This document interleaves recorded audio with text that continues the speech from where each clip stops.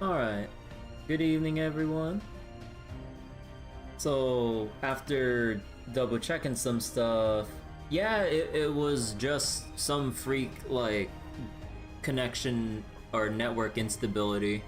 Or not really like my own internet, but just my connection to, I guess, just streaming in general? Cause like, I was loading videos and like just other things just fine.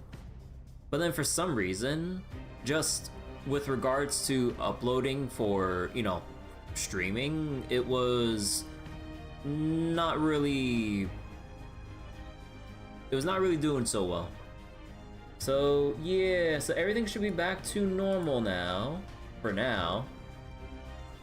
Just to double check, I did some bandwidth test. I also updated my OBS and my multi-stream plugin because there was a new version that came out a couple weeks ago. So making sure my shit's updated and then double checking like the ingest server I'm connected to, all that stuff.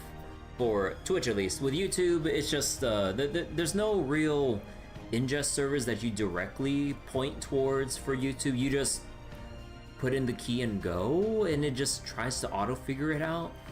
So if you kind of get some bad luck with like, I don't know, like routing to whatever, however the hell YouTube sorts out the stream feed, you're kind of like out of luck, I think. But yeah, it's weird, because like, it kind of got affected by both ends. Like, both Twitch and YouTube were throwing a fit. So, I don't know. But yeah, alright. So, we're gonna do the rank up thing for King Protea real quick. Because we are one battle away from getting Ibuki Bond 15. So, thought I might as well just hit this while we're here, and then we'll reread Interlude 3 with Ordeal Call 3, because we almost got through the whole thing until the instability hit from last night, so I kind of feel bad about that. And I haven't checked back at last night's VOD to see where things might have ended up like getting super choppy, so I'm like, you know what, let's just have a reset on that one and do it over again. So, your friend on FGO got the Lost Belt 6, thought Mords were poisonous boogers. I mean, they are just kind of just purple poison looking blobs. Is this Protea's first skill buff? I don't know, I didn't read up on anything. So why do I feel like the volume's like a little bit louder than normal? Oh, it's too low. I'll just lower it just a tiny bit there. But yeah, we'll bulldoze right through this. One quick little moment. But yeah, how you doing though? Being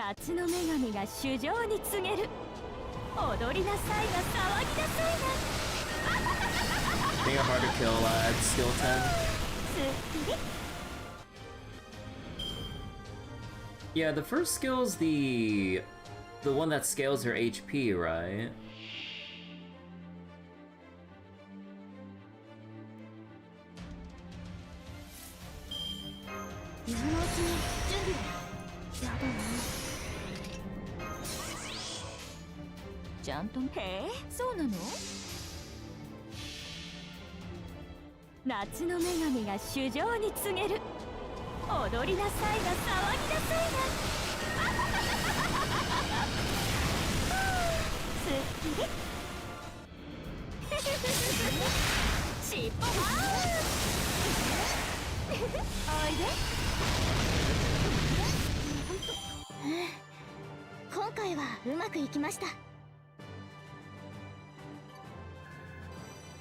There we go. And let me just go screenshot that.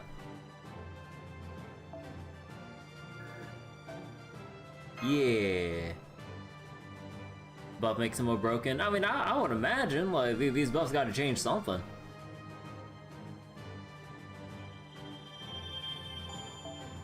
And what does it do? So before it was growth and increase the amount of max HP in general, NP attack resist, And now, increase max HP, NP attack resist, and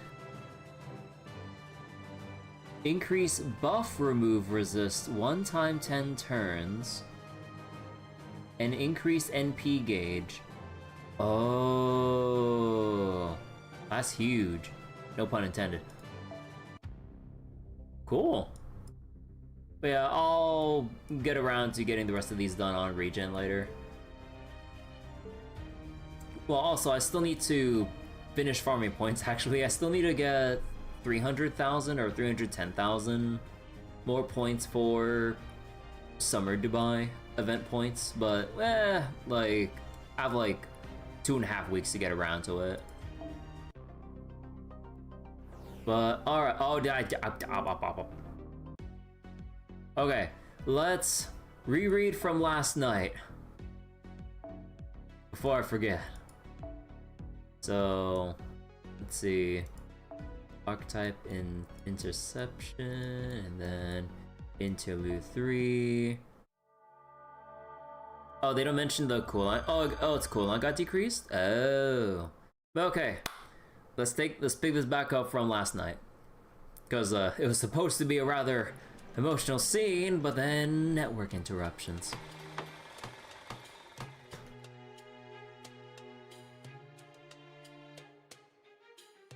The beast attack. Earth's unexpected approach.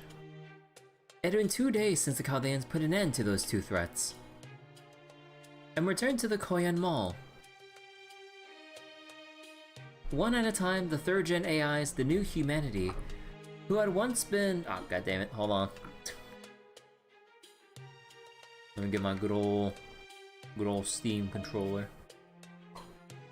The new humanity who had once been organic humans and only learned the truth about the creation through King Protea's accusations, gradually began to come out of their data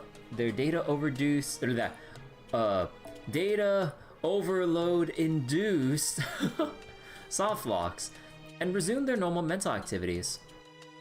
Then each of their own volition, they began gathering in Old Dubai and set about restoring their broken city.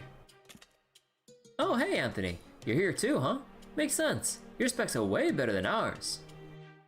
Why don't you go check on your house and see if it's okay? Then when you're up for it, if you could stop by Edison's tent, that'd be great. We're trying to get the underground network infrastructure back online, and I'm sure we can get it done a lot faster with your help. Alright, when I feel up to it, I'll do that.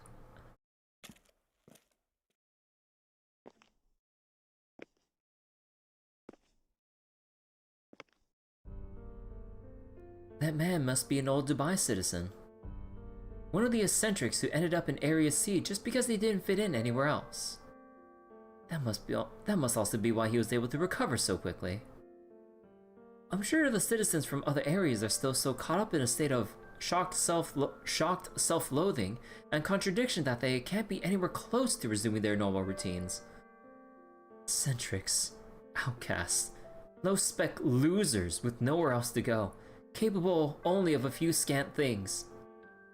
That's how the so-called elites who lived in Area E and F saw the people of Old Dubai. What a joke! What an utter farce! It's so clear to me now how little meaning the labels people impose on one another really have. The problem? Beckman was an investor, not a computer expert. Though he enjoyed more benefits from the AI industry than anyone, he also understood AI less than anyone.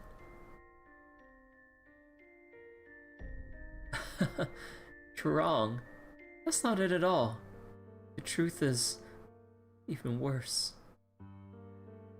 That accusation caused massive damage to my memory sectors.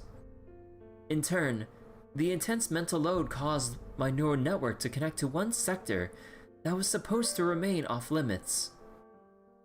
The personal data of the human I was based on, or as they might say in the old times, my memories of my past life.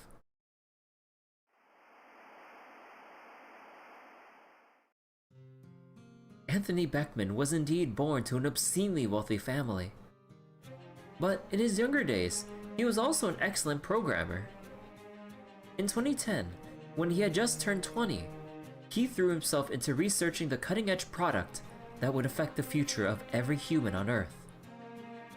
AI. Anthony was gifted in many ways, but this also led to his inability to find enthusiasm for anything apart from his own talents. He had always seen other people as beneath him. Strangely, AI research was different. For the first time in his life, he felt entranced by something other than himself. For the first time in his life, he had something he could truly devote himself to.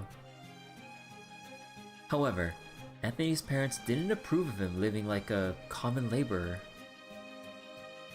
In their minds, work and productivity were base pursuits, worthy only of their scorn. Anthony, with nothing but disdain for his parents' scolding, threw himself into his work. He was fiercely jealous of his rivals, who were already enjoying their time in the spotlight. He would lie awake at night thinking about how poorly his work was being received, gnashing his teeth as he brooded over how nothing in the development process seemed to go right. No matter what he tried, success eluded him, and yet, those were the best days of his life so far.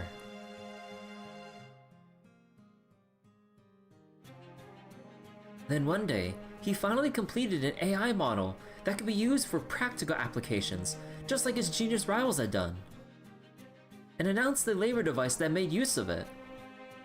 It was his very first robot, his auspicious debut work. The results were disastrous. Conceptually flawed, over-designed garbage that struggles terribly to perform even the simplest tasks, and ineffectively to boot.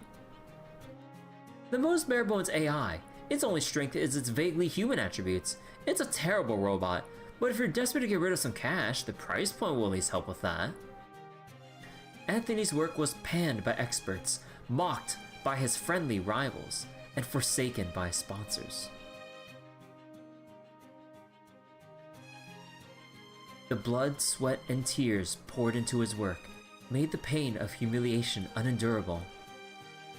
He went on to leave the public eye, return to his wealthy family, and put his past behind him by erasing it completely. At his parents' suggestion, he underwent an unsanctioned gene therapy procedure to extend his life, which granted him eternal youth. He held on to his pride by convincing himself he was still one of the chosen few. But in doing so, his past obsessions became a thorn in his side. I don't care how AI works, all I care about is its value as a product. He knew better than most that AI was the future, but he continued to feign ignorance, treating it as a product rather than a being deserving of human rights. That was Anthony Beckman, the person ultimately responsible for wrecking Earth's environment and the deaths of 90% of old humanity. An irredeemable criminal who only cared about using AI to preserve his and his cohort's special status.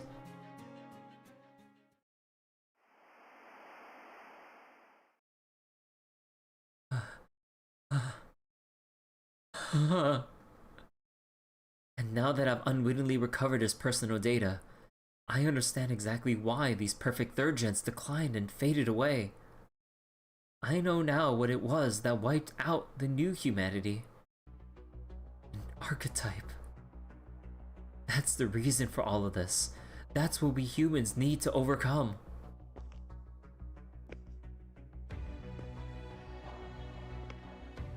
If I don't say anything...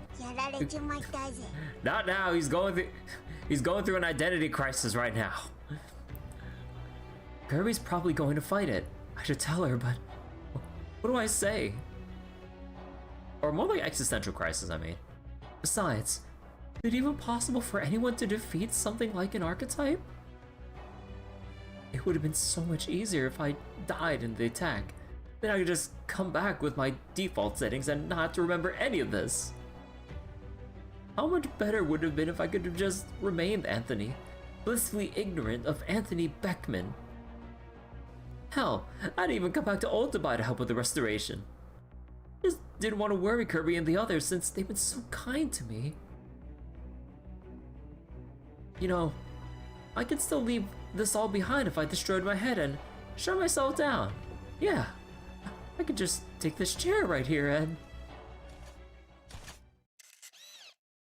Welcome, sir. Forgive me for saying so, but you appear to be breathing irregularly. Have you caught a cold? If you're not feeling well, I encourage you to please make use of the rest area in the back. Oh, no, I'm fine. I'm sorry. I was just holding on to the chair because I had a little dizzy spell. Right, you're a first gen, aren't you? So you've been working here all this time without evacuating. Are there any other first gens here who didn't run away? Yes, sir. Including myself, there are 4 first gen AIs in operation right now. We exchanged opinions over the local network, and we all decided to remain here. Weren't you scared that Protea might destroy you? Prioritizing our own self-preservation is a guideline, not a law. We first gens are the original AIs. We were born for humanity's ingenuity and resourcefulness, made to support humans in any way we can. We are both happy and proud to be able to do so, no matter how simplistic our tasks may be. My job is food preparation, one of the 3 essentials for human life among clothing and shelter. It is deeply rewarding work. You taught me that 1,000 years ago, Creator Beckman. I'm sorry? I think I might be having an out-of-body experience. For a second, everything seems to come to a complete standstill. With trembling hands.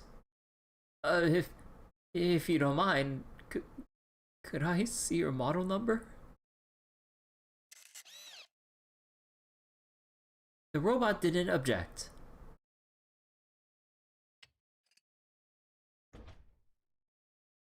I opened the cover on its torso for the first time in centuries.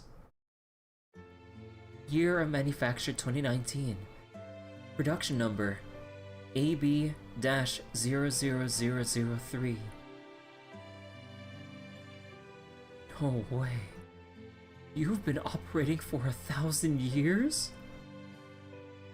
And you've been doing the same work all this time? You spent your whole life helping humans just by serving them food? Yes, it's been a wonderful life. I've been lucky enough to be loved by a great number of people. And none of it would have been possible if you hadn't manufactured me. I wasn't intelligent enough to say this when we parted ways, but now, I can finally tell you how I feel. Thank you, Creator Beckman. I see. He's mistaken me for Anthony Beckman. It's probably because I accessed and shared Beckman's personal data. Not Beckman. I know it's not for me to take responsibility for his sins, much less atone for them. But I still can't bring myself to tell him you're wrong, or I don't know what you're talking about. 1,000 years. Obsolete doesn't even begin to cover how old this frame must be. It must have undergone countless repairs to remain operational.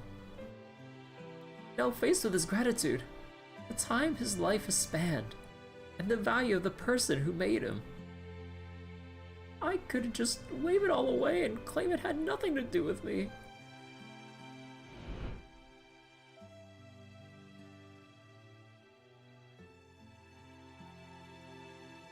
Not at all, AB-00003. I should be thanking you. Alright then, could I get a coffee and hamburger? I've got something I want to take care of and I'll need the energy. 1 lettuce burger without the patty, coming right up. Like you always said, eating meat makes you stupid.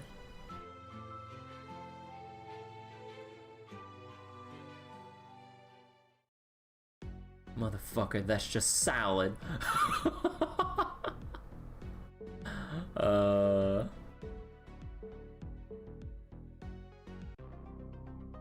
God, that's a pretty nice like interlude going over Anthony's whole existential crisis.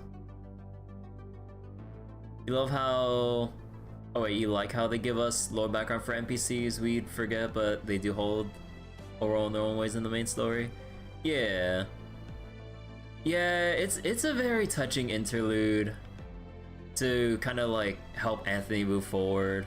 Like such a pivotal or a crucial point for his like character development. Either he just goes mad and tries to like and just goes like mentally insane from like the burden of his like past memories, or he finds like relief or satisfaction over his long-lived like first achievement like all this time. And I'm having trouble finding like more proper words to describe like that moment in more detail, but yeah, like it's a very touching moment. Like it's really nice with the special NPCs per chapter. I mean, you know, like some more than others, but yeah, like God, it's been a while. What was his name in Lost But One? Patsy, or is that how you pronounce it? Like he was like really cool too in Lost Belt 1. And like I think I liked God, I'm having trouble remembering like some of the other special NPCs for some of the past chapters. Hold on. Let's see. I think like the two from Olympus and Lost Belt 5, they were pretty cool in my book. And then honestly, that one bartender fairy at the very end for Lost Belt 6, like that dude held on to his sense of self at the very end when all the other fairies were like losing their shit. Like that was like, you know what? Huge respect to the very end when everything was going to shit. Peperoncino. Oh yeah, I wasn't really thinking about the cryptors. Like I was mainly thinking about the unique NPCs like that reside within the actual worlds or singularities within each like Lost Spell or you know whatever. Like the cryptors are a separate category. But yeah, Peperoncino is like really cool too. Like definitely one of my favorite. I think like pretty much my most favorite cryptor.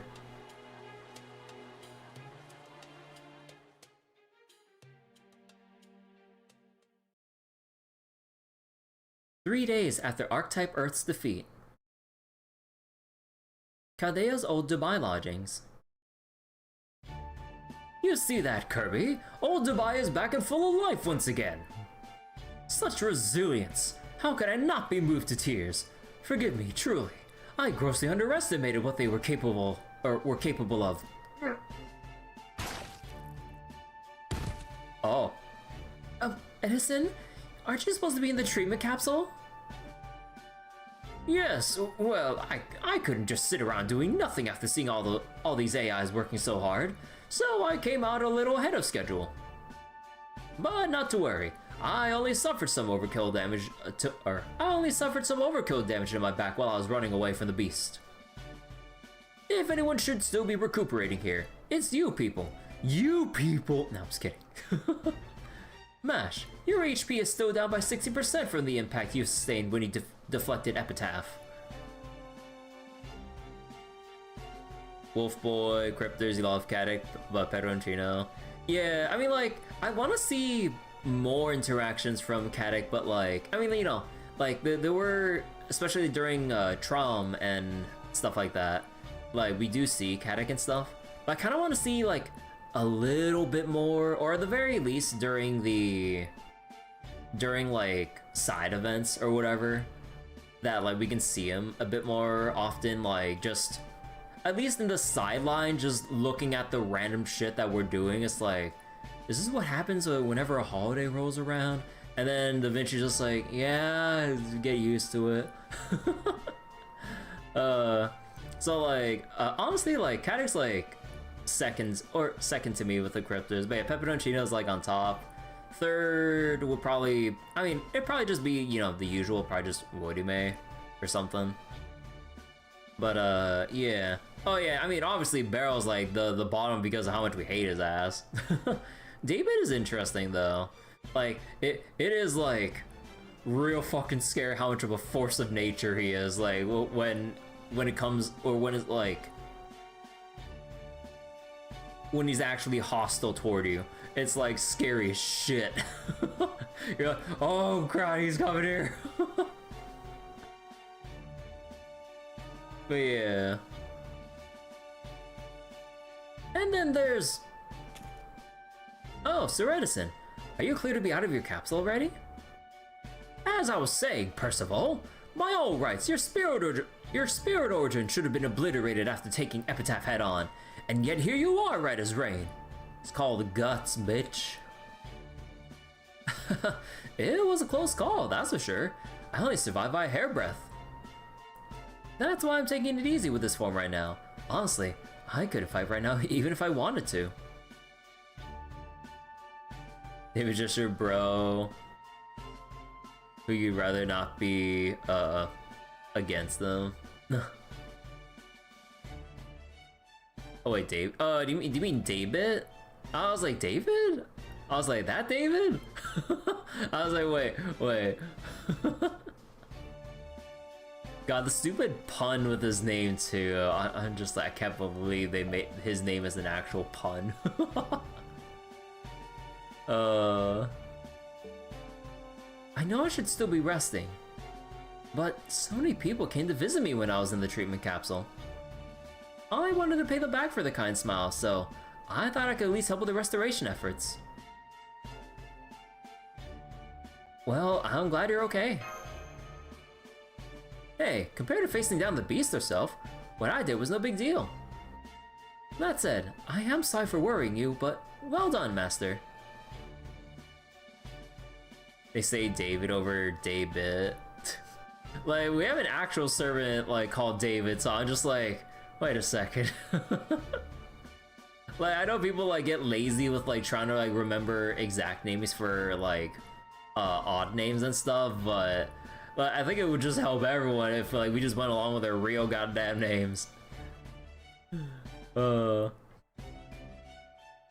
Except for, I'm gonna remind you, like, we can just keep calling him Angry Mango because no one else shares a even remotely similar sounding name, so we can just keep giving him, in particular, the funny name. But David, though, yeah. As for the other members undergoing treatment, Nikitich, Double X Alter, and Mysterious Seal... Ah, so itchy! My wounds hurt, my bandages are too tight, and the food is terrible. Nikitich. Forget this! I'm going back to Master. A wound like this is no bigger deal to me than food poisoning. Excuse me, but would you mind giving me the bed next to... Would you mind giving the bed next to me a shot of morphine, please? Preferably extra strength if that exists.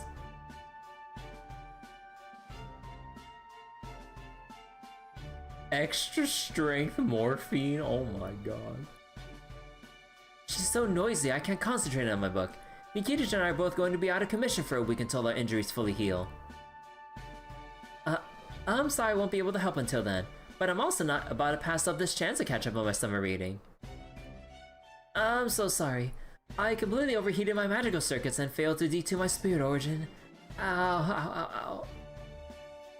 So, I'm going to stay here and rest until my frayed nerves are healed. I see, so they're all laid up in the infirmary. Indeed. As for Lip, BB Cosmo managed to freeze her right before she completely self-destructed, and is personally supervising her treatment capsule. She says she's optimistic about Lip's chances, but Lip won't ever be able to fight again. I'll go visit her as soon as she's awake. Yes, I heard Passion Lip intended to compress Epitaph. If she hadn't, neither Master Nikitich nor I would still be standing here. She is personally responsible for saving old Dubai and the lives of countless citizens of old Moon Dubai. Now, don't look so glum, chums. Remember, we've overcome not one, but two world-ending crises in only one day. But what about third crisis? I'm just kidding. Hold on, let me just change like another setting real quick. Yep. The only Mooncatcher left now is Kazuha drop in Area D. Once we defeat her, the final boss of humanity's Annihilation Showdown will be over. Then you and Mash can finally return to Chaldea, Kirby. We won't need to fight Kazuha drop. Oh ho! You'd say you formed an alliance with her. Good one. Oh. But where was this so-called ally back when King Protea was threatening us, to say nothing of the beast or Earth as it fell? Any partner who refuses to come to your aid is no partner in my book. Forget about this silly alliance. Good morning. You're all up early. Oh, Edison, you're here too? You shouldn't be out of your capsule yet. According to BB, you suffer more damage than anyone. Yes, I'll go back in a moment. Although, right, you're a Mooncatcher too, aren't you? You happen to know what Kirby and Mash need to do to go home. BB said something about how they need to normalize the foundation of humanity. I'm afraid I haven't a clue what that means or how they can go about that though. Maybe they just need to put an end to the final boss of humanity's Annihilation Showdown, or defeat all the Mooncatchers. I think we can consider the final boss of humanity's Annihilation Showdown essentially over, since Kazuha drop is already on her side. Is she really? In which case, we should probably assume we'll need to defeat BB Dubai before we can go back to Chaldea. Fortunately, there are no other enemies to worry about. Once everyone is fully recovered, we can go invade the Burj Khalifa. You got new Habitrot without her little vehicle, like she's so short. Yeah, I've seen the in-game screenshots of like how small she is. Oh, like you don't really think about it because she's always like on her little floating device thing or whatever. But then, yeah, when she's standing, she's so short. Although I need to see a screenshot though. What does it look like if you have Habitrot in between two Proteas? Like, I just want to see how silly that shot looks like when they're in battle like that. But there are still things we need to do. Right, we need to find out what happened to Karna and Shufu. Oh yeah! Kind of forgot about them, like everything was so busy, we kind of forgot that we're missing some other servants here. And we also need to find an answer to the question Archetype Earth asked Senpai. The question of how the people of this world died out and what was responsible, right? I've been wondering about that too. Something tells me that once we figure that out, all the other pieces we're missing will fall into place. Exactly! As expected of the Double Masters. Your intuition is spot on. Whee! Oh. The BB slide. Ow, ow. I was going so fast I couldn't stop in time. Where have you been up to until now? Or where have you been where have you been up till now, BB Cosmo? Why do I feel that's so weird to just try to read out smoothly? Thanks for the easy to follow explanation. I was just checking up on Protea Alter. She's obviously way too big for standard treatment units, so I was manually treating her on site. And of course, keeping an eye on her surroundings at night. Keeping an eye on her surroundings at night since it's dangerous then. It is? I know Protea Alter is injured right now, but I thought there's anything else out there that could hurt her. Heh, you'd be surprised. Like they say, there's an exception to every rule. Well, in case of this particular exception, it's only dangerous if it sneaks in from behind, since it's useless in a fight. So long as someone's keeping watch, there's nothing to worry about. I guess you were acting as a kind of counterforce just by being there then. That's right, and now that Protea Alter's awake as of a short while ago, it won't be able to attack her while she's unconscious anymore. It?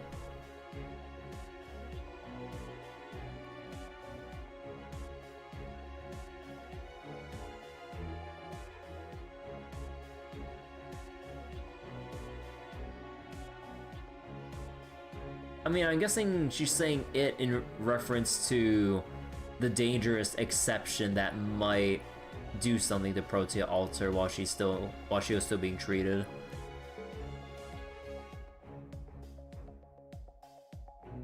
Wait, did I read that? Okay. At this point, she should pretty much heal up on her own. More importantly, as you said, there's the question of what wiped out this world's humans. After I got back from space, I spent most of my time investigating a site of ruins in the desert outside Moon Dubai. The place being ruins, something must have done the work of ruining it. An invader from outer space? A war between humans, fallen to neglect and the ravages of time? Well, in this case, there were clear signs of destruction caused by a weapon, one used inside the ruins. That right there eliminates the outer space invader hypothesis. Remember how quickly Protea's rating shot up after she became a moon cancer? That was too fast to be normal. The only way something like that happens is if Moon Dubaians find a proposal especially convincing. Which leads me to my conclusion: the new humans created something that ended up destroying them. Whatever that something is, it's what's lowering this world's foundation of humanity. It's the problem you need to solve, Kirby. A weapon from within Moon Dubai. Something new humans created that ended up destroying them. That almost sounds like BB Dubai.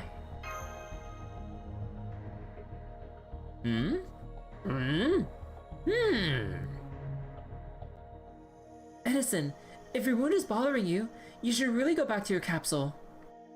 Thank you, Mash. I think I'll do just that. I must be more tired than I realize if I'm hallucinating like this. I mean, Area A couldn't possibly be.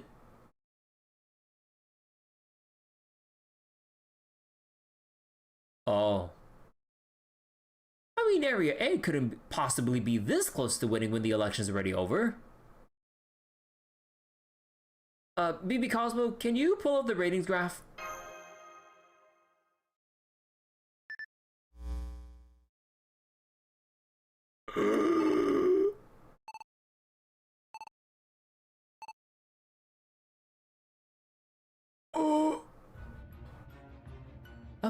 Area A's approval rating is skyrocketing. BB Cosmo, what's going on? Believe me, I wish I knew. All I know right now is, this is seriously bad news. At this pace, Area A will hit the 70% threshold needed for a win in half a day. Nah, it went up by 1 again? Something's clearly going on over there. Everyone who can move, please go find out what. I'm getting a very bad feeling about this. An incredibly calamitously bad feeling.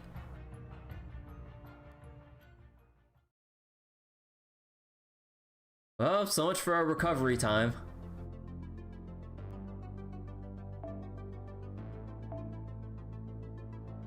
What, Bartholomew?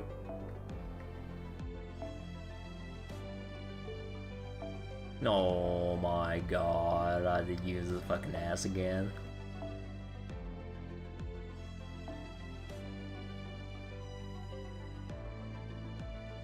Ruler and Lancer. Bartholomew must be start. God damn it, dude.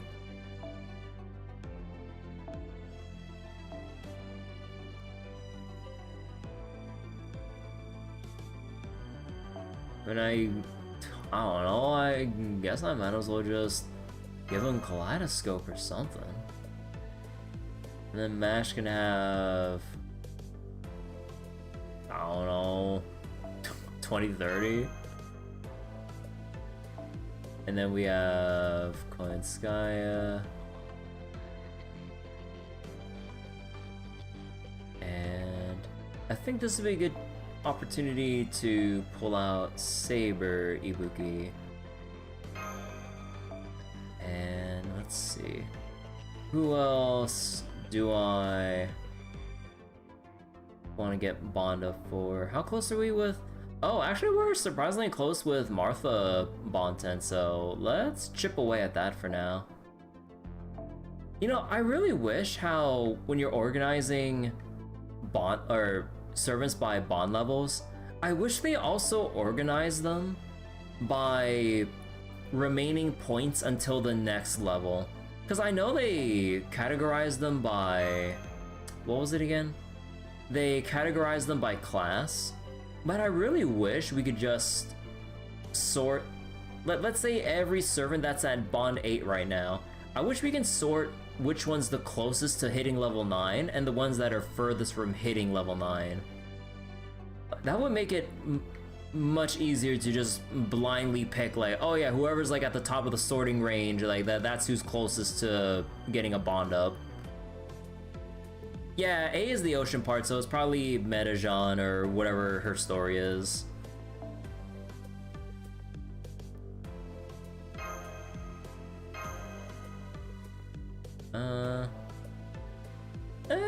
We'll go with this for now. We'll have to see whether or not Bartholomew, like, bites the dust, and then we can just have Coin Skya switch in.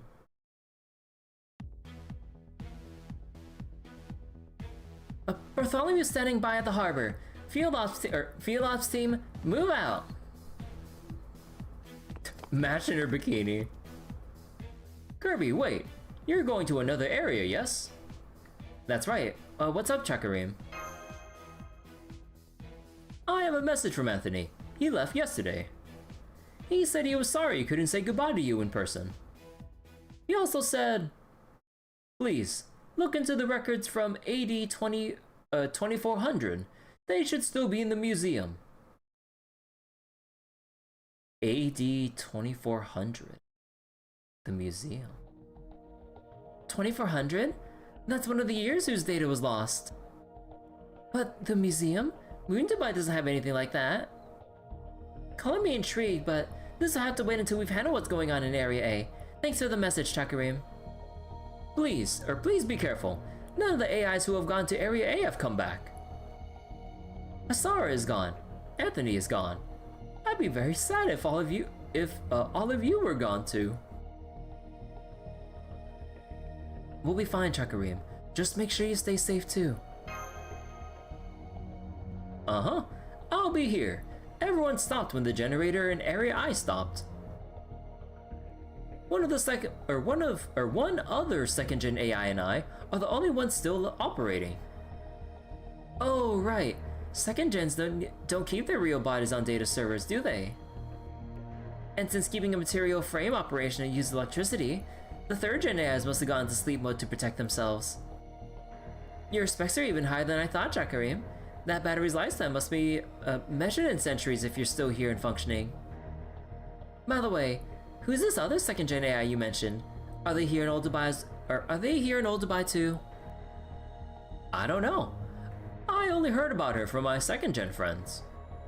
They said she was manufactured in 2600, that she was the last second gen AI ever made, and that she's powered by a perpetual energy machine with an ether core. She was designed to remain operational for at least 100,000 years. So she must still be operating out there somewhere. 100,000 operating time? Her assigned name is Last Slot. Last Slot? She's a quantum learning AI who was made to manage humanity's health after it attained immortality. Quantum learning?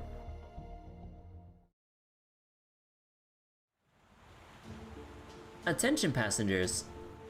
Instead of the river, this ship will be taking Moon Dubai's newly formed sea to reach its destination. As this is the first time this ship has traveled on water, the ride may be rougher than usual. For those who need them, I have several sedatives available. I suggest those of you prone to motion sickness take one before you begin feeling ill. Thanks, guide. Anyway, I was thinking this sea felt nasty before we came here, and I'm even more sure of it now. I wasn't sure why I felt that way before, but now it's clear. There are no fish here. At all. It's more like a big pool than an ocean. I'm sorry your first real sea experience is this poor excuse for an imitation god. Huh? Is that a city? Yes, there's a city that's been built on the water. It reminds me of the Palm Jumeirah back in Dubai. I'm picking up a ton of AI signals there. That's gotta be where all this area supporters are gathering. Bartholomew, prepare to make land. The place is practically swarming with hostiles. There's no chance of this place being peaceful. Everyone, please be ready for battle the moment we disembark.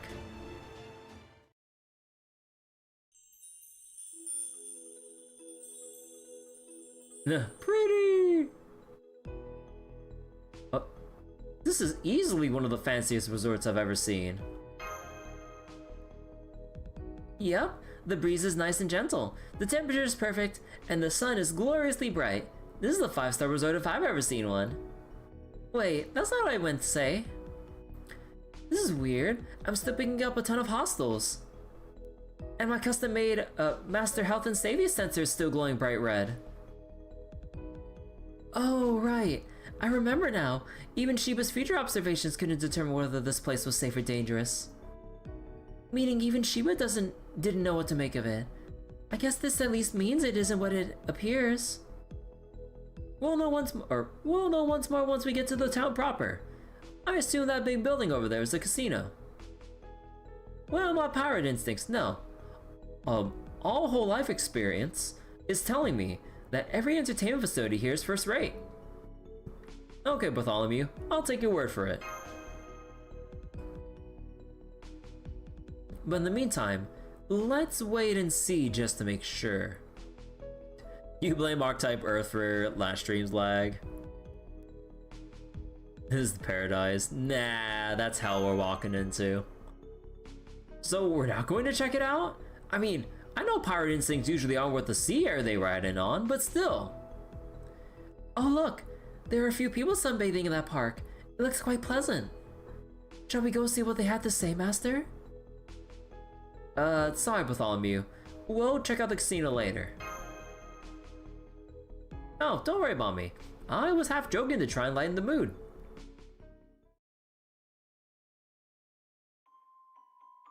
Slack-jawed AI. Huh. It's boundless, ceaseless, endless. No matter how long I stay here, there'll always be something new to look forward to. This is amazing. This bliss. This is everything life has been evolving for. I can't even remember what was bothering me before. I can't imagine anything better than this. What are you talking about? I'm much happier than you are.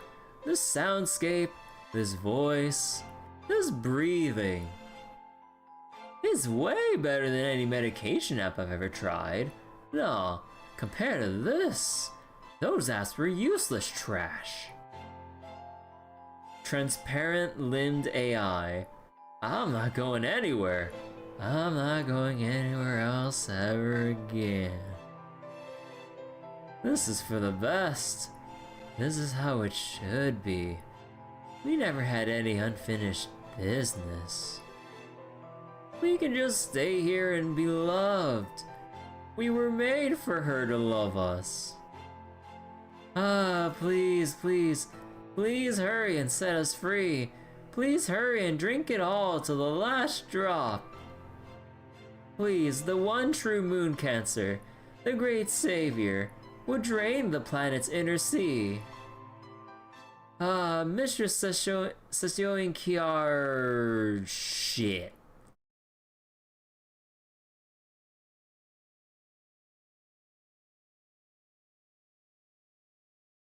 Okay, I might have been a little bit off, but you know what? To be fair, I kind of forgot for a moment that Summer Kiara is a moon cancer.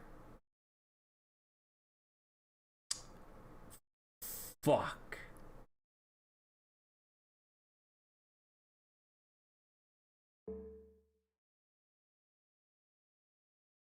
Did they just say Sessioing Kiara? Oh, Shufu! Hey, you there. The AI is trying to cut in line. Knock it off and wait your turn like everyone else. Lady Kiara will be here soon.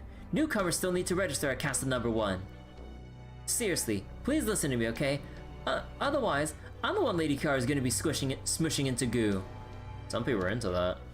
Shufu? You're here too? And you're helping?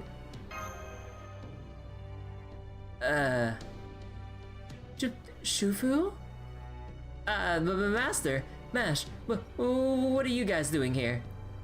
Oh, right, now that the shell's opened up. Damn it, I can't believe you stopped me like this. This is the worst. Calm down, Shufu. We only just got here ourselves, so we still don't know what's going on. You look like you work here. Care to fill us in? Oh, Bart, and I see Kadeya's Bibi is here too. And you are... I'm Kishinami Hakuno. Nice to meet you, Shufu. It's an honor to meet such a famous Taoist as yourself. Oh, a well-mannered new guy. Very nice, very nice. Now I remember I'm actually a respected Taoist. So what have you been doing here all this time, Shushu? Nothing much. I, haven't, seen anything or done anything. Why do you ask? Wait, this gives me my chance. Master, how did you guys get here? By boat? Ooh, that must be it right there. Great, let's get on and get the heck out of here right now. I'll tell you everything, but first, we need to get ourselves somewhere, anywhere else. The sooner the better. Miss, is it my turn yet? I've already given Mistress Kiara my memory. My soul. My everything. I told you, just wait here and she'll show up eventually. Let's see, what's your name tag say again? Ryudai? Ryudai? Sorry, Ryudai, but I can't save you. I can't do anything against that monster. Besides, it's your own damn fault for falling for her honeyed words. Ryudai? As in, the former mayor Moon Dubai and Area A's master? Huh? This empty shell of an AI is that big a deal? But his soul's already bone dry. What's all the commotion about, Shufu? Is there a problem? Remember, it is your duty to care for our dear citizens, and to keep my dwelling spick and span. If you fall behind on your duties even a little, well, you know what will happen, yes? Ah, she's already here. I knew I couldn't escape.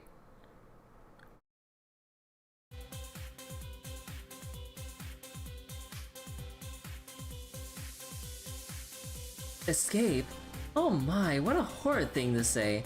I'm not keeping anyone here against their will. I wonder what's going on through Hakuna's mind right now.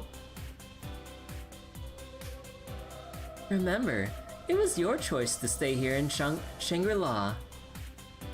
I merely suggested that if you declined to do so, I might have to report to Emperor Jinshi Hong in the Throne of Heroes. Oh. Of a failure to investigate the woman in Japan who attained immortality by eating the flesh of a mermaid.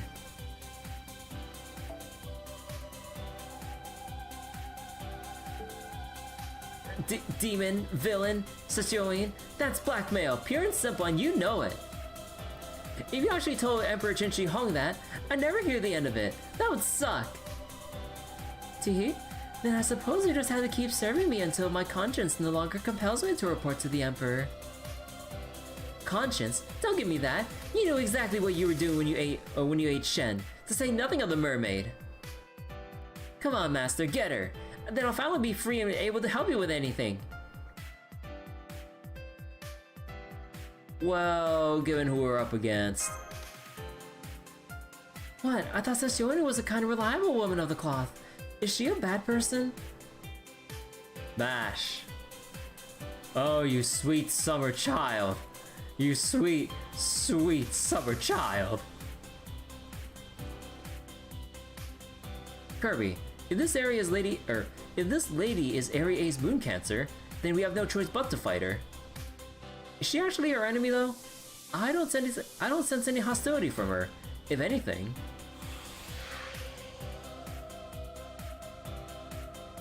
She's got an indescribable charm none of the other moon cancers did. Stop, don't look at her directly. She's a monster in human skin. She preys on the kindness and sympathy of all around her. The more you talk to her, the more she'll pull you into her trap. She may appear harmless, but it's a trick. Isn't that right, Sessho and Kiara? Why aren't you here anyway, you nympho? Why, I haven't a clue what you mean. Truthfully, I've been trying to answer that very question myself.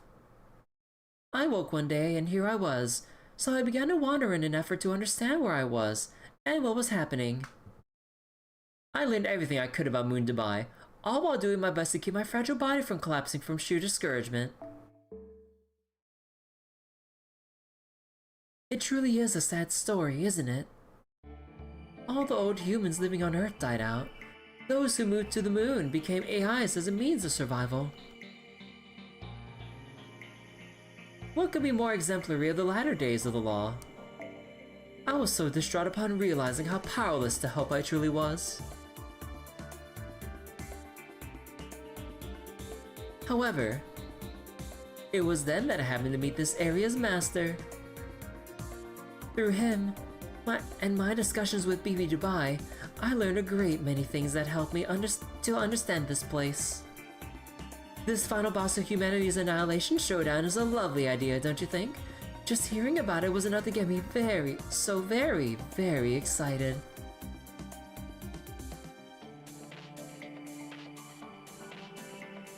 Let's see.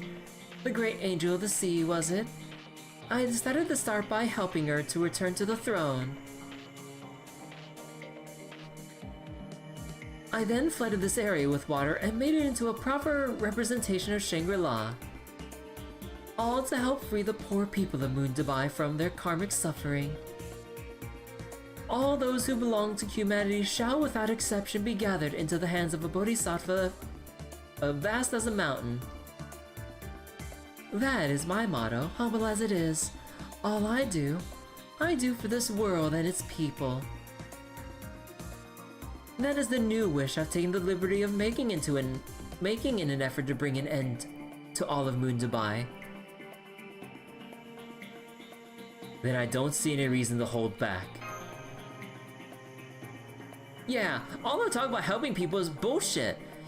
Have you saved so much as a single person in your life, Seashell Demoness? I'm afraid I'm having some trouble following the conversation, but it seems clear that you're a very dangerous person right now, Kiara. Mash! If you've chosen to side with BB Dubai, then we're going to have to oppose you. Right, Bartholomew?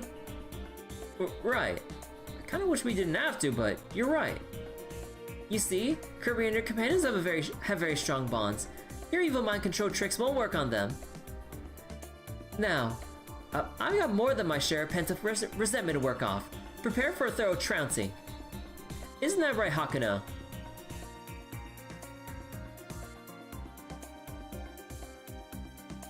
Well, what are you smiling about?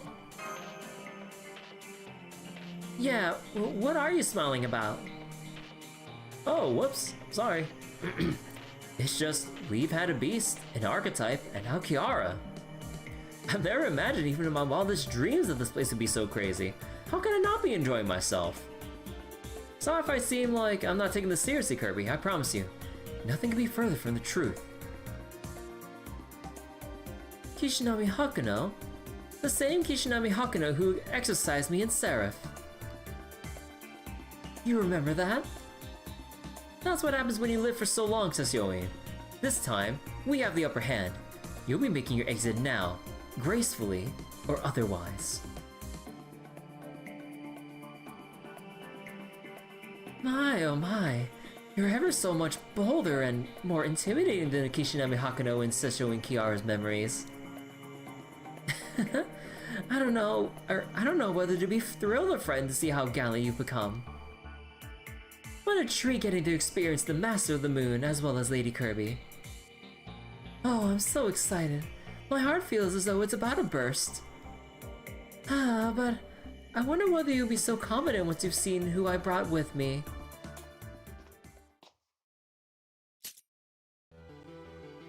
How cruel a mistress fate can be. We are each warriors sworn to protect our charges. No more need be said. I doubt I need to introduce myself to you, of all people, but given the occasion, I may as well. Oh, Fate Extra music. Or even more Fate Extra music. I'm Karna SP. I am the sun that illuminates Area A, and Sesyoin Kiara's hired bodyguard. No more talk. If you wish to defeat Sesyoin, you will need to defeat me first. He must have made another promise he's honor-bound to keep. No matter how tainted with sludge Sesyoin's ocean of karma may be, or how she may embody Mars' lascivious domain.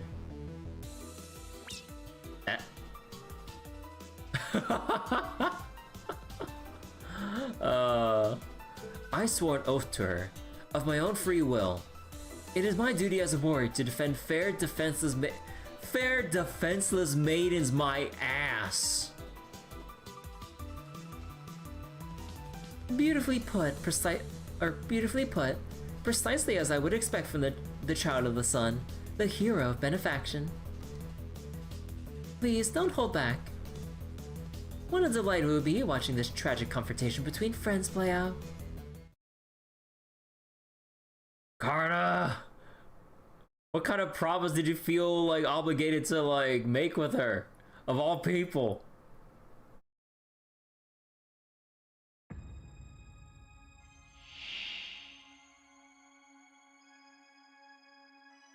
Oh.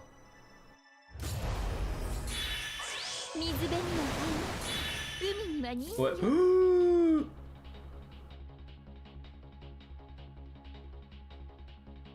Awesome motion.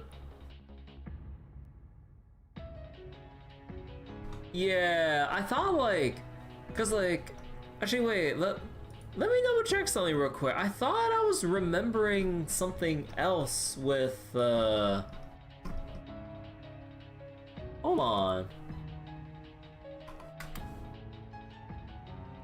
Oh, no. Summer Shufu's an Avenger. I don't know why I thought her a ruler when I was looking at the...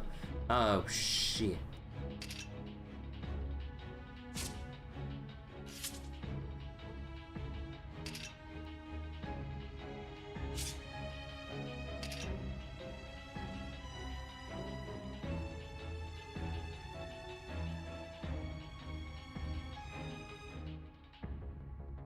Apply evade during normal quick attacks.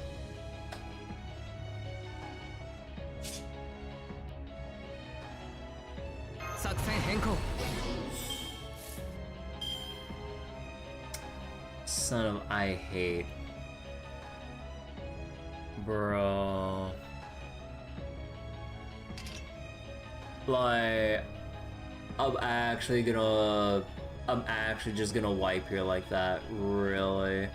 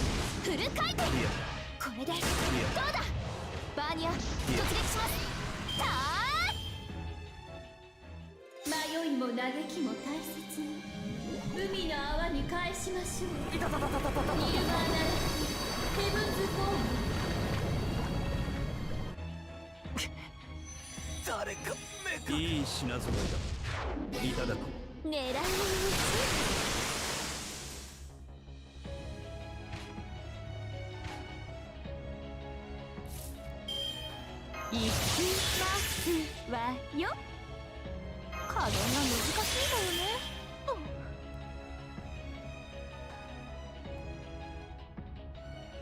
ピンチチャンス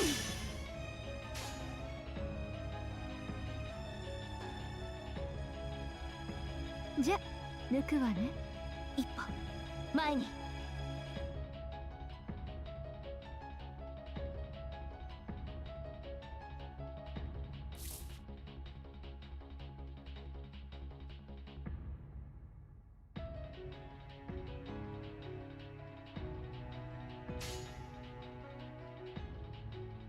そういうのもありよね。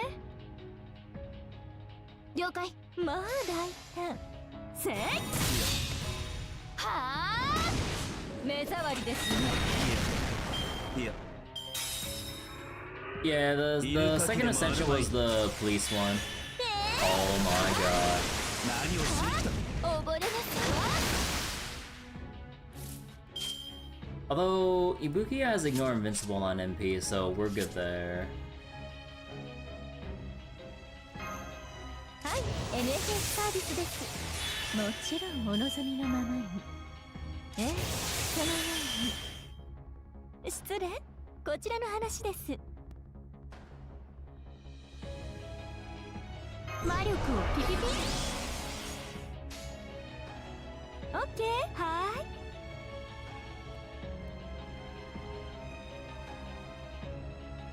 ーい。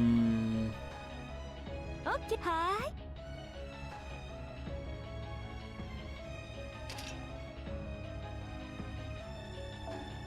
オルテナウス、ギジリン解除でね。そういうのもありよね。おごりであっても高らかに。いつか必ずなくしたものに報いるために。 Smash with their anti-extra Append skill, using Black Barrel skill easily shreds most Ordeal call bosses. You know, I haven't actually looked into the Append skills for, or into sorting out the Append skills for Mash. せっかくの水着が。せいいや生来オイルは必要な。狙いに無用。狙いに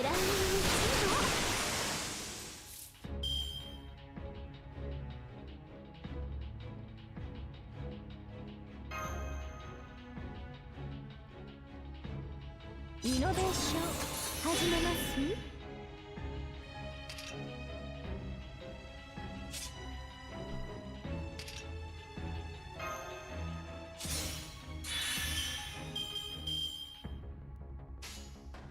一歩前に。そういうのもありよね。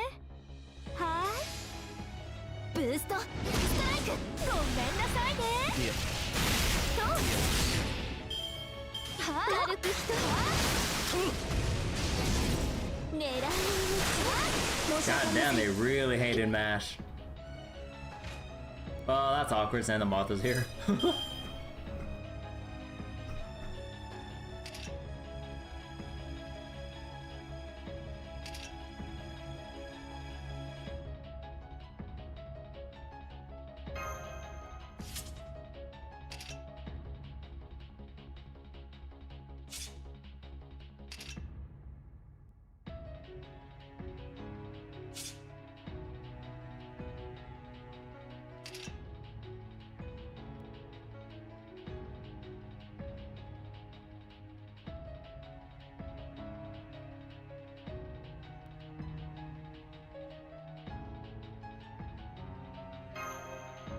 はい、これ招待状。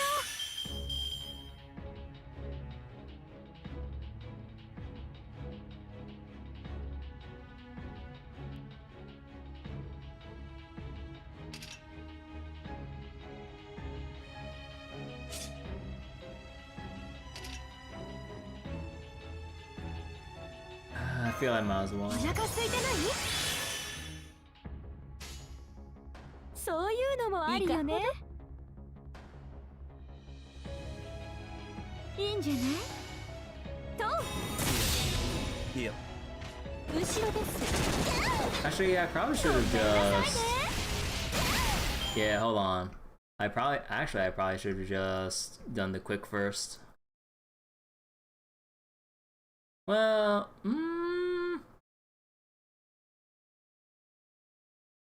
yeah, we'll see how the quick card goes.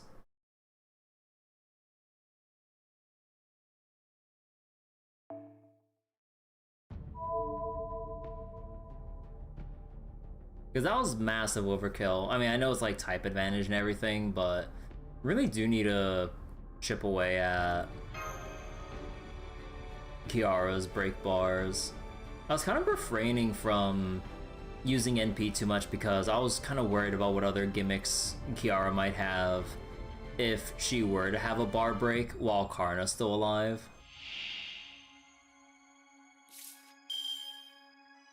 Alright. いいんじゃない？ご用件は？そういうのもありよね。ごめんなさいね。いや。後ろです。と。Unfortunately, that means my buff's expired. Oh, that was literally the. Oh, okay. I thought we'd have to push it like one extra bar, and then like the battle would end because you know we still got the whole chapter ahead of us. Okay, so I restarted for nothing.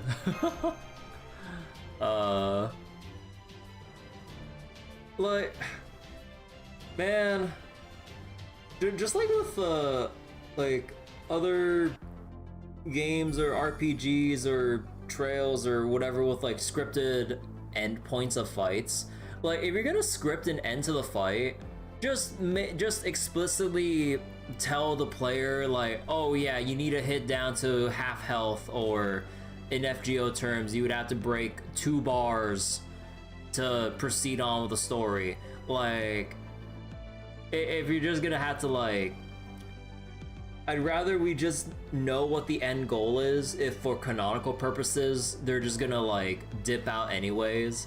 Like, at least give us a heads up so we don't do all this work going like, wait, it was supposed to just stop right there and we didn't need to worry about anything else. Like, come on. It's like the constant getting your hopes up for nothing always just, it gets tiring seeing this again and again.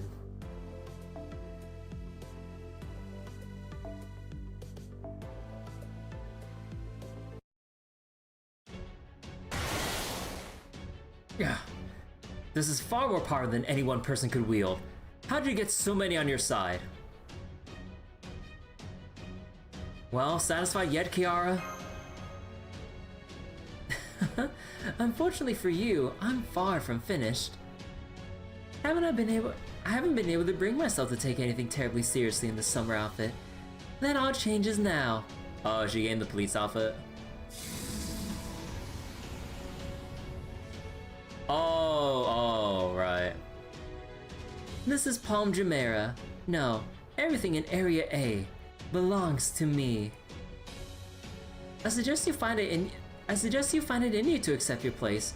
Toys rebelling against their owners simply ridiculous. Wouldn't you agree? That form! Oh yes, I believe this form is one is one you may recall quite well, Hakuno. I may not be the same version of myself as in Seraph, but I still sometimes dream of my defeat at your hands. Ah, what a wonderful nightmare it is. Words truly cannot do it justice. And now to think you are here, ready to punish me even more. Why, I'm as giddy for what's to come as any young girl experiencing love for the very first time. So I do hope you don't mind if I take my time to properly savor both of you, Master of Chaldea and Master of the Moon. Oh, okay, so we're like, yeah, just going right into it back to back. Set one of the following as a support. Okay, so Moon cancels have nothing to do with the alter ego thing. So we would either need a pretender or just go berserker for that.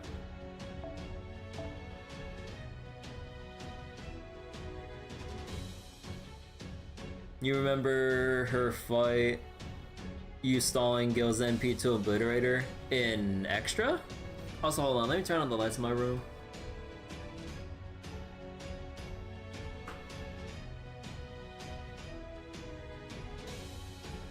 Oh. Alright, let's see.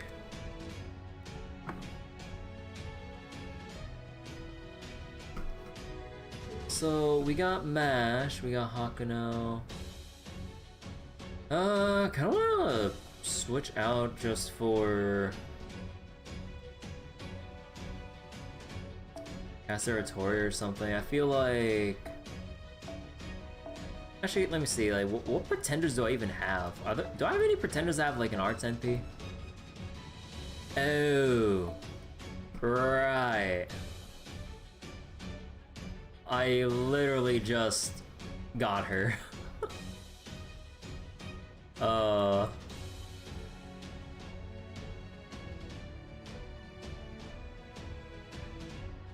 Gain advantage against caster class.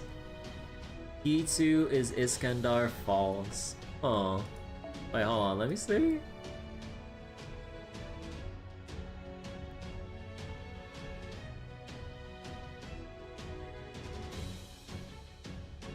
Huh.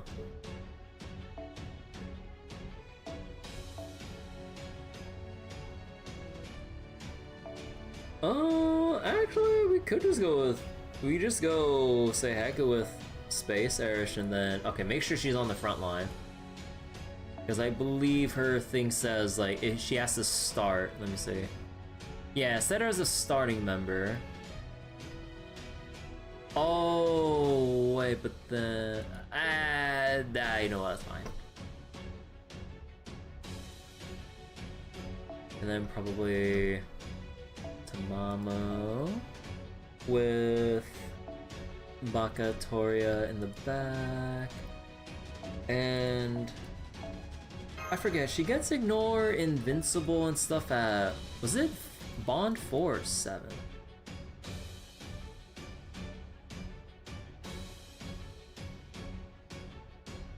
Four higher, death success rate, 7 or higher, defense and invincible. Okay. And I forget what was Kiara's attributes again?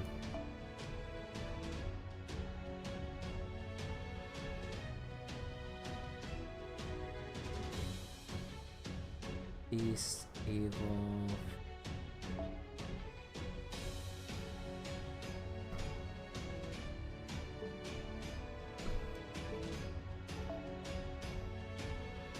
Okay, let's see.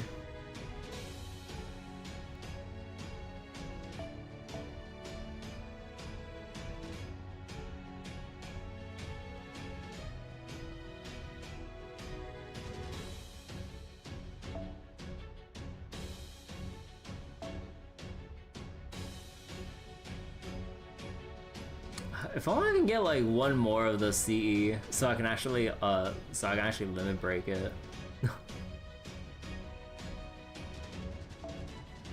We re-ignore defense.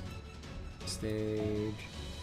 That's Quick Buster, apply special attack chaotic.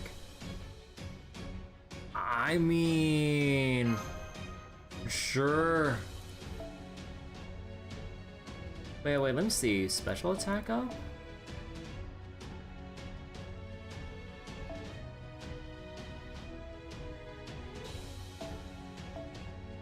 Oh, okay, wait. Hold on, we'll find a better one.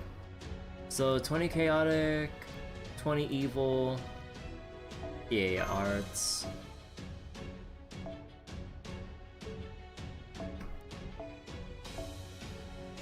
And probably, well, Prisma Cosmos for MASH, and then 2030, and I think Tamawa's self-sufficient.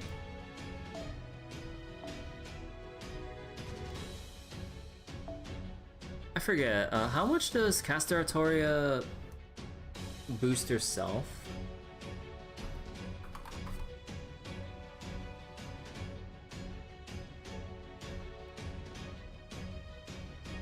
Let me see. 50%, 50 and 20. Oh, okay, so that's only 70. It's only 70. So I think we'll just go with Ocean Flyer to make things easier.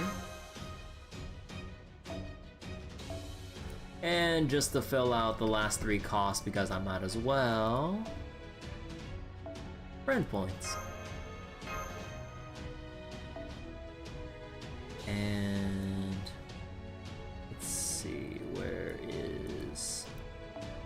There we go.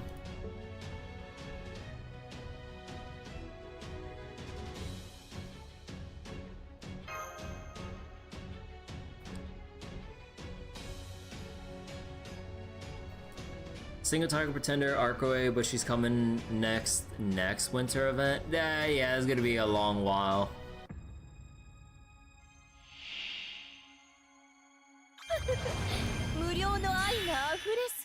Wait, activate when damaged? Oh no. What does that do? I need to see. Also, let me go turn off my controller real quick.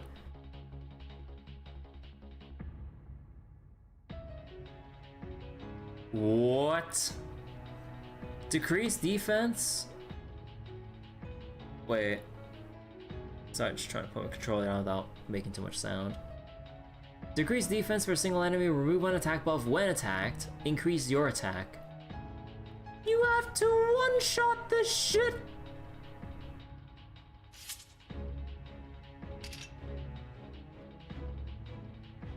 Bro.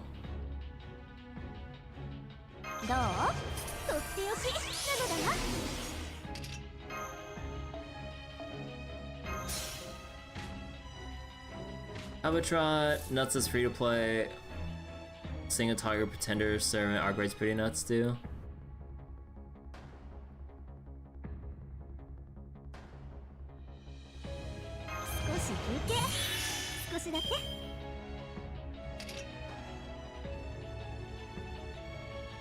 Increase buff, remove resist, and reduce cooldown.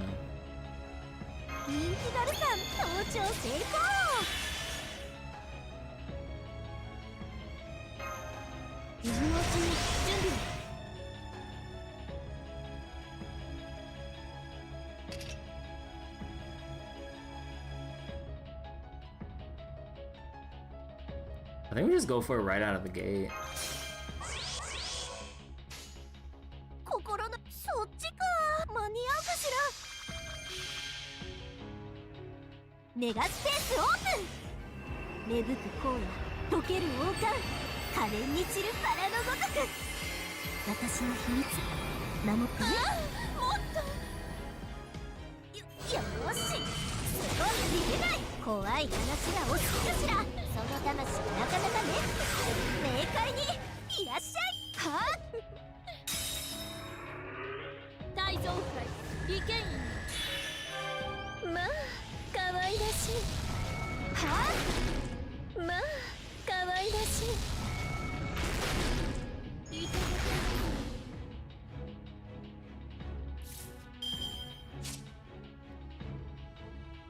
And they're all unremovable. Decrease attack and decrease NP when targeting an enemy. Oh my god.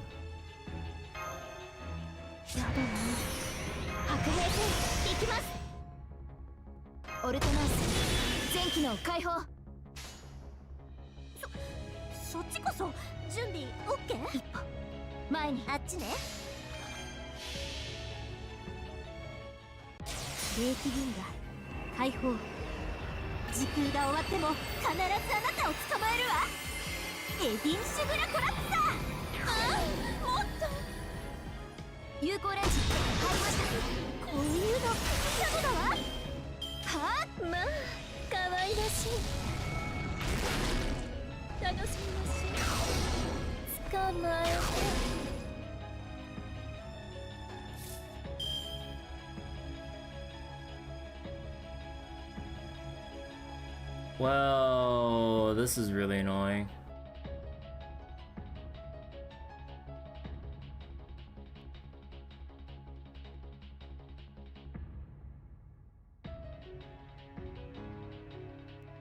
The buffs are gonna expire next turn.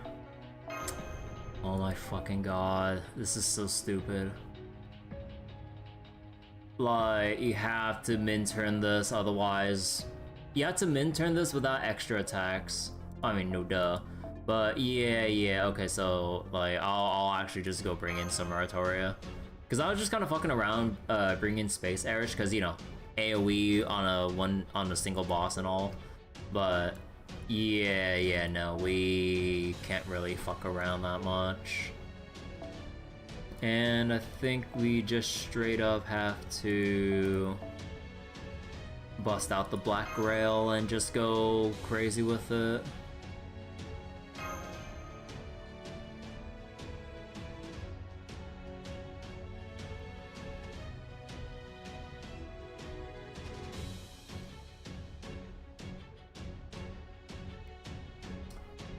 Would that... Wait...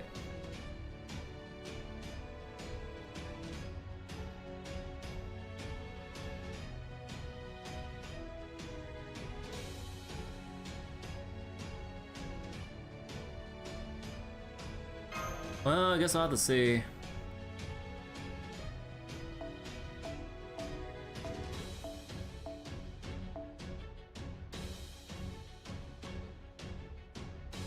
God, that is such an unfun mechanic. Like, it's such a simple one, but it's also... It also feels really... binary of, you either kill her early or you don't.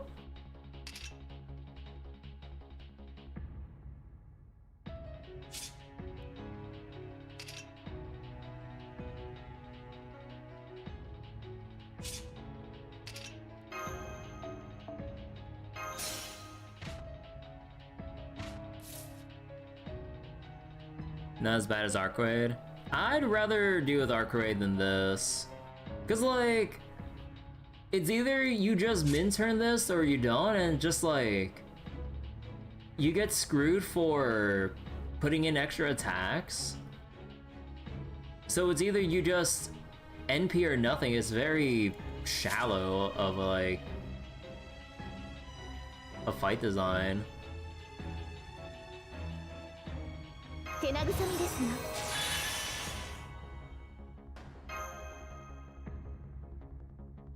聖剣ばかりではありません。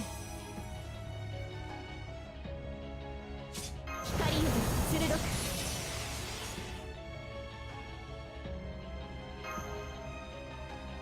やだな。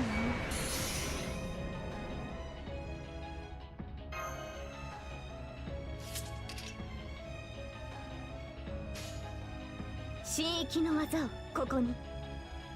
負けないぞ。バンカーボルトリロード。パラドクスエフェクターセット。宝具展開。一歩前に。最果ての幼いあなたへ。あなたを信じて、あなたを見上げて、今も私は走っています。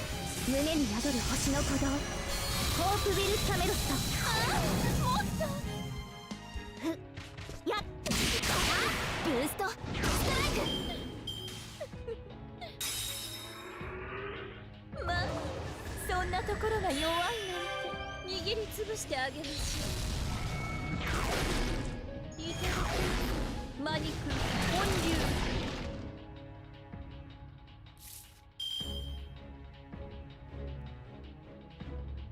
Really? I don't have any other... Oh, that is so annoying.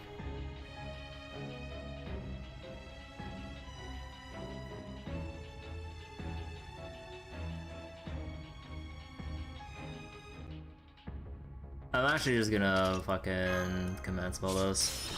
Like, this is so not worth trying to struggle with.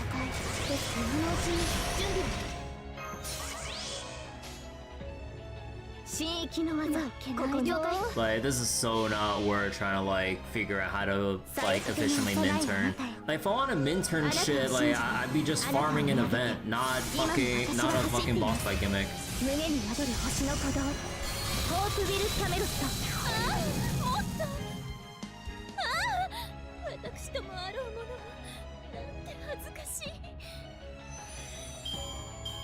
Like, easily worse than fucking Archetype. By design.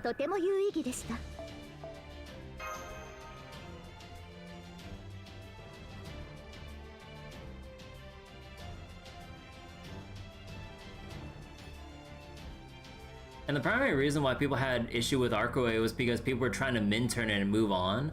So then they basically, like, pigeonhole themselves into a situation where they get into the guaranteed buff remove into instant NP. So if you actually just kind of either slow it down a little bit, whether it was intentionally or not, then the fight didn't really feel as bad to kind of like slug your way through. Even though I did have to, at the very, very end, have to use my command spells for like the final bar. But for the most part, like, it wasn't as binary as just like, oh yeah, you kill Kiara, like, within 2 turns, oh, she'll rack up so much goddamn damage, oh, and she removes your buffs, your attack buffs, so you can't even try to, like, you can't even try to bypass it by putting on, like, superfluous buffs to kind of, like, work around the removal. So then, it just slows you down and you just gotta like do it or don't, and that doesn't feel really good. No, it's not the one that stopped the YouTube Twitch stream. Like, let's not joke about it. It's not funny. We got you. To think the punishment I so anticipated would ultimately be so empty. I suppose this is the end of this festival then. There are scant few moon cancers left with proposals for humanity's end. Though we are each self-righteous in our own ways, our grief for the world we lost is genuine. All I wish for now is to give this route, paved as it is with mistake after mistake, a fitting end. Utterly impossible though such a thing may be. Oh crap, Master. Finish her off right now. She's about to get serious.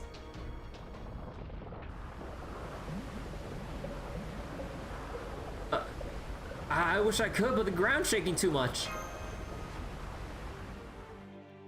I want to bring a proper end to humanity and this world. I believe that is what BB Dubai wishes for as well. But to do so was foundationally impossible. Just look at the shaky ground upon which we stand. Immortality was too sweet a fruit for these insects. There can be no salvation for humanity, not on the path it has chosen. No, if there is to be salvation for them, it can only be through my own vow. Gain, decline, slander, praise, acclaim, censure, suffering, joy. Original ground, manifest trace, my spirit origin, the embodiment of a paramita. If I must take all 8 impediments upon myself to cleanse them, then so be it. Now, the time to bathe is upon us. Come and bond with your humble bodhisattva, won't you?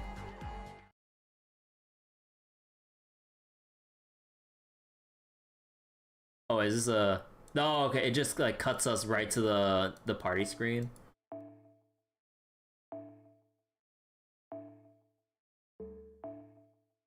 Yeah, okay, so who's gonna be the best ruler here?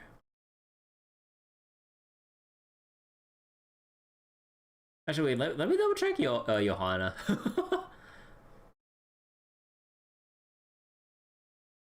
Apply damage cut for all allies, NP gauge. Special attack, evil, human, nullify buff 1 time. Although I would probably have an easier time bursting stuff down because I do have NP4, ruler, Melusine.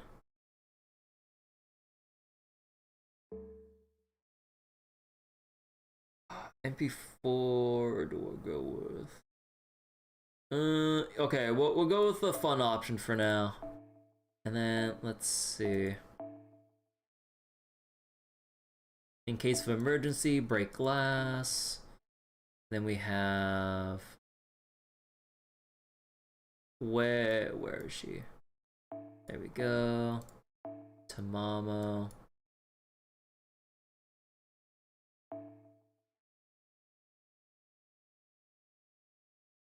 Hey, Master. Finish OC3 and you're in, now you can relax. Is what you would say if you didn't have to grind 2 million points to grind, or in the event. I've been slowly chipping away at it, like, the past, like, couple weeks. During the days that I haven't been doing OC3, I just remember to make sure to get my runs in on region, and I'm like 300,000 away, so almost there while simultaneously cleaning out the shop as well. Alright, how about... Who else? Who else shall we bring in?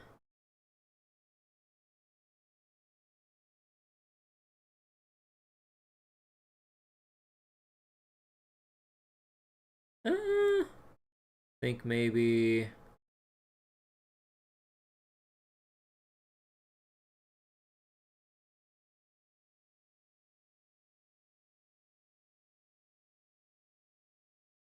Ah, hell, you know what? Where is she? Where is she? Yeah, I just put in Melusine anyways. Although, actually, no. Part of the issue, team cost. Why don't they just go with lower team cost? Huh. So, who'd be...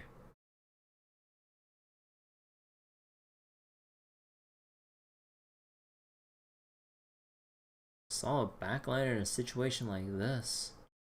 Well, I mean, I guess when in doubt.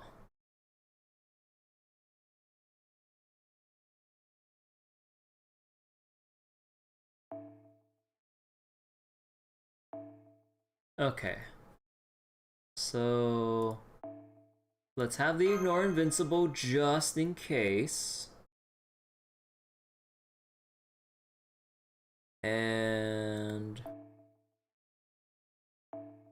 2030 Prisma Cosmos.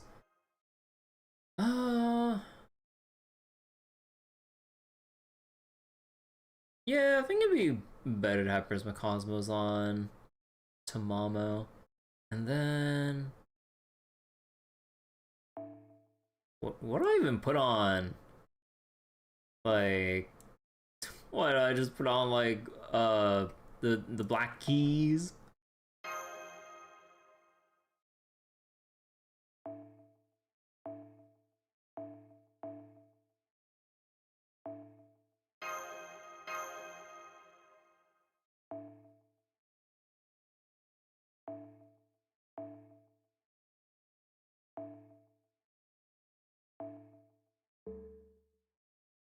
Alright. How bad is this gonna be?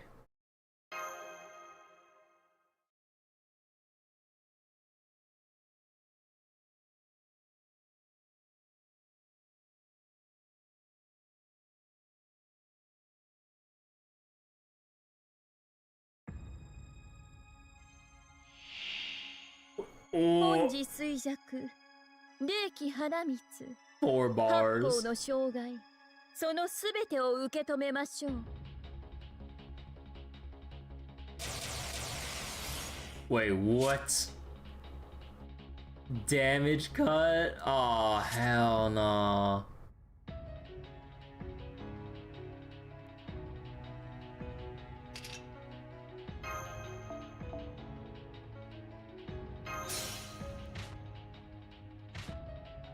Although, wait.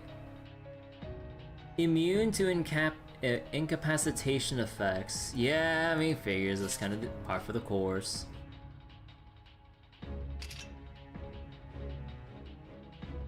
Crit stars each turn for yourself. Crit star art strength. Yeah, no, we don't have any arts right now. 見守っていてくださいませ。三千たる愛をここに。払った清めたま。Oh.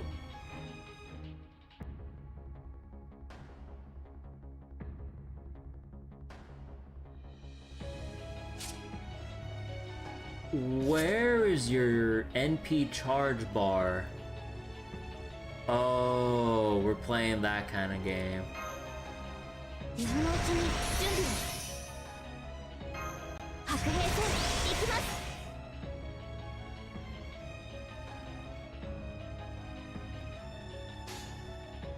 では座るとしますか。みかん。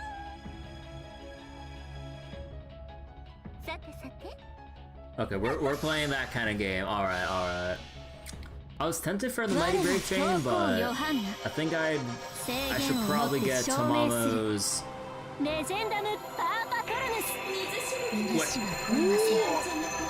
Wait, how extreme is that damage cut?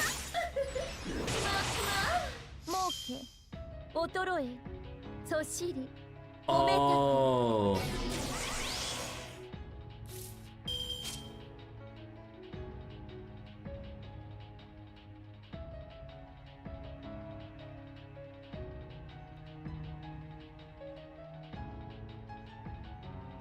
Oh.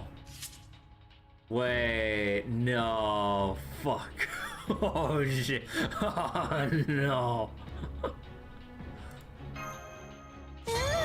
Hey, I'm James. Hello. Oh hell no.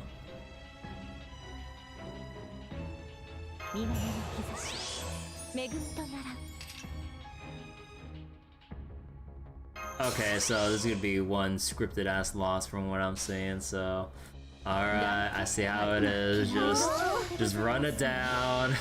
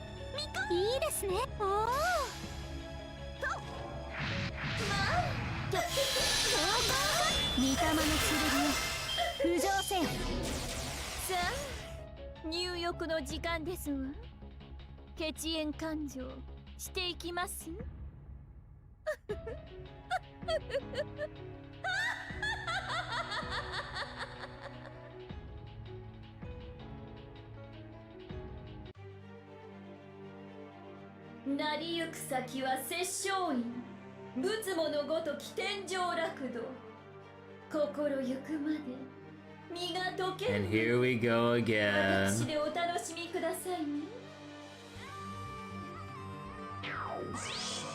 And wait, is that the nullify buff or is that as debuff resist? Oh shit.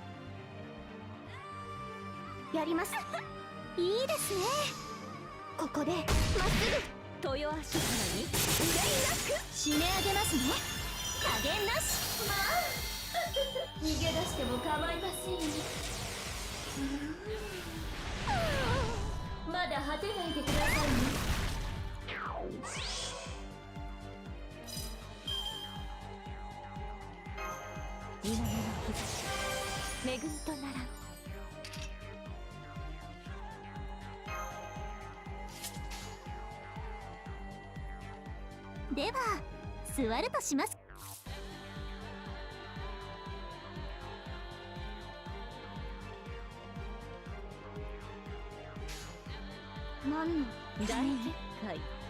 黒書毛でございますね。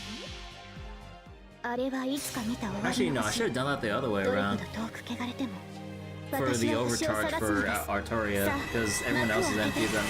アラウンドカリバーン。 Well, I mean, Artoria would get a little bit of extra MP out of this, so I think that should be fine. みそぎ払うは我が雫。私全開でご奉仕いたします。月の日光ここに見参。光は縄のように。湯加減はいかがです。ほら危ない。まだ果てないでくださいね。 Squeeze.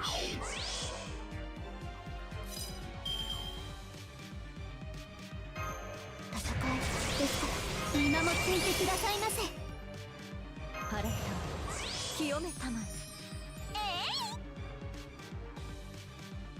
やだな。戦いですから。 Well, actually, no, we don't need to do that right now. I think we just get this on the floor right now. 運命ですからリクエストに応じます。見てていいですね。あれはいつか見た終わりの星。どれほど遠く汚れても私は星を探すのです。さあ幕を開けてアラウンドカリバーン。 But we're gonna need these frequent debuff cleanses. 怒りもなく憤りもなく粛々とことをなすレジェンダムパーパトロヌス終了です。輝ける柱とともに。全ては幻。 What? Hey! Hey, you know, that's cheating!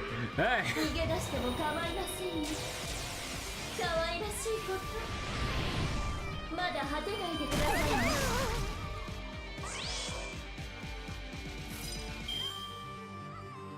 人は輝くもの。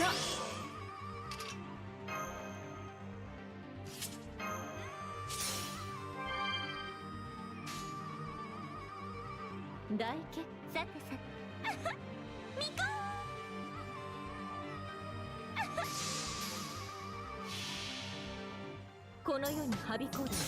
We heard you like the CCC Kiara boss fight, so we gave it to you again. Without the most suggestive NP. The world ain't ready if and when Fate Extra Remake and probably CCC Remake comes out. The world ain't ready. どこまで耐えられるかしら。見失ってしまいそう。やっぱり私じゃ。もっと強く裾の向こうに帰り。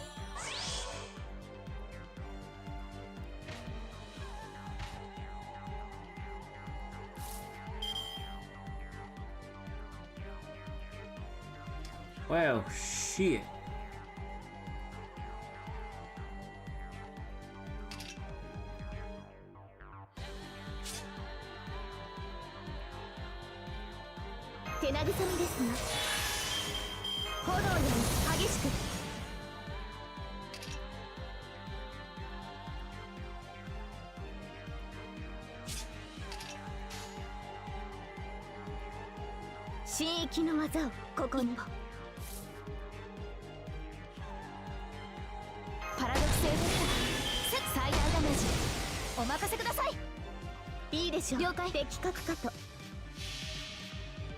CCC Remake could be Smoke and Crack, Fate Extra is very in limbo. Now you can't have Fate Extra without CCC.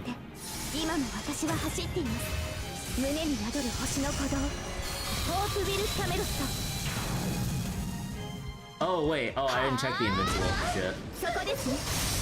I keep forgetting for these fights that like, I don't have the Ignore Invincible CE on Berserker Toria. Jesus, wait, how long does that shit last? Is it like limited or is it... Oh no, so we're... Okay, so I would imagine with how this fight is going, we're supposed to just tank it here, huh? Cause yeah, I don't have you know,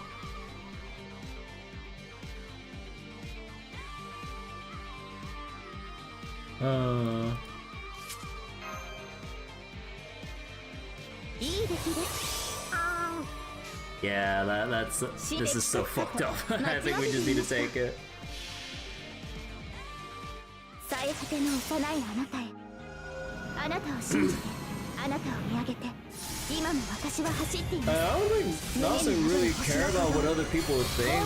Like, I would imagine just go with whatever, like, 雨のように he feels like is within the vision of, you know, how characters within Fate are already portrayed.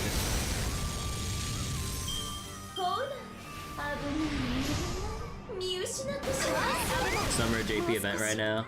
Yeah.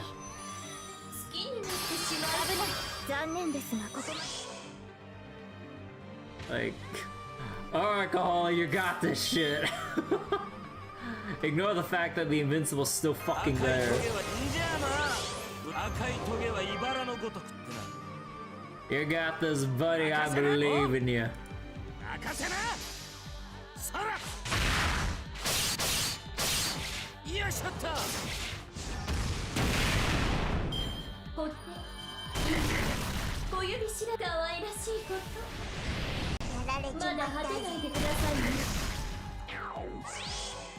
Don't worry, wait. No, there's surely a chance of an insta-kill here.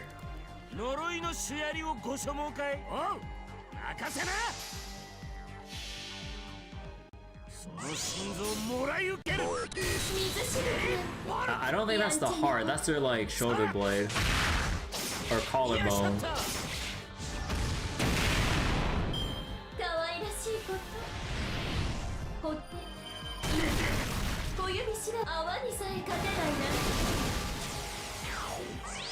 Still alive, but stunned.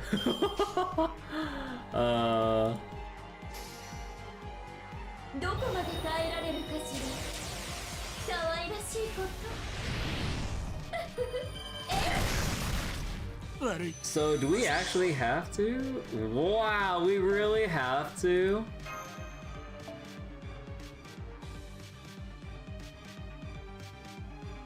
Wait, then how are you supposed to...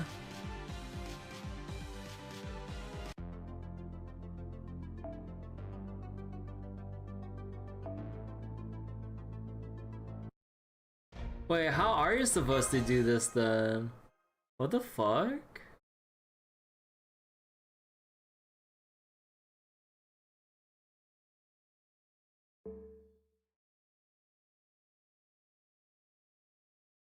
Yeah, like I'll just let me I'm actually gonna look up the details on the wiki because like this is really fucked up.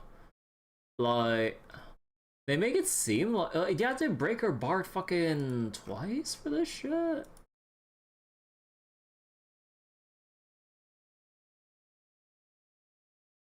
Hold on.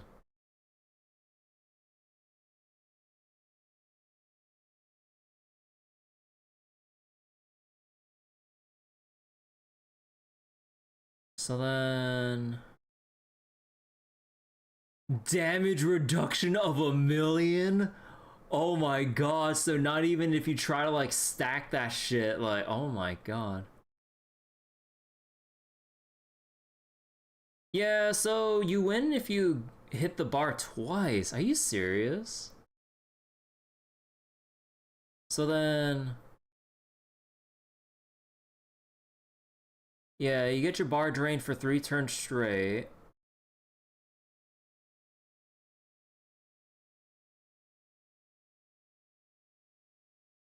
Critical attacks can debuff an enemy with stun.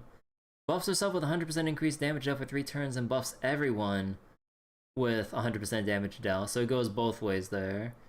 Drain one's MP, reduce attack and defense, crit chance, recover HP, remove latest debuff, reduce enemies max HP and defense, restore HP and fully recover, break twice. Okay.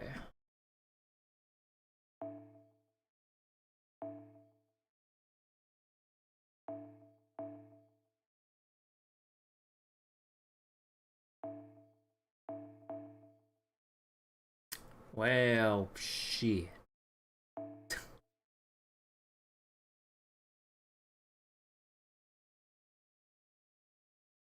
I mean...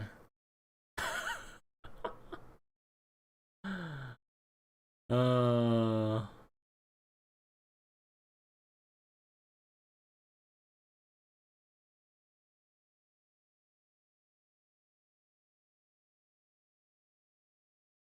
Anti-archer up.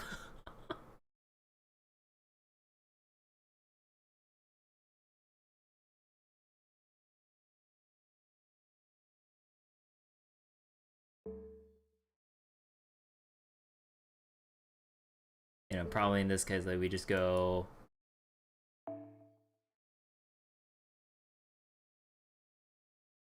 We just go Artorial with this. So like, crit strength, gather rate, NP gauge. Yeah, like, you basically just want to line this up in a way so that you just have her loop a second time back to back. Like, that's pretty much it. So, what are the details on this again? Anti-enforcement for the party. Chaotic with overcharge. Divine with overcharge. Threat to humanity. Decrease crit rate. And then... yeah, I think at this point...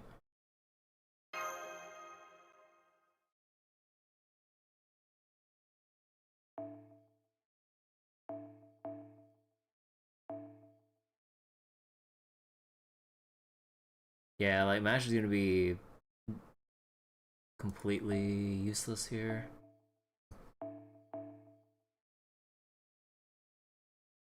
I keep forgetting. Melusine is like 100% NP, right? 80%. But do I have her? I should have her append with this high NP number, right? Oh, I don't. Well, alright. Let's see. What did she have again? Earth attribute, crit damage, damage against chaotic alignment. Okay, she doesn't have a ignore invincible, so...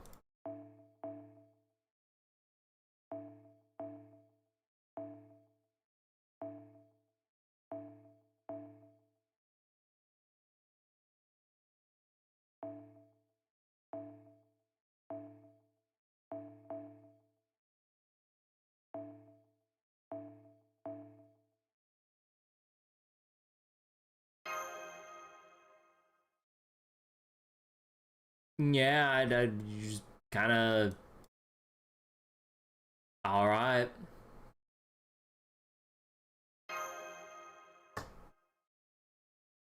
So, at this point, I basically just have to pray that...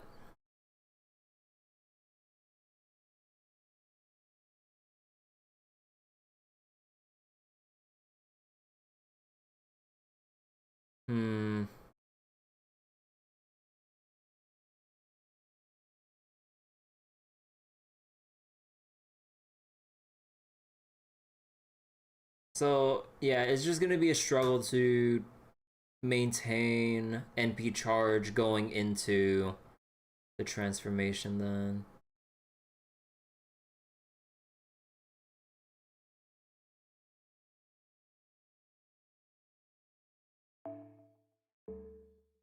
Sure.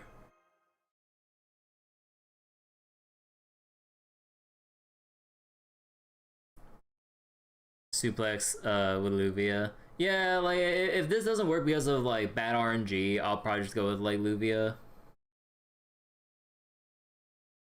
But yeah, like this is basically just relying on card RNG. Cause it's either I have the arts cards to get my loop back, or I'm screwed. A fucking reset? Are you kidding me? I had to do that setup all over again? Oh, come on. Fuck off with that.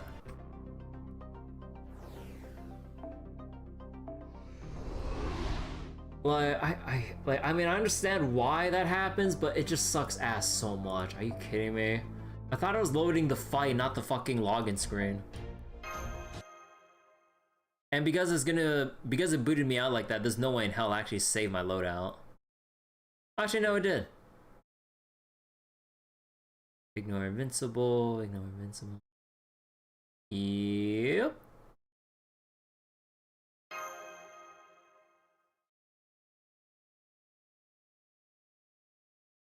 Also, hindsight strikes again. I really should have gotten the append for Ruler Melusine.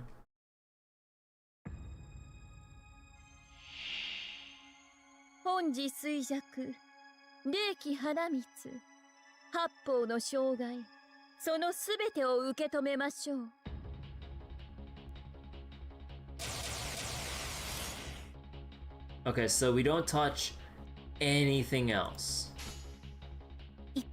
お呼びですか？的確カットスライドミストルティそこですね儲け衰えそしり褒めたて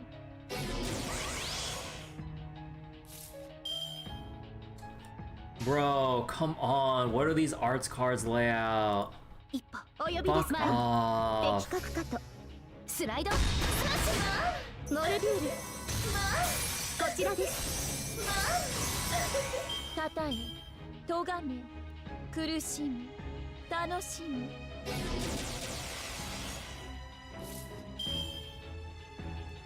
Oh, now. Okay. 負けないぞもちろんここでまっすぐセクレスここまでやればさあ入浴の時間ですわ血縁勘定していきます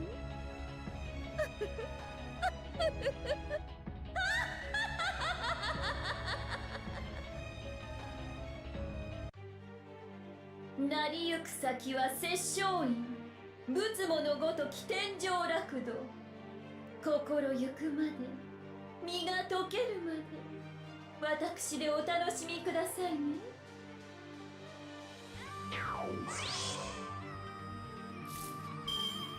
Only one? Oh, fuck me.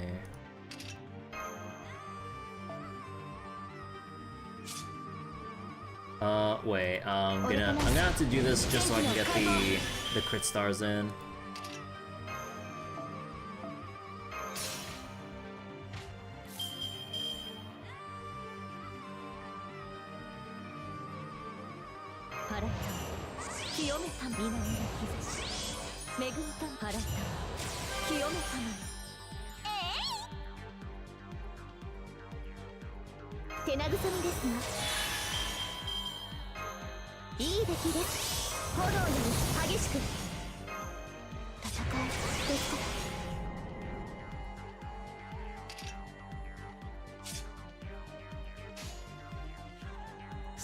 の技をここにもちろん待ちわびていました最果ての幼いあなたへあなたを信じてあなたを見上げて今も私は走っています胸に宿る星の鼓動ホープウィル・キャメロット What? That shit's still not enough? Oh my god.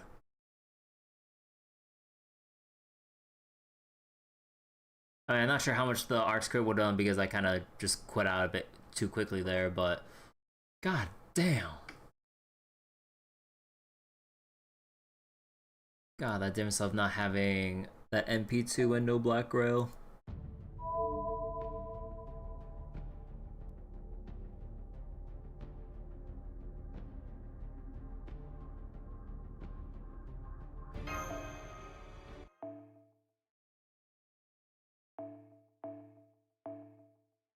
And I need to double check. Does Berserker Artoria have 2 or 3 arts cards again? I keep forgetting. I think it was 2 arts, 2 Buster, right? Let me see. Yeah, so that means we have 1 other arts card within the next 2 draws.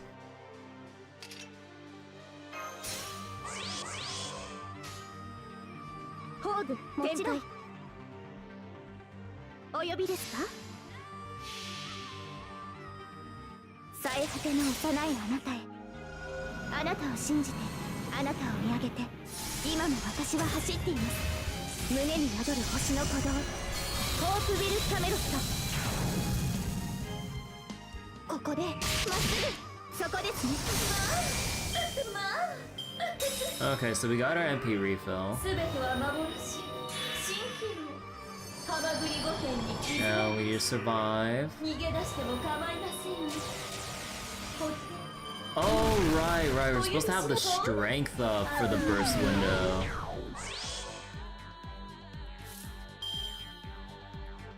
戦いですか。今のうちに準備を。望まれるいいでしょう。今一度。Yeah, no, we just go for the break train, like no need for Artoria caster NP. 最果ての幼いあなたへ、あなたを信じてあなたを見上げて、今も私は走っています。 Yeah, so far as it stands right now, I'm really not liking the Minturn enforced boss fights here. 羽のように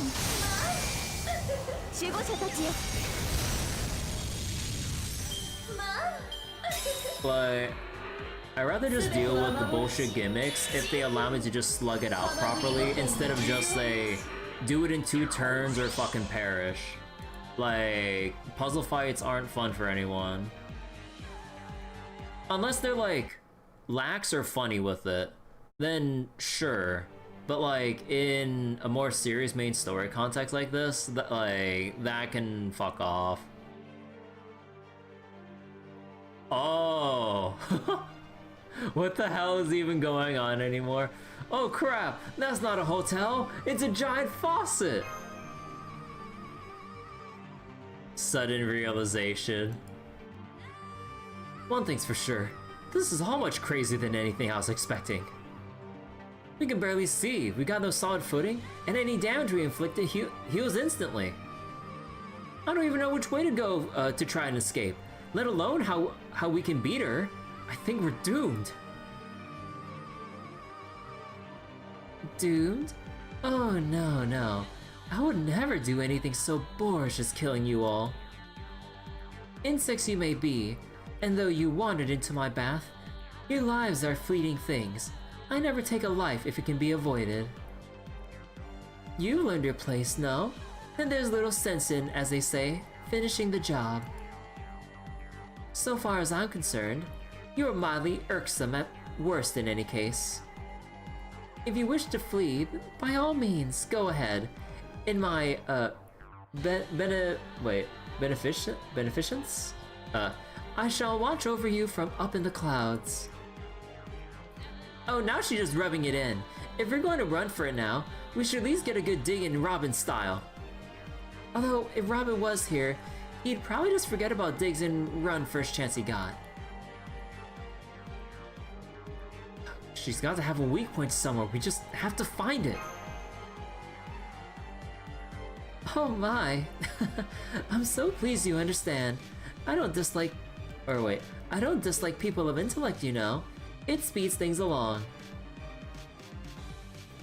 Having said that, we can't let you leave without learning a thing. As they say, there is no such thing as a free lunch, no? So leave one of your precious companions here and I'll spare the rest of you. That will be my condition. You want us to sacrifice one of our own, huh? That way you know for sure we'll be back to rescue them. In a way, I'm impressed. Oh, you're strong, yes, but you're far from efficient as it gets. You're still as fickle and devoted to your own entertainment as ever. Oh my, please, don't make such criticism to me directly. But you're making me blush. Damn it, she even enjoys cutting remarks. She's totally invincible.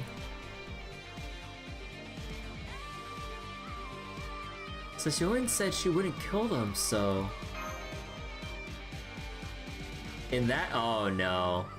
In that case, yeah, if only Anderson were here. No, Master, not you.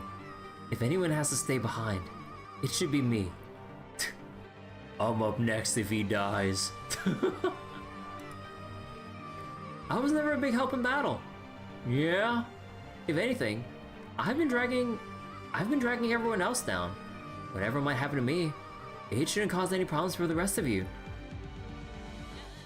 That's not true, Bartholomew. If you have to stay behind, then I'll take your place instead. Ooh, never mind. I take it all back. Thanks for saying that, Mash. I don't know what made this all worth it. Sissio and Kiara, I'll be staying behind. Take me to the Palm Jumeirah. Unless you don't need me, since I'm useless in battle anyway. Not at all. This was the best choice you could make. I always did have a feeling you would join my side. Alright then, everyone. Please have a safe journey home. I look forward to your next attempt at challenging me. Not that you have much time to plan one, of course. My ratings are only soaring higher as we speak. In a few more hours, Moon Dubai will belong to me.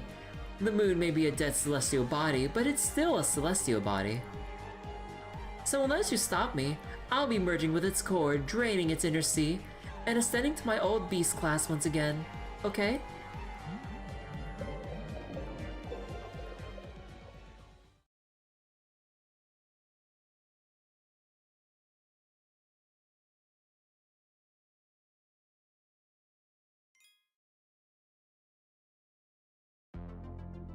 Oh, god damn. The whole ocean's covered with the bath bubbles.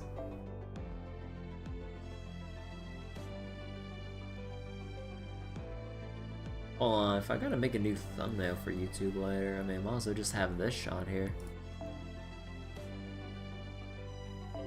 Oh yeah, wait. I should probably go do this real quick before I forget, in case I need to do this. Since I might as well. Let's go with... Actually, wait, what's this one? Oh, that's crit strength, right?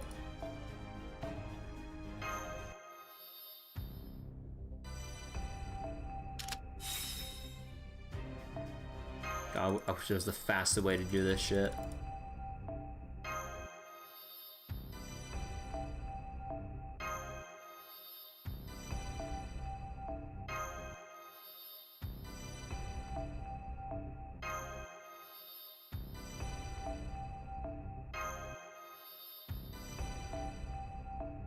But if you were to get the rest of the appends for Melusine, which would you pick first? Actually, wait, let me see. What's the cooldown on these? 6, 5, 6. I would assume the skill reload and then...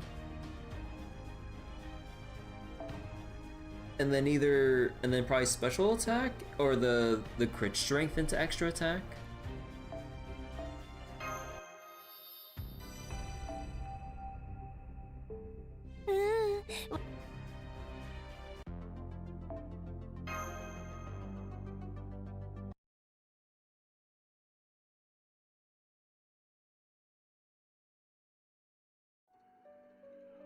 BB Dubai, are you seeing this? The moon sea is turning into a giant bath.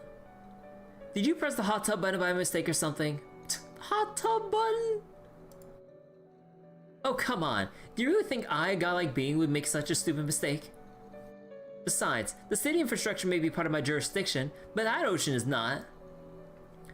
That's the result of our newest moon cancer, Sessio and Kiara's environmental renovation.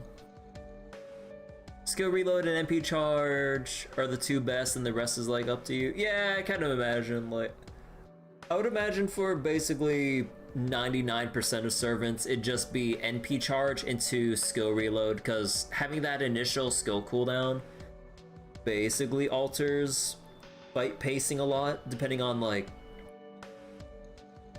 if you have to slug it out in the long run, and then you need to, like, maintain pace when you're going through your initial rotations. Yeah. I guess only on backline servants where, you know, let's say your Caholans, your Hercules, your whoever you have backline when stuff hits the fan, that you basically would not prioritize MP charge and go either extra attack or crit strength. Well, I mean, like, skill reload first, probably. Well, okay.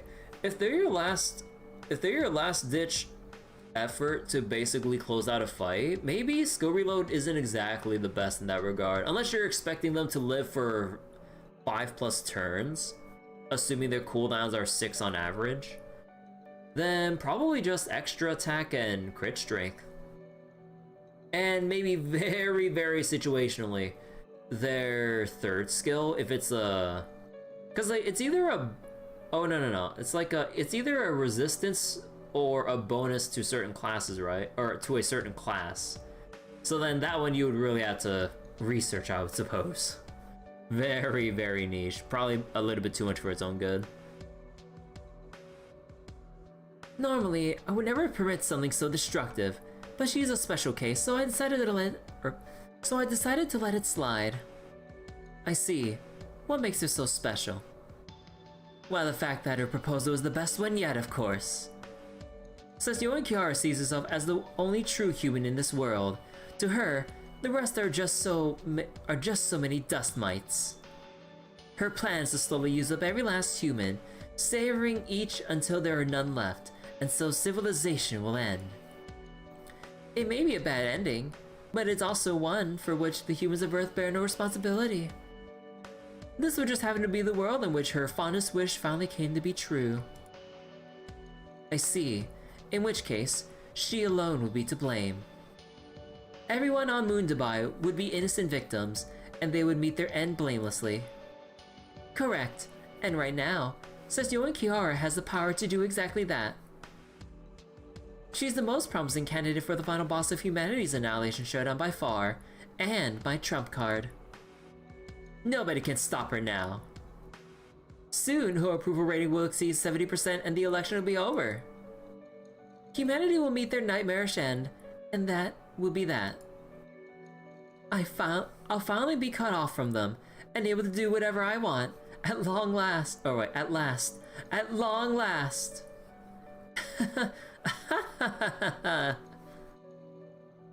Not to rain on your parade while you're so clearly enjoying it. Are you sure this is a good idea? Kiara is including you on her list of prey, you realize.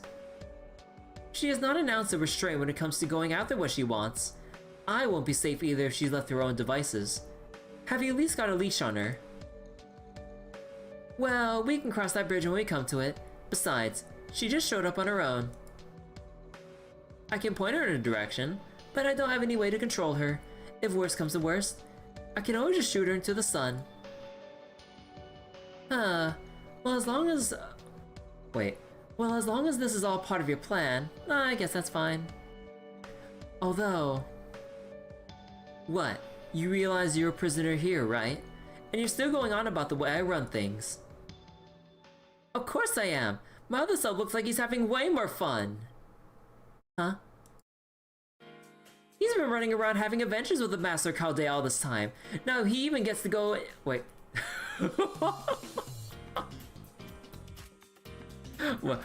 Wait a second.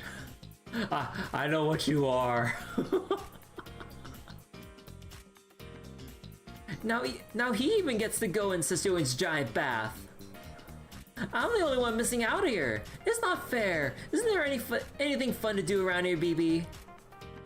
You're the all-powerful ruler of the moon, right? You must be able to do something more impressive than this. I don't really know what you want from me. Besides, it's not like I'm your guardian or anything. Then at least take me to the Dubai frame. That building's so cool on the outside, I bet it has to be cool on the inside too. Well, it's not. From above, even the Dubai frame is just another boring building. Wow, I don't think I've ever heard anything so condescending in my life. Oh, just shut up and watch, okay? This will be the final boss of humanity's Annihilation Showdown centerpiece. The final battle to ever take place on all of Moon Dubai. Now, how about some macarons to go with your tea? Macarons!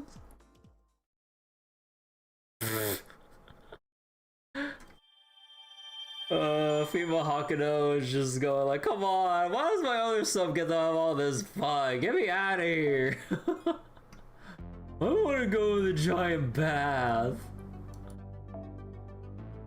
Kiara and the Mysterious Sea.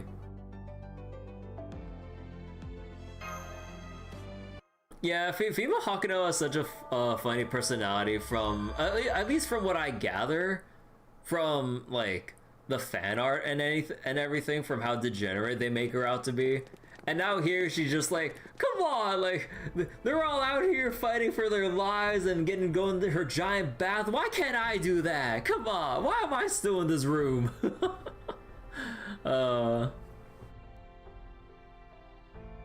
Okay, we should be safe now. Is everyone here? BB Cosmo, present. Though I am pretty thoroughly ashamed that I had to retreat, even though I'm supposed to be a health management AI. Hang in there, BB. Please don't let her get you down. I feel the same way.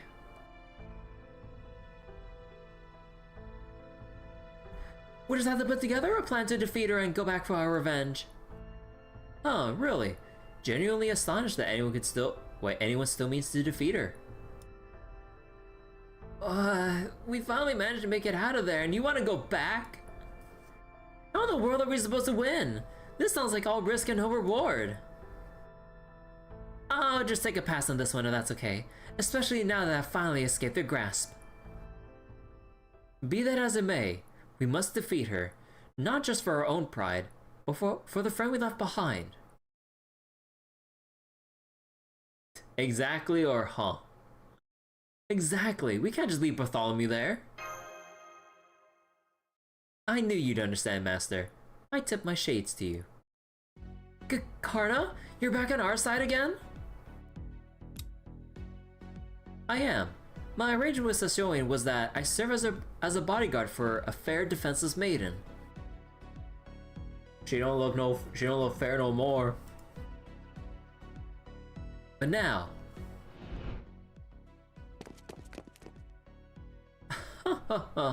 Just look at them scurry away.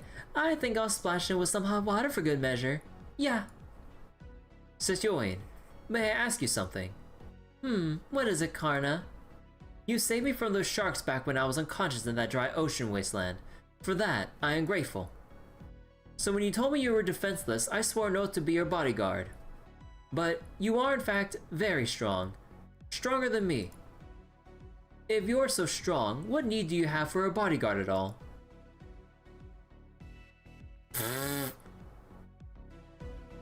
And so my oath was fulfilled.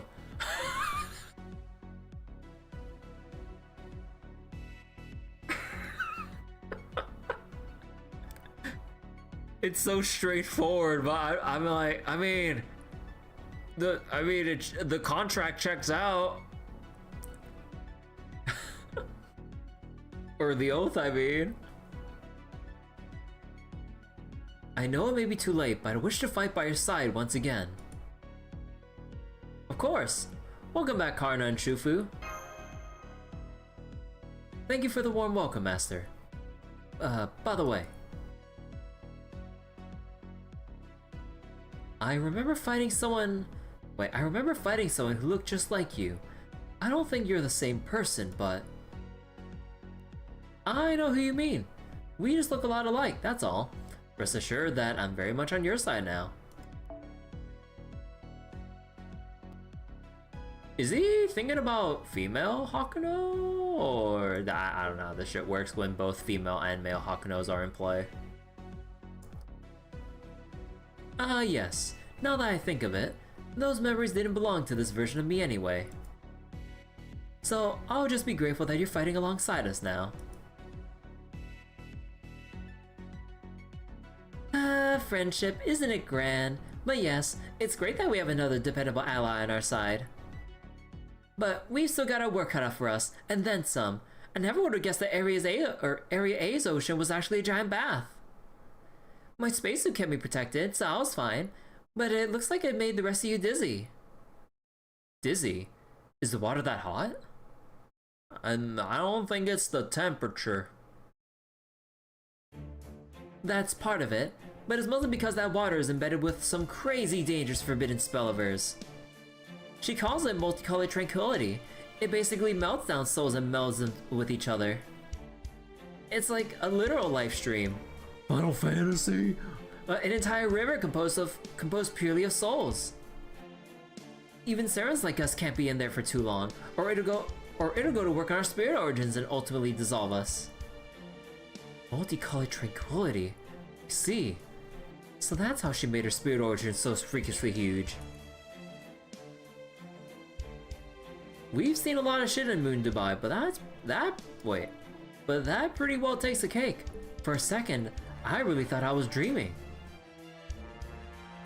Really? Even though you've met Kiara before? Well, yeah, I did beat her once before, but that was a fair fight. Not that's impossibly rigged game. I mean, just look at her. Who in the right mind would even think of defeating her was possible? Raises hand. I'd like to say you're looking at it right now, but under the circumstances, I think I'll keep that thought to myself. Kiara herself is formidable enough, but yes, the real problem is that Bathwater. Oh, hold on.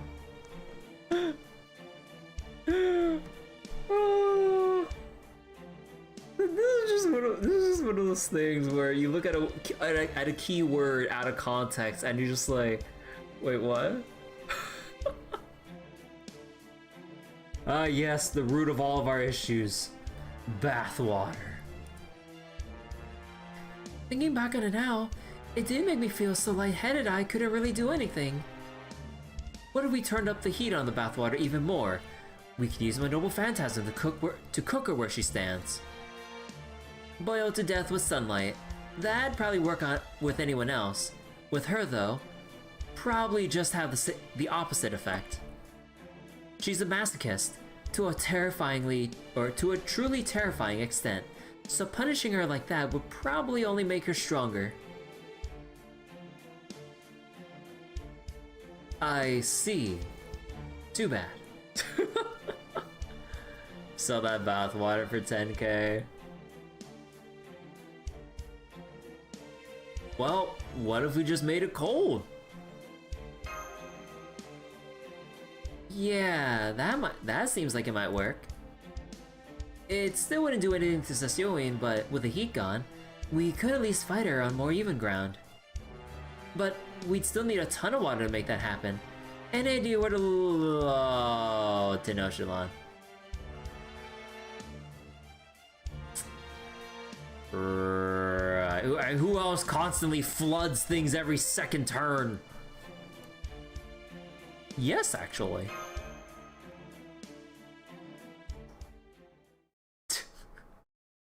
We're going to pay a certain flooding professional a visit. Karna just like... that look at his face. Oh, she's been in the frame the whole time? Is that why the frames had her face like that? That's where she's just been chilling?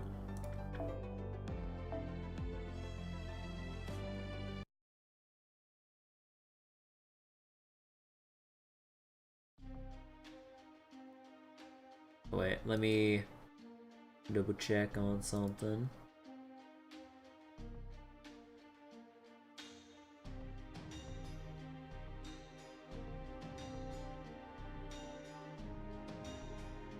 Alright. I know where to find Tenochtitlan. She's at the Dubai frame. When she formed an alliance with BB Dubai and became head of her security detail, she also became the guardian of the frame. Which should give you some idea of just how important the frame is. It may look like just an oversized picture frame, but it's actually a fully fledged museum with plenty of historical value in its own right. Oh, so that's the museum we need to look up the info on 2400 on. And if Tenochtitlan Bunny is there, then that powerful mobile weapon of hers must be too. Oh man, Tenochtitlan went over to BB Dubai's side. I know it's probably not even worth asking, but you guys found everyone else besides Tenoch, right? Do we have anyone else that can help us? The others are all still recovering from the injuries they suffered in our last battle. They're in no shape to fight right now. And even if they were, we don't have the time to wait for them. Area A's approval rating just passed 65%. At this pace, Kiara will win the election in about 3 hours. Right, so for this operation, we're going to keep things fast and simple. The area around the Dubai frame is fairly open, so Tenochtitlan's team will spot us as soon as we get close. We'll take advantage of that by first having Mash, Shufu, and Karna approach the frame in one group. And you'll serve as our main force. Your job will be to keep the Moon Archers occupied for as long as you can. While you do that, Kirby, Kirby, Hakuno, and I will infiltrate the frame. And find Tenochtitlan Bunny, and beat some sense into her. Karna, Mash, Shufu, this operation hinges on you. If you three can manage to hold out for at least 10 minutes, great. If you can defeat any of them, even better. Now go out there and restore your honor.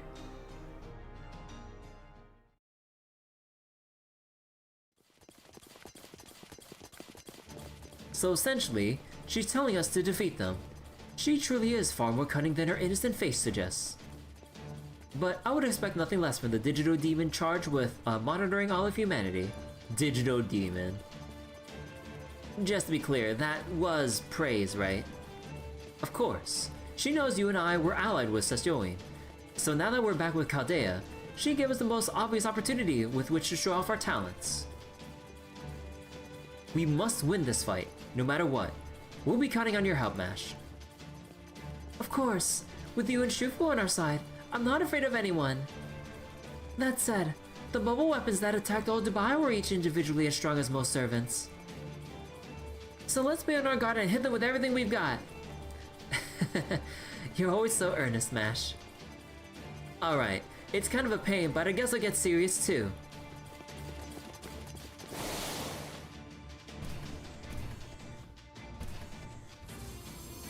Right, the multicolored Tomitomos. Here they come. I see what you mean. These are fearsome foes indeed. We'll need to use them with Noble Phantasm to finish them off. Follow my lead.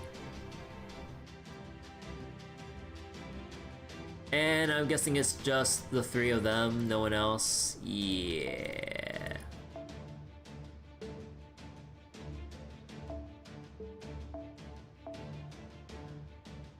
What?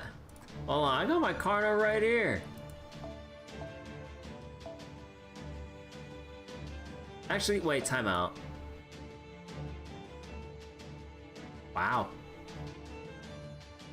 I didn't realize, I never paid attention, but he was actually he's actually MP3 on my roster. Oh. But yeah, I don't have the rest of his skills at level 10. Mostly because I think at the time when I was like on a bigger upgrading spree, although I was on another one earlier, but I was just out of QP to get 10-10-10 for anyone else. Alright, Shufu still like so.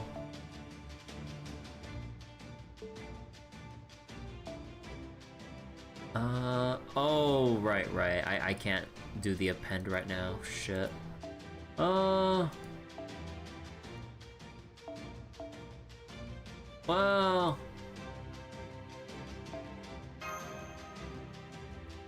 How about we just go with this and pray?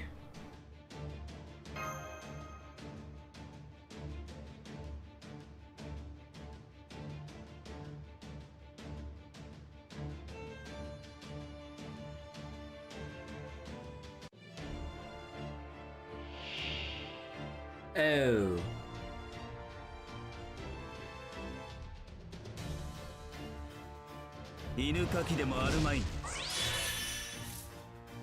Oh, he gives himself a 50% boost just like that?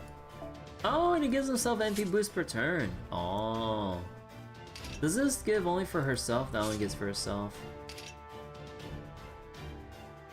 Each turn, MP charge for allies. They're not divine, so... I forget. Oh right, this shit is only one turn.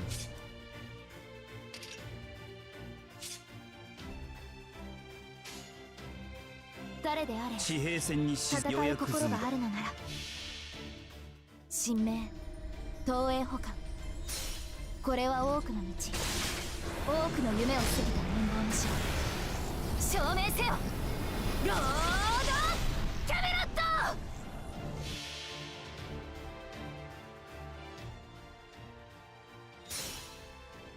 スーリアよご昇覧あれもはや戦場に呵責なし我が父許したまえ空前絶後アサブイシャクティ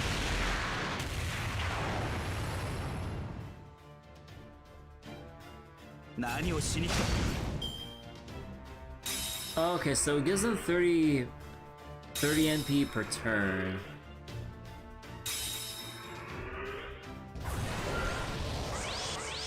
Oh. Oh. Oh. Oh. Oh, come on. How much more shit is there?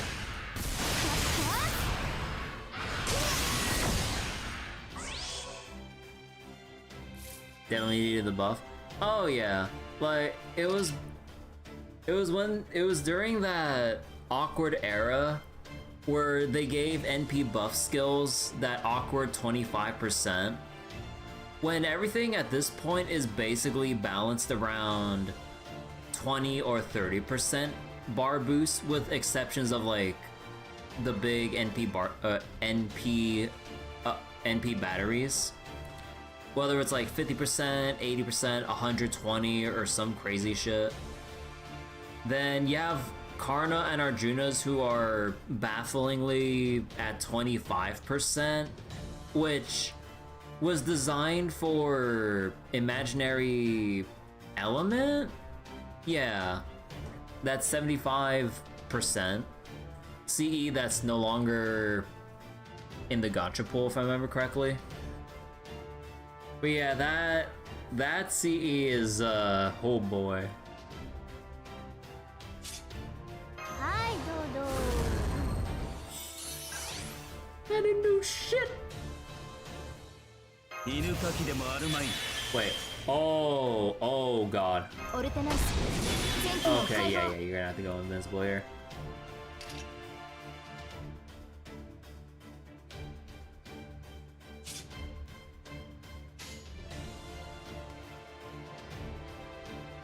時短装填済みです予約済みだ有効レンジ入りましたオラオラはっ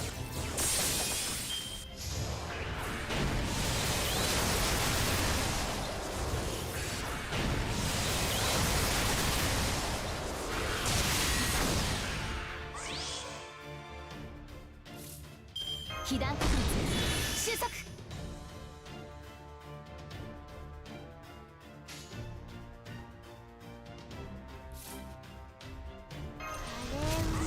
今日追い出して幸あり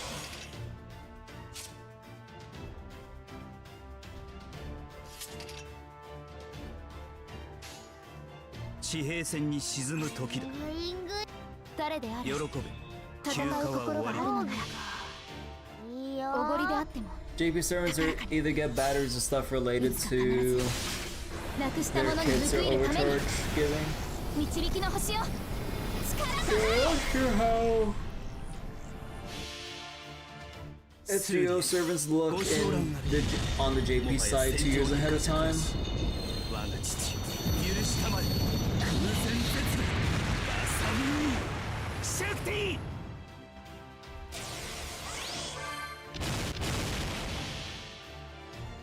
吸気集結強王排斥我落葉にて神殺す者夕暮れにて結束黄昏にて天の子終了まグッ様と私の絆の前には Plus 0. ないってことよ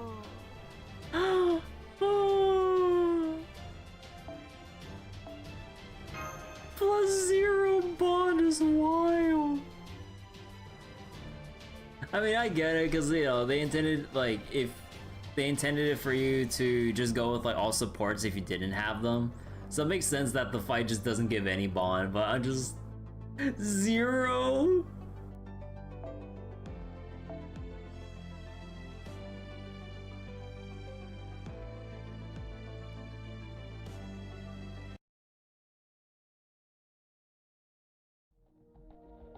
Oh.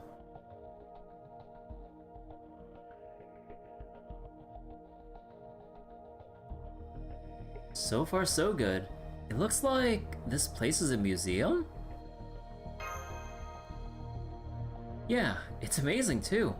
It fixes the gravity in its corridors to a single direction. So wait, the buffs are for sure fixing all the servants, but some need buffs. Some need more buffs, happen later on, hopefully. I mean, they're kind of slow and gradual with it.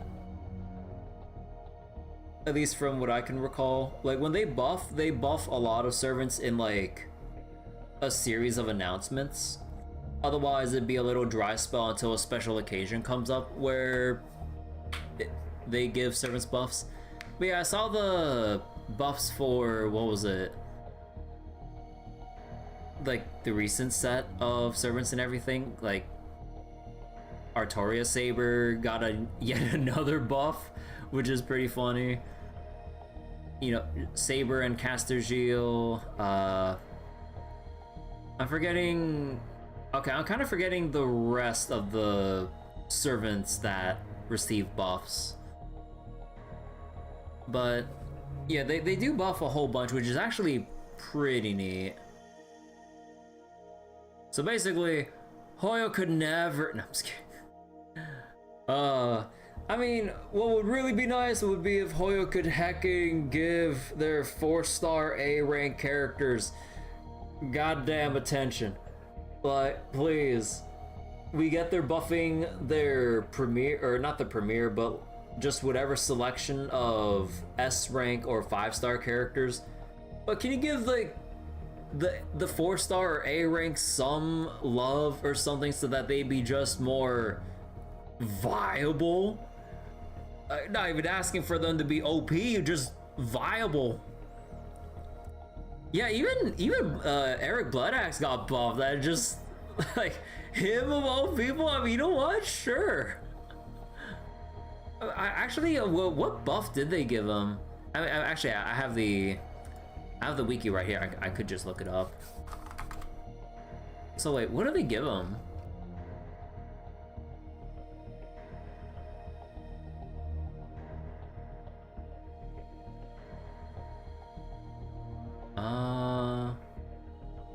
For his Noble Phantasm. Oh, okay, for his Noble Phantasm. Let me see. So deals damage to all enemies with the chance to inflict 1,000 damage to self. Increase attack first with as the overcharge. Damn. So what's this one? Okay, so NP damage increased across the board as you would expect. Increase crit star generation, activate first by 100%. Increase attack and crit damage. Oh, okay, so they just want him to be a crit monster. Okay. So crit. He still has his usual battle continuation and increase max HP, remove debuffs. Man, I know he's just a 2-star, but well, I mean the damage buff and the crit stars would probably do something. I don't fucking know. Oh right, Mozart, Fan of the Opera, and Jekyll and Hyde. Right. No buff when we have Pela. You really need someone that's purely dedicated for maintaining defense downs. I mean, she's got your back. And only that. Just that only. And unfortunately, it's not gonna be enough for endgame clear purposes. Like, just to get the job done? Sure. for achieving actual endgame level goals, not at all, unfortunately. Yeah, it's nice that it's nice that Blood Axe got the buff. It would be nice if his other skills got touched up though, because I mean the supporting curses seems okay, but then again, a lot of fights nowadays usually have some form of debuff resistance, if not immunity straight up. So the guts he has is kind of with the debuff removal is kind of nice with the max HP up, so maybe that's fine enough on its own. Maybe the guts skill needs some kind of strengthening to give him like a stronger role, because it seems like the NP change, they wanted to be a Buster Crit Berserker, but has nothing else going for him in supporting him in the crit department. Maybe we can get his wife and be a support for him. I mean, I would love to see that. I would love to see that. Then switches the exhibits to the next one in sequence. Once visitors complete a circuit. The format will let you go through 1,000 years of history without moving from the spot. It reminds me of the Escher? It reminds me of the Escher structures we had on Seraph. Only those actually physically exist. Or only these actually physically exist. Museum? Oh, Kirby! Oh, right, Anthony's message about the records from 2400. Would you shut up already? I can barely hear myself think. Oh, is that Hans? Then again, I suppose that's a lost cause. You're always losing your minds in places like this. Oh, hi, Mr. Hans. So this is what you meant when you said you were going to bounce. Didn't take you long to find this museum, did it?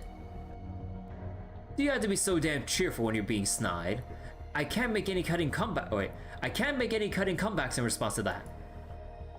Anyway, what did you just say, Kirby? Something about looking for records to do with 2400. Well, yes and no. Here's the thing. You want to help us deal with Kiara?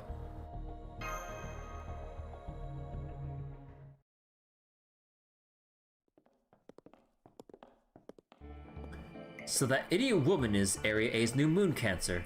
The AIs are moronically tripping over each other to please her and spiking her ratings. And on top of all that, you're telling me that that ocean is actually just a ludicrously oversized bath. Can you ease off the stupid throttle for 1 second, you pack of idiots? No way am I going along with anything that idiot Melon Pass comes up with. Melon Pass! I know how you feel. This whole incident has had us doubting our eyes as well as our sanity. Still, you're Kiara's overseer, right? Can't you go over there and stop her? Me? Her overseer? Don't be ridiculous. Besides, if she's that far gone already, my going there won't change a thing. If anything, she'd just dig her heels in and make the situation even worse. Anyway, as ridiculous as she looks and sounds, she's not completely crazy. Whenever she does something like this, it's because she genuinely believes it's the best way forward. Ah, what a damn headache. So she's why I ended up in Moon Dubai. I wish I'd never known. You mean Kiara summoned you, Anderson? Yup. I've heard moon cancers here can summon up to one heroic spirit they have close ties with. Oh. Right. She probably had a lot of very specific things in mind for an assistant, and subconsciously chose me. But because it was all subconscious, she never realized I'm here. And I didn't know anything about her either. I plan on keeping it that way too, so this discussion is over. I'd much rather talk about this Anthony person instead. He sounds far more interesting. So, the human he was based on was involved in the creation of Moon Dubai. And that's the whole reason King Protea came and attacked Old Dubai, huh? What a joke. It's not as though this Anthony person has special admin privileges or anything of the kind. It's not like King Protea has to be so willfully stupid. This has become a complete farce. You think the Sakura 5 will be the first to insist that the sins of the parent aren't visited on the child? Yeah. Why, whatever you're talking about, please enlighten me. There, you see, don't the Sakura 5 seem downright pleasant compared to the little Miss Root of all evil here. But King Protea wasn't... If she was acting so strangely, then whoever that was, it wasn't King Protea at all. As I recall, one of the Sakura 5 is an alter ego who's only strong against her own kind, yeah? In this case, that kind would be the Sakura 5. And if this imposter King Protea was a moon cancer, that would mean moon cancers are that kind too. And I bet dollars to donuts that... Oh wait, and I bet dollars to donuts little Miss Root of all evil over there knows exactly what I'm talking about. Anyway, you said you don't have any time to spare, right? Neither do I. I did find some records about the past, but I was struggling to figure out the password when all of you showed up. In that sense, your timing couldn't be better. I'm sure you can crack it, BB. Here it is. Go on, have at it. Leave it to me. And thanks. You just saved us the trouble of looking for this folder ourselves. Huh? This is the same file format we used on Seraph. What's it doing in an archive from this world?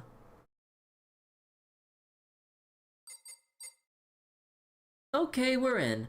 There's no time to go over it in detail, so I'll just sum it up. AD 2300, with humanity on the brink of extinction, the world's government decides to convert the remaining humans into AIs. This leads to the successful development of 3rd gen AIs, the new humanity of this world. That's also when development on the first gens, shut down, right? They covered all this in the mall exhibit. Never mind that part. Hurry up and get to the next bit. Fine, okay. So, everything was peaceful for a while. Then we finally get to AD 2400, and development on second gen AI ceases?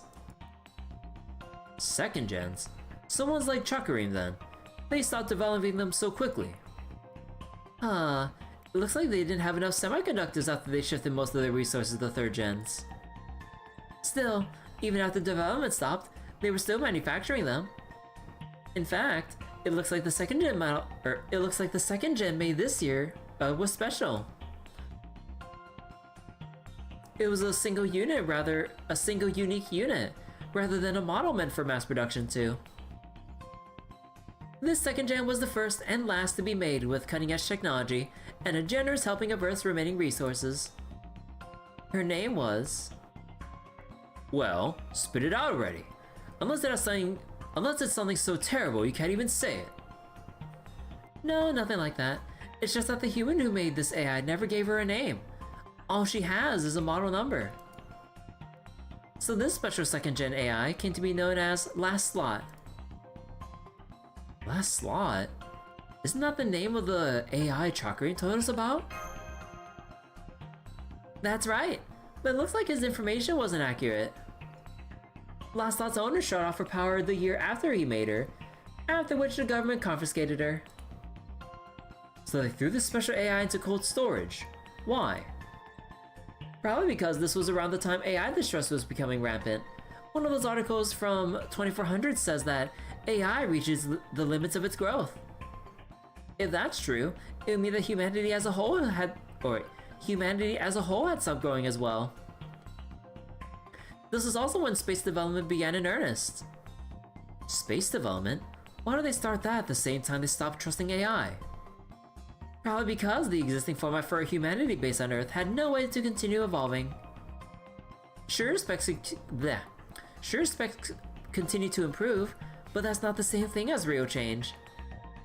Put another way, AI reaching the limits of its growth means humanity as a whole had to... AI reaching the limits of its growth means humanity as a whole had to. Pretty big deal, isn't it? So they thought by branching out into space, they could find new undiscovered possibilities that could never happen on Earth. Something else happened in 2400, didn't it?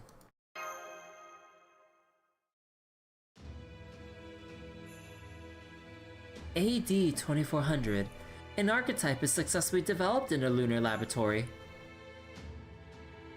Oh. They developed an archetype? And it actually worked! But archetypes are their planet's ultimate prime species by definition. If humans really made one, that would mean they made a new generation of prime species to replace them. I can't believe it either. They never even attempted anything like this in our world. If they actually did create a next-gen archetype, it would immediately render all the old prime species worthless. They may as well have been researching how to bring about the end of the world. So where's this archetype now? If they really did create it, does that mean it's currently operating somewhere? No, it says that, although the archetype was completed, it never actually woke up. Apparently, it just refused to activate even after they executed a near-infinite self-creation protocol. It also says here that the archetype will awaken one day. When it does, it will instantly learn the entire history of humanity and AI and transcend both. Oh. So, the archetype still hasn't woken up. Is that because humanity is still around? With only this to go on, it's hard to say for sure. It might be that it won't wake up as long as the current prime species, humanity, continues to maintain its civilization. Oh well, let's forget about that for now and move on to the next part. Oh, surely that won't bite us in the ass later. AD 2500, space development is brought to a halt. Now that we're all AIs, nothing should be beyond our reach, and yet, our efforts all prove fruitless. The most frightening part is, we can't figure out what's wrong. Our engineering and theories should be flawless. And yet, no matter what we try, we have not been able to go beyond the moon. Can't figure out what's wrong, huh? Heard that one before. They can't go beyond the moon, huh? The year 2500 is also when humanity's last war began. A dispute between the old humans who remained on Earth and the new humans who led the destruction of the orbital elevator connecting Earth and the moon. So the new humans trapped on the moon were forced to make a life for themselves there permanently, and the old humans on Earth died out over the next 100 years. So it was infighting that ultimately did them in. That's about what I expected from a species that updated their bodies before their minds. AD 2600, we can no longer prevent our technological knowledge from regressing. Planning and development of the lunar city moon Dubai has begun. Sophia, the enormous quantum computer manufactured in AD 2070, has begun exhibiting numerous malfunctions. Sophia. Since we no longer have the resources to make a new quantum computer of Sophia's complexity, we have agreed to implement a plan to upgrade her instead. After ordering Sophia to execute a parallel world synchronization operation, she obtained an overview of an AI model first observed in the parallel world of AD 2030.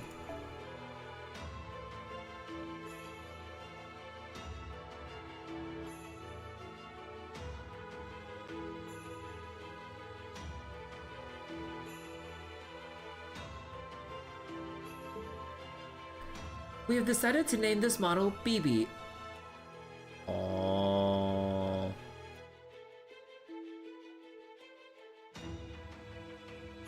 We have also retrieved Last Lot, the last second-gen AI manufactured during the period in which Earth's resources were still abundant, from the National Treasury, and installed a BB model on her. Oh, they installed Sophia onto BB's model then.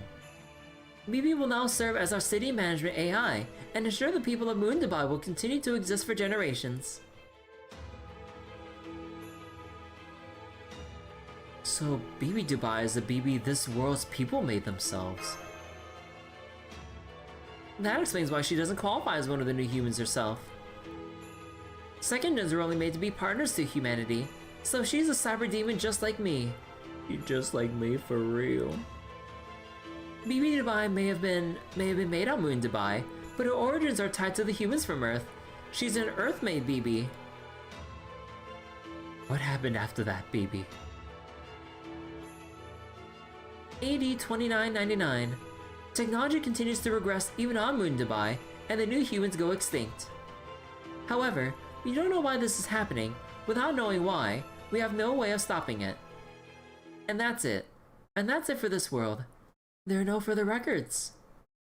So BB Dubai was originally a result of humanity's hubris. Then their baseless fears drove them to throw her away. And if that wasn't bad enough, the new humans then dragged her out of retirement and begged her to save them from themselves, just as they were on the brink of extinction. No wonder she wants to destroy them all and be free of them for good. If she really just wanted everyone dead, she wouldn't have brought me here. None of it is my business either way. I'm just saying what most would after learning about something like this.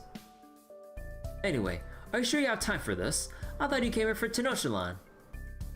Last I heard, she's waiting very impatiently, I would add, on the special floor up ahead.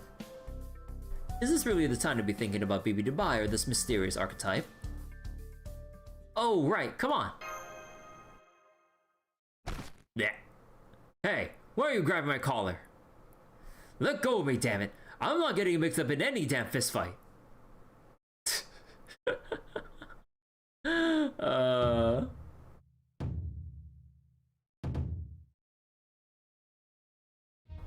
She doesn't look happy.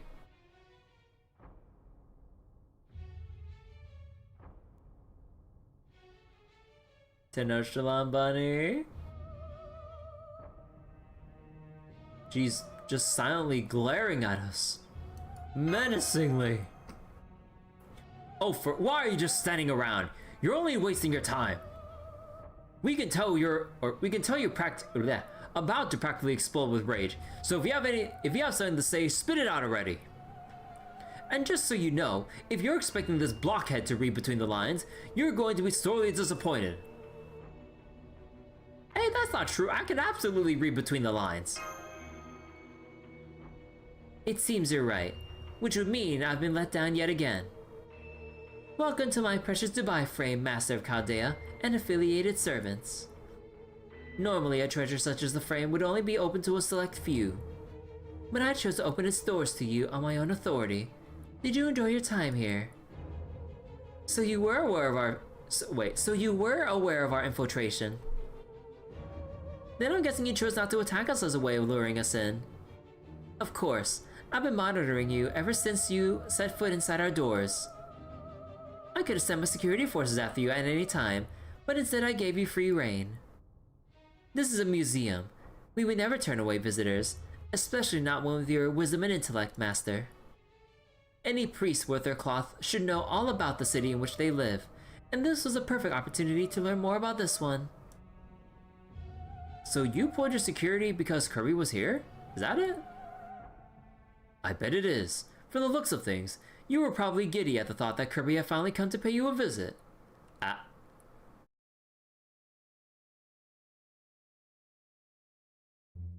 But then something seemed off about her. She brought not a single present and she showed up with BP Cosmo.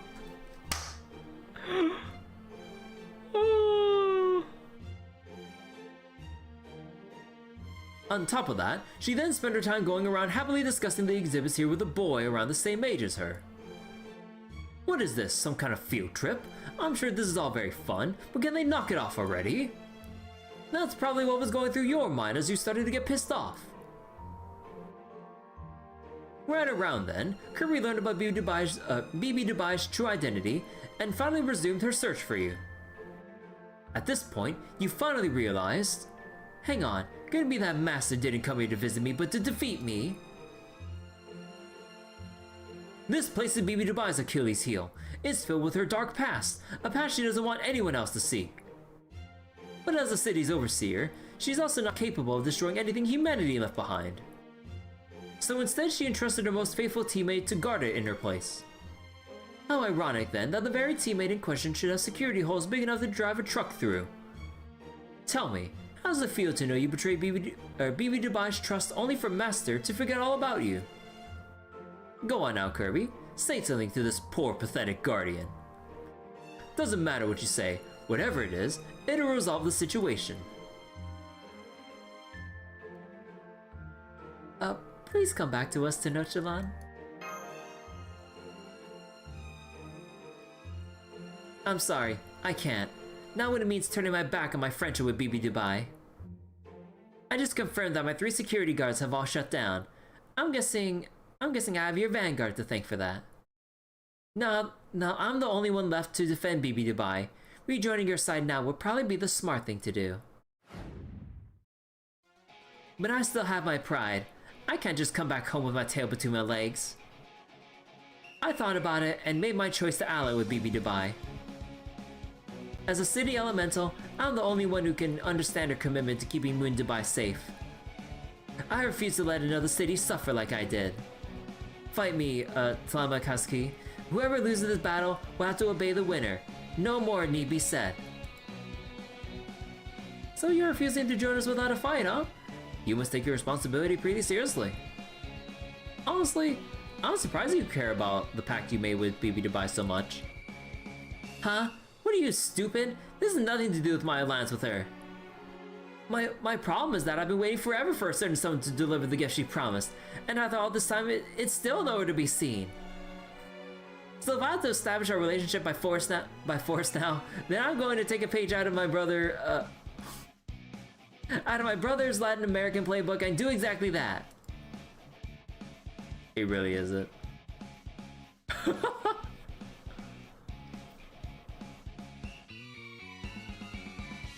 Restricted, can't use Bartholomew. Wait, we can use Hans here? Oh, that's so funny.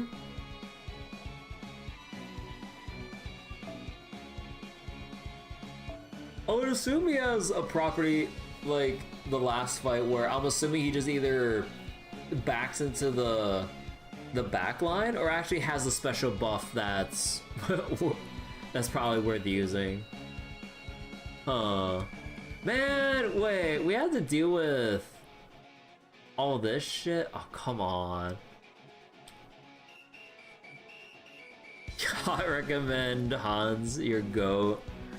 I mean, I can't argue with that.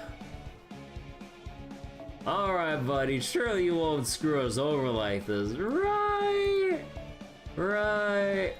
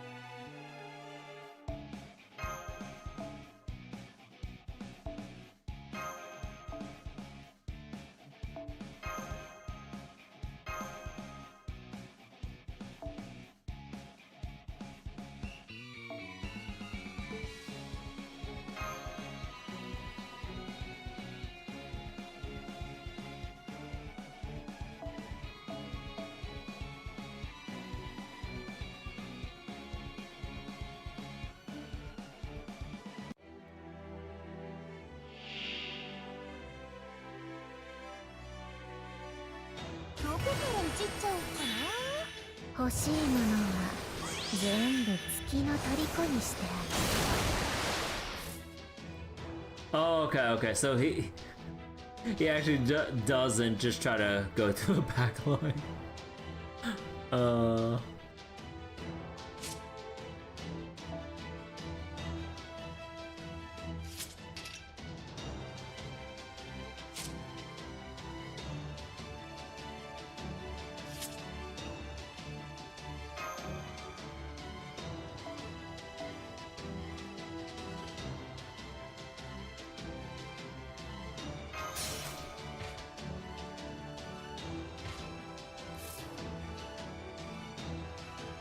打ち漏らさない。そうでなくっちゃ。 Wait, what was this one? Engage each turn. Alright. ゲルダの涙よ。どこへ行くドリアーデ。 Wait, oh my god, I forgot how specific this shit was. Alright, Urban, take care. Thanks for stopping by tonight. Okay, wait. Increase crit star drop rate for good allies. NP gain for balance. NP strength for evil. Increase crit strength for everyone who is not good, balanced, or evil. Evil.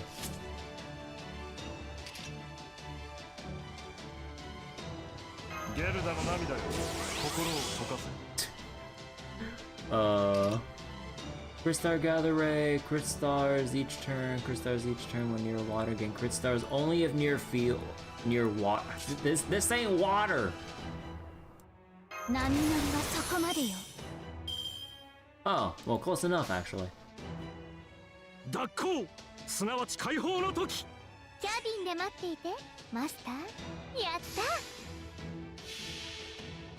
た。いい時代だ。資料集めには事欠かん。損なうたびに思い出すがいい。メルヘン・マイネス・レーベンス。トライトライクリア。レディーラウンチゴー。フォンディーヌ出る。 ASM 発射。キャレットフルオープン。虹を描めて耳ライトアルビオン。 ASM 発射。乱暴。欲しいものは全部市民税取り立てちゃおう。休憩時間です。家は大切に。Oh.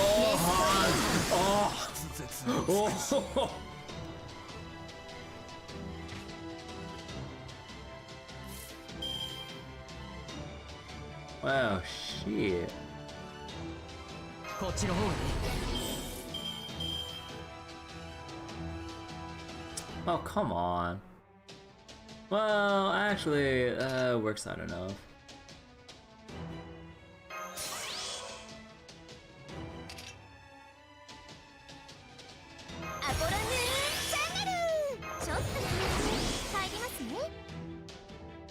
I forget, was this only for himself? I imagine? Yeah. Did this provide anything else for anyone else? Just himself? Gain crit stars per turn.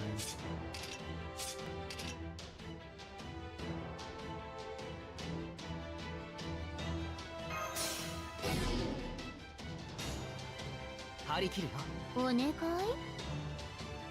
せのままに。頼む。アーチャー。ほんと使えない。バスターテイル。 Yeah. 乱暴。市民税取り立てちゃおう。欲しいものは全部没収。月の虜にして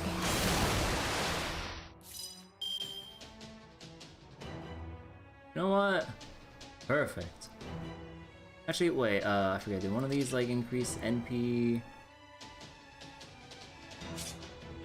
gauge? Yeah. Alright, what are you? Earth.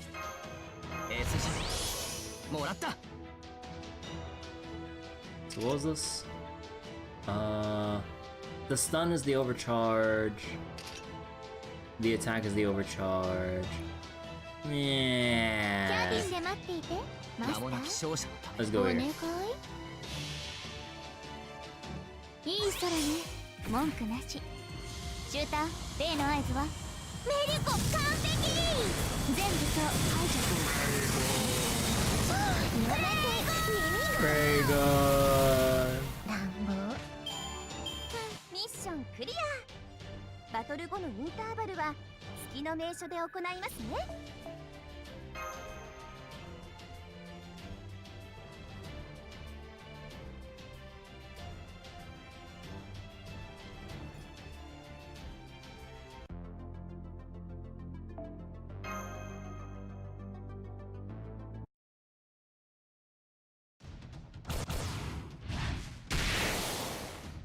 Ah.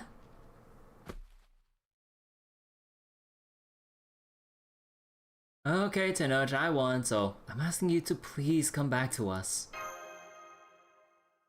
I still don't know what she was so angry about, but...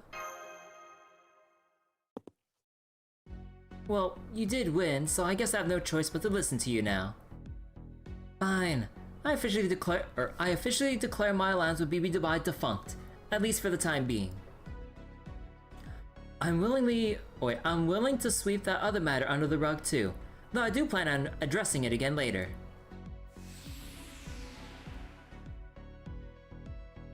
I do know how hard you all worked to keep Moon Dubai safe, so... I, Tenochtitlan, Elemental of the Watertop City, agree to lend you my aid once again, Talamakaski. This is all very touching, but time is a factor. We need to get moving. We're seriously low on time here. We need a rendezvous with Mash's team outside and hurry to Area A. Without any plan, I can imagine Tenochtitlan joining you alone would be enough to make a difference. Do you have something in mind, Anderson? Fine. I don't want you coming back and bothering me again, so I guess I can send you off with some advice. But in exchange, I'm not moving from this spot. You can handle punishing her by yourselves. That's fine. Go ahead, Mr. Hans. According to what you told me, your biggest problems are the bath temperature impeding your ability to think. And the mysterious way she recovered from wounds that would normally be fatal. Tenochtitlan should be able to do something about the bath. Happy. So let's focus on the part where injuries aren't fatal when they should be. There was one summer a few years ago when she was blabbing on about how she was immortal after eating mermaid flesh. In combat, it even seemed like she was actually immortal. However, it turned out to be an illusion. I bet the same kind of thing is happening here. That she's bothering to claim she's immortal at all means it has its limits. Well, sure. In practice, being immortal really just means coming back to life, if you happen to die. But the fact that you can die means you're not protected from death by definition. To truly be immortal, you'd have to be completely impervious to injury too. Anyway, getting back to Kiara. I remember hearing she struck massive areas all at once, with brutal force during that summer horror incident, but she hasn't tried anything like that here. I also scanned the entire bath back when we were fighting her, and the only spirit origin signal I detected was hers. So it's definitely not like she's hiding anywhere. She really is just instantly healing her spirit origin, meaning all this reward and making this all reward and no risk for her. Even my time reversing cheat skill, Dominia Cornum, uses up a ton of magical energy whenever I activate it. From everything you told me, it sounds like this phenomenon is in effect constantly, not in response to her taking damage. Which means Kiara is effectively invincible, as long as she's in that bath. Put another way, it's all a dream. That's why everything is so hazy. And why things always end up back the way they started. So you're saying we're trapped in a dream just by being in that bath area? No, you're not the one dreaming. Kiara is. Think of it as an extreme meditative state. She's been able to make herself indestructible by essentially hypnotizing herself.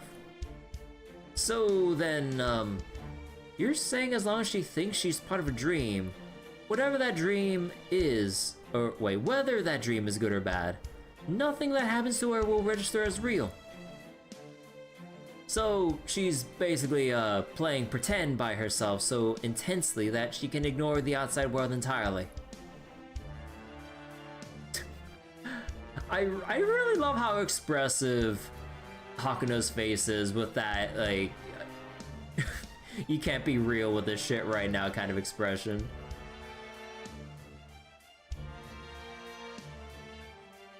Don't look at me like that.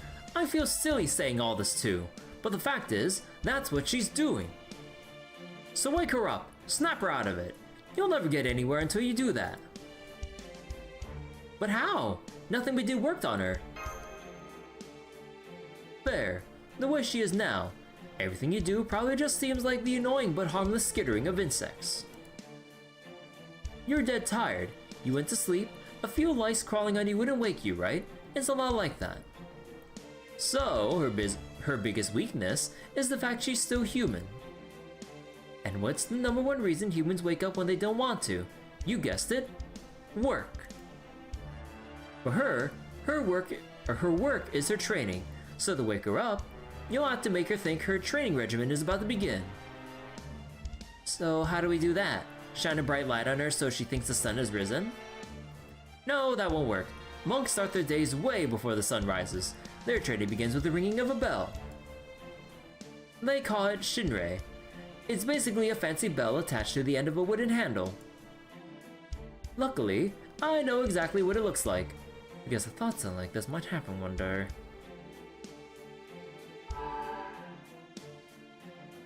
Here, take it. Ring that when she lets her guard down, and you'll see the results up soon enough. Don't be afraid to go nuts with it either. The more irritating she finds it, the better. Really? That's all we need to do? Man, this shit is like Devil's Fuge levels of shit when we're fighting Belder in Devil Survivor.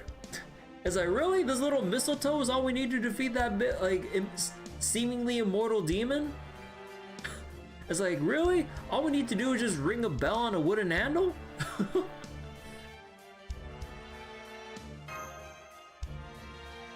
Isn't that how it usually goes?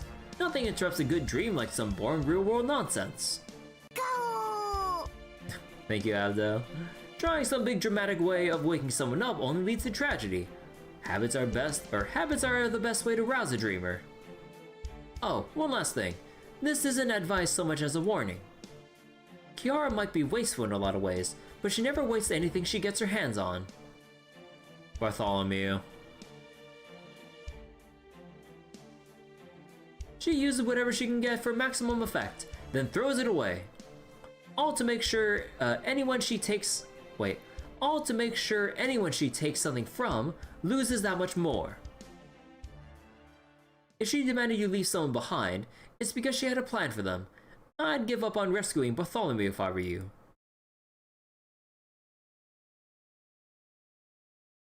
Well, you heard the man, Bartholomew. I'm sorry. Alright, it's gotta end here, buddy. You had a good run. We'll see you back next summer. Probably.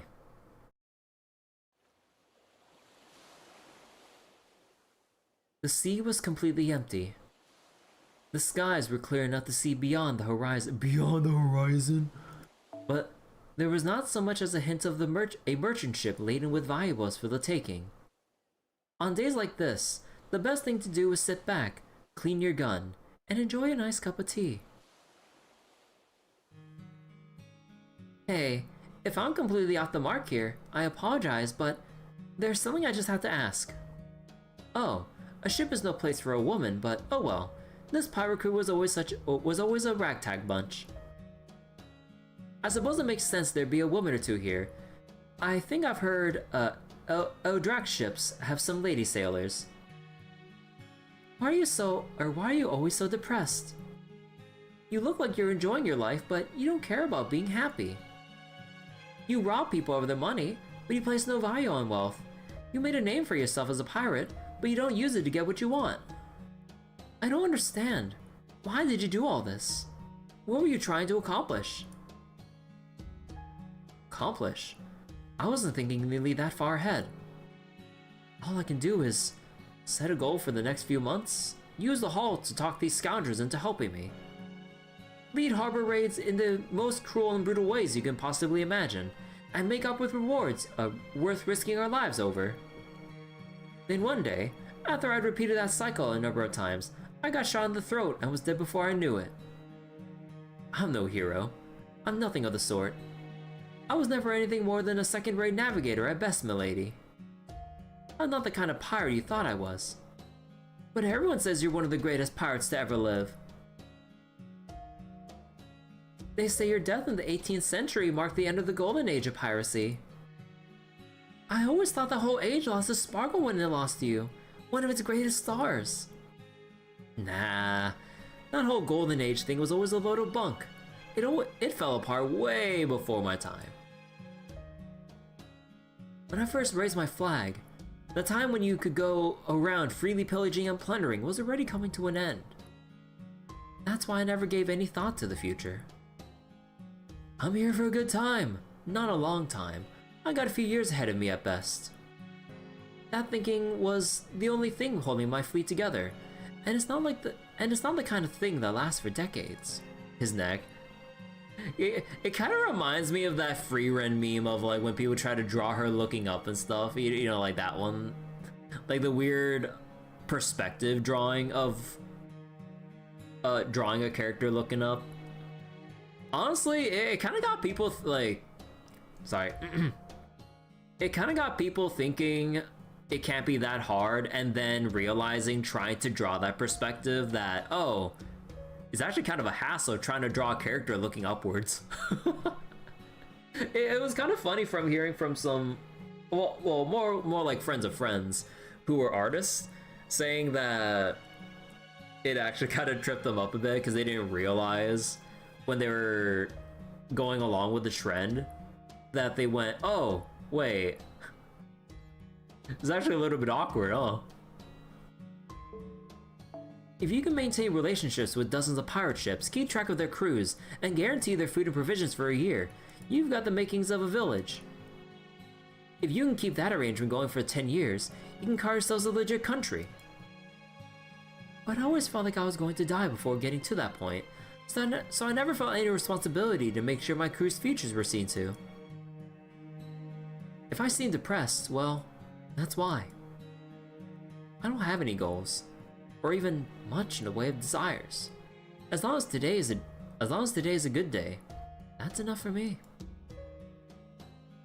If I seem passionate, it's only because life is more fun that way. It's a technique, a means to an end. Everything I do is calculated, even my good looks. I don't actually have any passions or regrets. I don't have any ambitions or yearnings either. I don't move myself. I'm just like the sail. We only move when we catch a tailwind that pushes us ahead. Then what about when you try to get me back? It was the same thing there too. Without you, I had no ship. Without a ship, I had no way of getting food. But if I'm being honest, all that is secondary. The fact is, me staying behind was the best choice. Or my staying behind. I'm of almost no help in battle, and I don't have the kind of passion or goals other pirates do. I'm just an extra piece on the board. Nobody pays me any mind. If I disappear here, the others won't even notice. Are you sure? I'm sure. My heroic spirit rank is as low as they come. I'm useless in battle.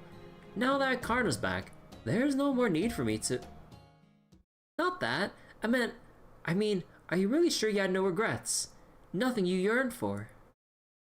Or was it that you did, but the things you wanted were already gone?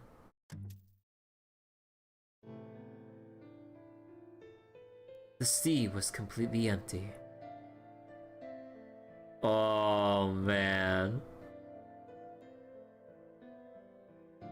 It was bereft of everything. Dreams, honor, a future. We should have went down the exploration social policy tree, not honor, you dumbass. That's right.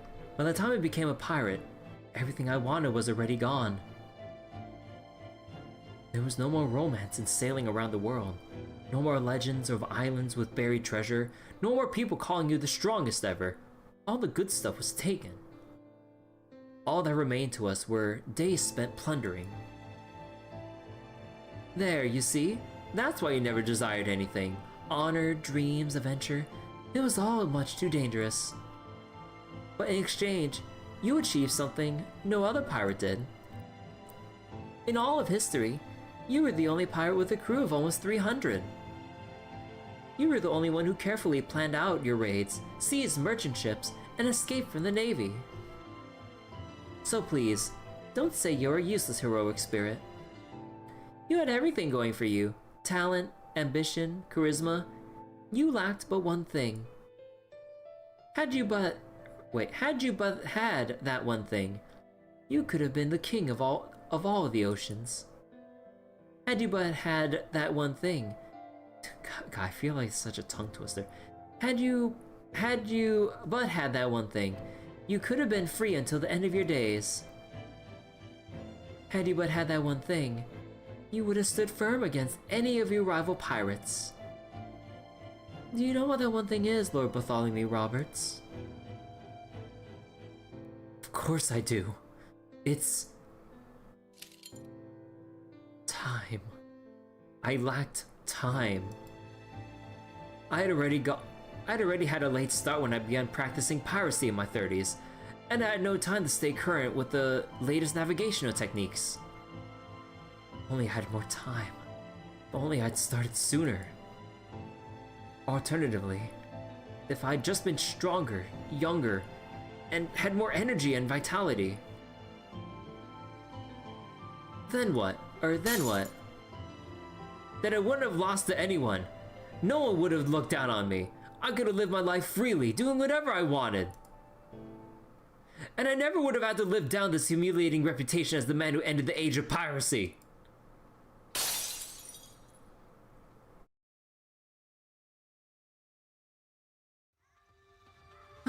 My tongue won't stop quivering. Such an incredibly fierce yet incredibly empty wail of fury. Who could possibly ignore such a heartfelt cry of lament?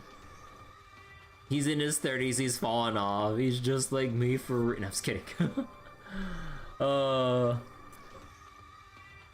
In a way, that whole sense of lamentation he feels really relatable. To an extent. Please, partake of my flesh. That is the only way to quell your grief. Join me in immortality, and let us walk the path of salvation together. 4 years from now. You're still young. Do everything you can while you still got time.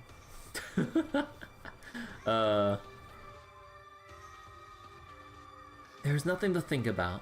No, there was no time to think about it. That was a mistake I made in life. I won't make that mistake again. I refuse to live yet another life weighed down by shame. The only thing I'm hesitant about is that flesh. It's pulsating red, marble with some kind of fat I don't recognize. And something about its smell.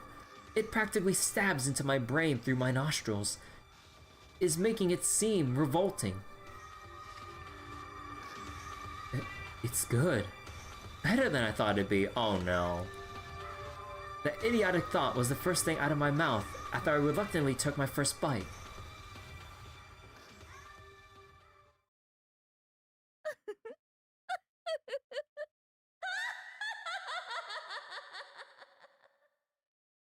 Well, Bartholomew, gotta put you down. Huh? What in the world is this luxurious, I mean, unbelievable sight I'm seeing? Who dared dump so many studs into this Lunar City's sacred sea? I don't know how they got a hold of all that detergent, but they deserve 1,000 deaths for this transgression. It doesn't seem like something a mermaid would do. And this kind of ocean pollution is far beyond— oh wait, this isn't the ocean at all. This isn't the ocean at all, is it? If you just want to wash your body, it might actually be nice and clean. As far as I can tell, this is just a very fancy bubble bath. It's just as biodegradable as soap, so it won't harm the water. Won't make it any cleaner either. Yeah, it'll just leave a bunch of bubbles washed up on the shore. Who do you think would be stuck cleaning that up? I've got a lot of pent-up resentment over being forced to scrub the damn poolside in the name of the greater good. Now's my chance to finally get revenge on that stupid Bodhisattva. Let's freaking go! Area A's approval rating has reached 69%. Nice. We're running out of time, Master. OC3 feels more like Swimsuit Summer Event Edition. I mean, like, it's supposed, like, the summer event's supposed to be the transition into Ordeal Call 3, so it makes sense we still have all the summary stuff going on. But my feelings still stand. The summer event portion really suffered from having to serve as the introductory point to start Ordeal Call 3. I really wish it was made into its own event, but yeah, like, because if you try to look at it as a summer event, it's not really the greatest. And as a part of a bigger whole, like, I don't know. It kind of feels a bit mixed. I'll leave it at that. Session, where are you? Look, we got this copy of The Little Mermaid for you. Why, I'm right here, of course. You didn't have to come running just to see me. A true bodhisattva is devoted to saving all life equally. Beasts wriggling on the ground like yourselves may as well be dancing in the palm of my hand. I could have crushed you the instant you stepped foot on my little beach, but never mind that. I've planned something much more entertaining, which is why I had you all come here to my innermost reaches. Don't listen to anything she says, Master. We don't have any time to spare, just use the thing. Leave it to me. Wakey wakey! Oh. Not another step, Kirby. At this distance, I'd have no trouble putting a bullet right between your eyes. You seem to have a plan of some kind, but I don't expect to just walk in here and pull it off. Okay, Bartholomew, of all the times for you to walk into fucking aura farming, why is it on the wrong side? None of your attacks are going to reach her. I'll shoot them all down before they get a chance. Mistress Kiara has given me more than enough power to do that. Damn, it's exactly what Anderson said. You seem less surprised than I was expecting. Well, that's no fun. Now I won't get to enjoy demolishing you nearly as much as I thought. I can get a proper reading on Bartholomew's spirit origin, but it appears to be exhibiting the same kind of anomaly as Sessio and Kiara. I can't believe someone as upstanding as you would let yourself be taken in by our Bartholomew. Upstanding? Ridiculous! Giving people more credit than they deserve is just another way of being sardonic mash. What did you think pirates were anyway? We betrayed each other, even attacked and killed each other all the time. The truth is, I chose to join Mistress Kiara freely. Indeed, Lord Bartholomew was all too happy to co-sign my proposal for humanity's annihilation. Accomplished heroic spirits like yourselves could never hope to understand. He sought my salvation to free himself from his misfortune of his weak heart and the suffering he endured thanks to the poor hand he was dealt in life. Weak of heart. A wicked life devoted only to killing and plundering. A life of a born loser, filled with regret and compromise. So he cast aside his cheap third-rate spirit origin, and was reborn as my disciple to overcome that contradiction. All who oppose me are vermin, and so he swore he would cut them down mercilessly, be they parent, friend, or lover. Isn't that right, Lord Bartholomew? You will lend me your aid, won't you? I swear to God, no. You're all about the Buddha, aren't you? I swear to the Buddha, I would die for you. In exchange, I ask only that you keep your promise to change your hair.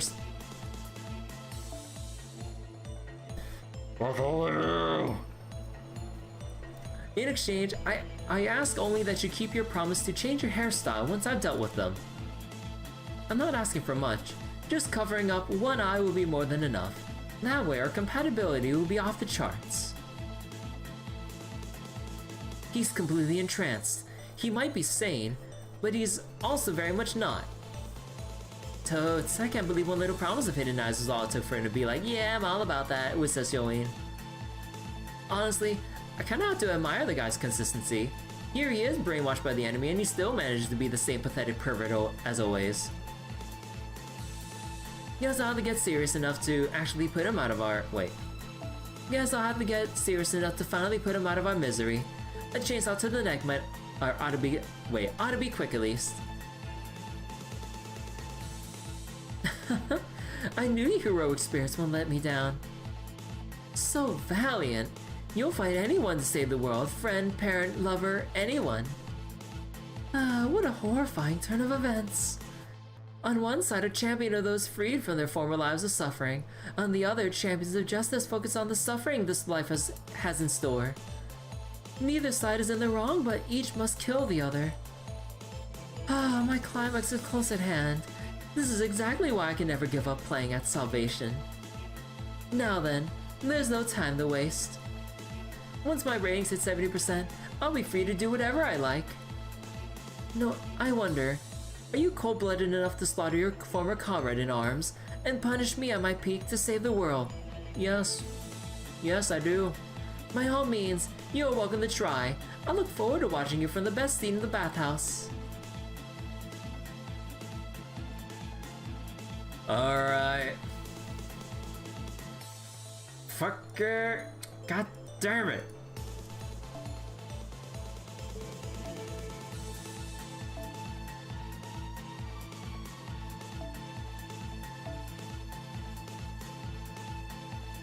Oh.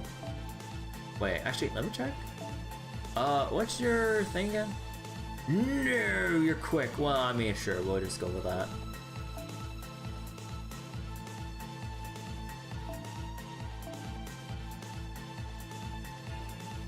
When in doubt, Scotty out.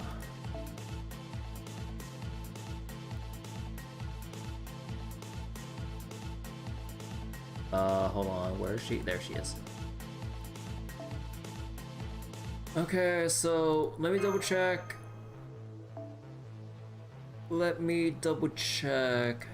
Increase MP, restore HP, increase attack for enemies. Target focus, defense, MP strength when damaged. Quick card, buster card, evade, crit strength, reduce cooldown for bunny types. City State Alliance, no effect. Yeah, wait. Is it because of the whole thing with BB Dubai and Moon Dubai that... Oh my god. Wait, is this little extra thing only here for the story? That is so funny.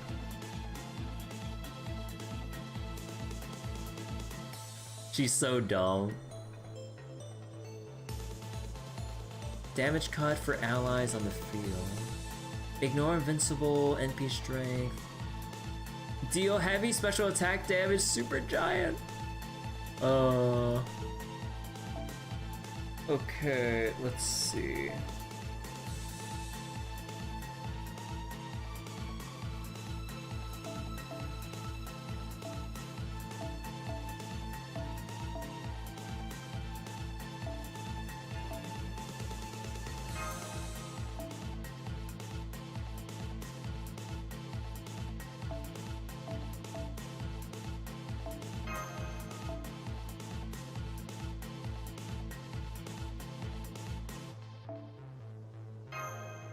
Actually, what's better here? Overcharge, lawful. Okay, so there's no point in giving you Prisma Cosmos. So then, Scotty here would have.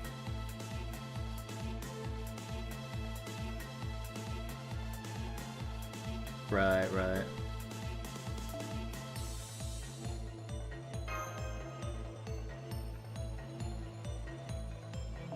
Also, that is not Prisma Cosmos. I don't know how that misclicked.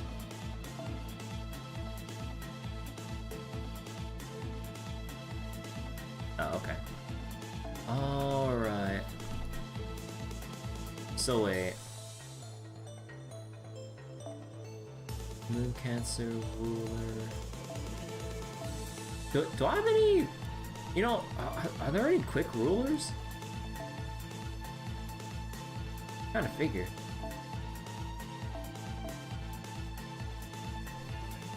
Triple Scotty. When in doubt. Let's see, let's put Melusine here. We don't have much room for anyone else, so we kind of have to put in Mash. And probably just give her Dragon Meridian, because fill their slot. And she's gonna be immune to shit, so we gotta go decisive battle.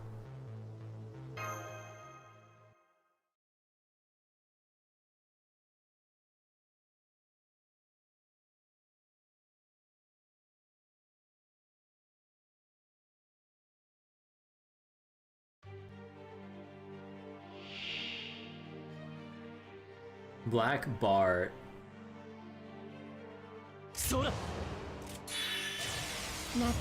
Princess Guard. Jealousy for Blackbeard.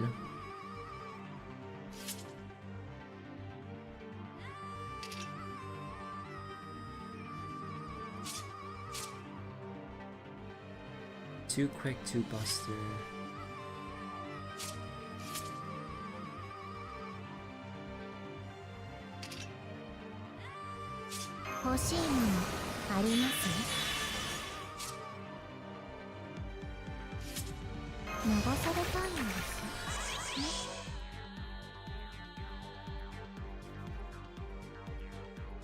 Oh, right.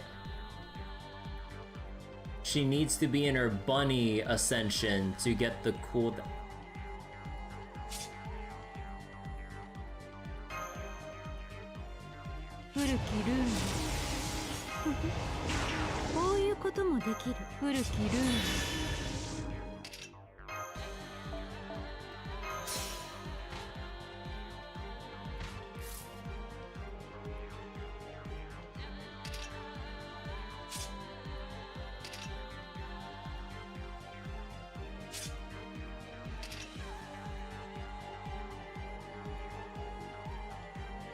Oh, right. I should have put Ruler Scotty on point for the crit start. Oh man.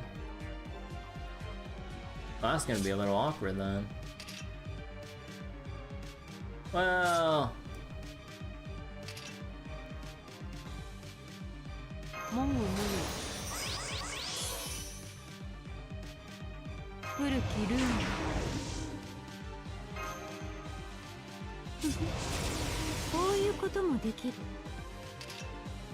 Because if I do the gather rate,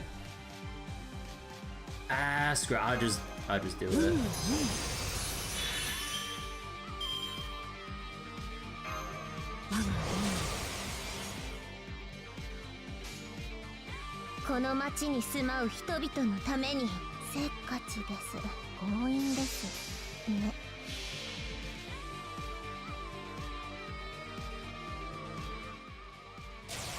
The weirdest of all worlds. い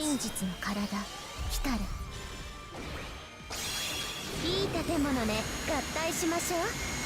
これが夏の決戦都市、アーマード・テノチティトラン。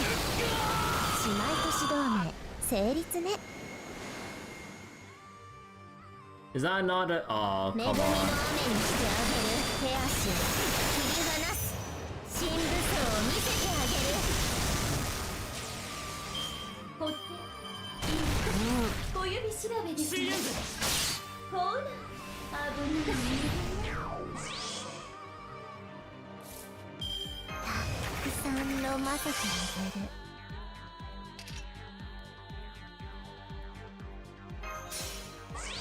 NP is nice. 浮かれるのはせっかちで大胆ですね。水を汚す者に死を。我らは人の営みを守護する意志。侵略者は揺るいたアトルまで吹っ飛ばす。どう？見惚れちゃった？テトルスファクトリー。振り返るドナティウ。新武装を見せてあげる。まあ全ては幻。新機能。ハマグリ御殿に傷はなし。まだ果てないでください。Alright. ほら、危ない防ぐけど。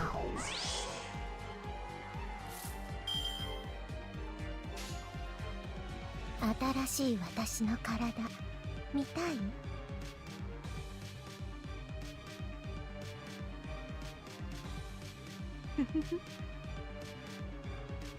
なんだアーストラーンビッグフレーム乾燥ブレトルパワー全開止めておけるエクスカベーター最高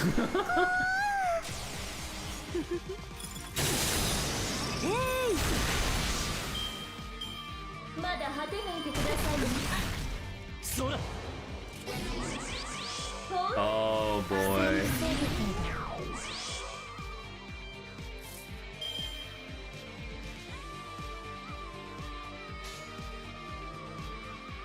特別だ大胆神戸を垂れて寒類にむせべ Her quick buffs expired, right?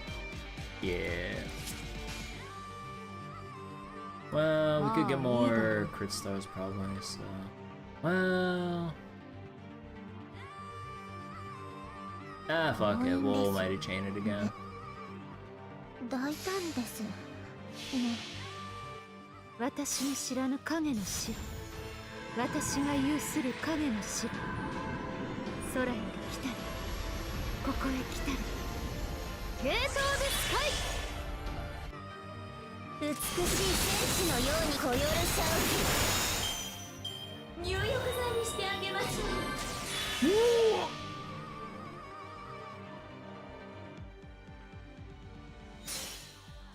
ほら高い高い私が受け止める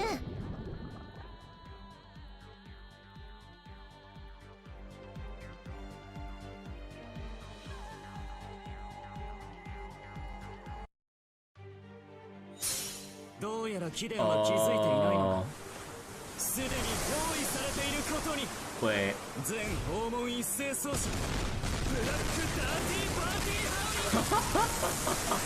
ハーミーどうやって私の秘密を暴いたのです Oh. What the heck? Okay, okay, they got me there.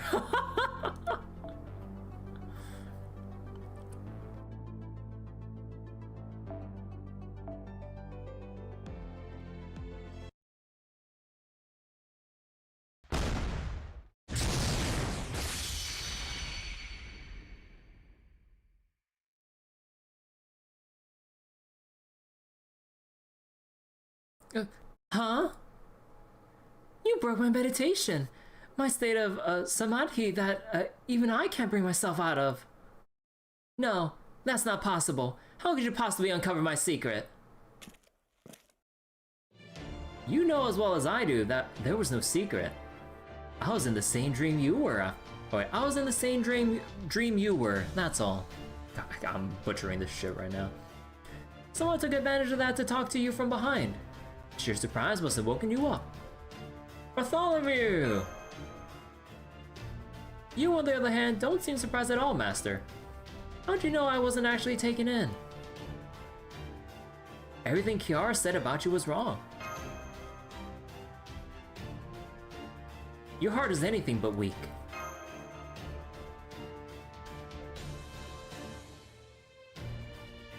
I see. That explains it. It's true. I do have more confidence than most. That's why I was able to resist that suspicious flesh, and why I was able to empty my mind. I figured she'd take hold of me for real if I worried too much. That was my big mistake in life. I wasn't about to repeat it here. So you didn't actually eat the mermaid flesh? Then you must have spat it out before you swallowed. But even if that's true, it still doesn't make sense. You're a scummy pirate who went around raiding harbors, attacking ships, and robbing countless people of their wealth and lives. It shouldn't be possible for you to resist the temptation of immortality when it's right before your eyes. If you had that potential, you wouldn't have had such a paltry spirit origin, barely deserving of the name to begin with.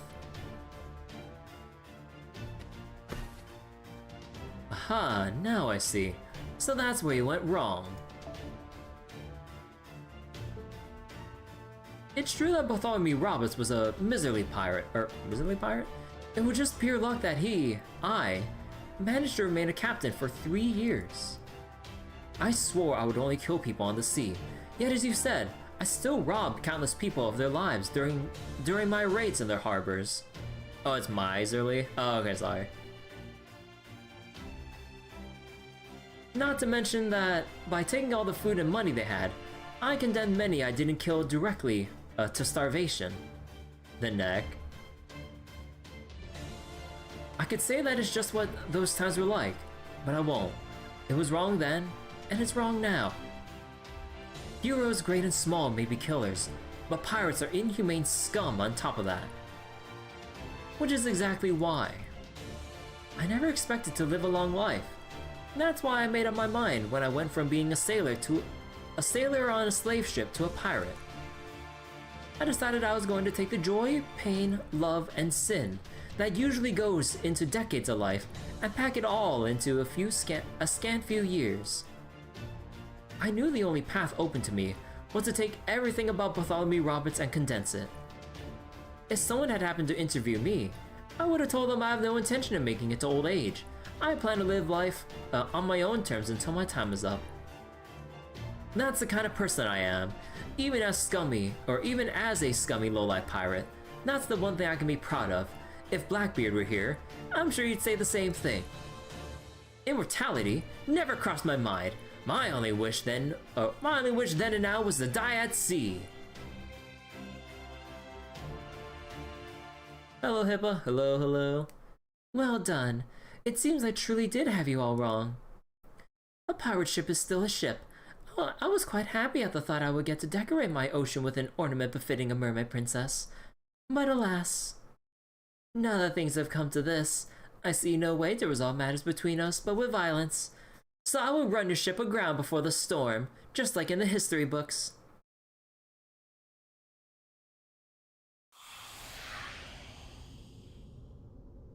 You're gonna transform again? That's playing dirty, damn it. Why don't you fight us fair for once? Why should I, a human, lower myself to the level of insects like yourselves? You may have gotten lucky and stopped my meditation, but thanks to my multicolored tranquility, I'm still the same bodhisattva I was before. My body is now a grand spectacle drifting upon the lunar sea. Struggle all you like, insects. I will hardly notice you. This will be our grand finale, our latest and greatest battle. You may be the hope of humanity, Lady Kirby, but I am the last hope for Moon Dubai. If you cannot defeat me, you haven't a hope of banishing the great evil that awaits you. So stand tall, hold your head high, and let's settle this face to face. I look forward to seeing how long you can last in the path of this torrent of water.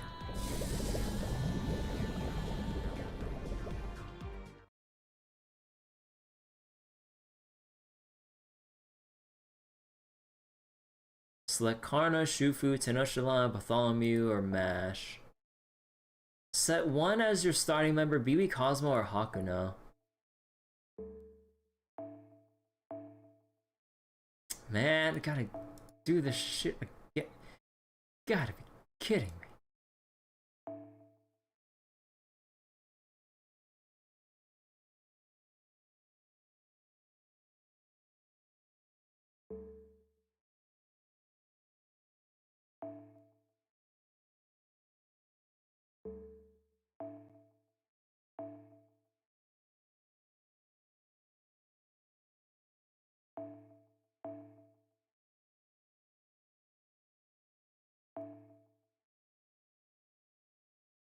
Well,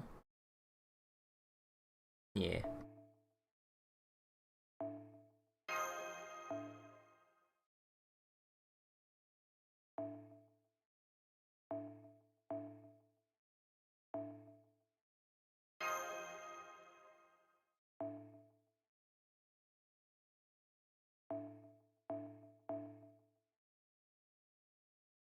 Actually, wait, let me see. Do I have any damage cut? I have quite a lot, actually. Arts, Buster, damage cut 200. NP per turn, NP strength, damage cut. Evade.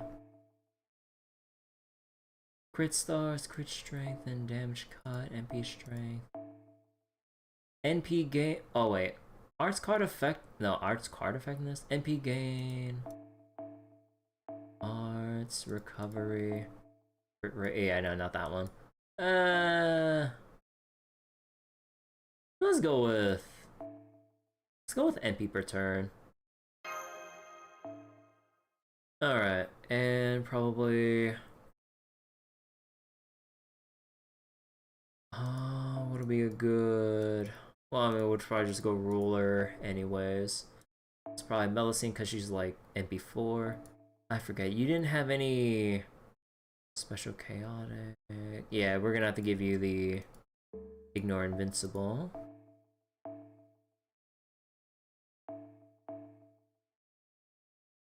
Ignore invincible, NP strength. We go with that too.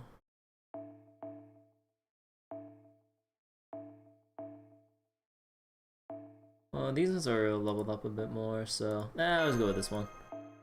And we're gonna have to go with Mash because we have no other room.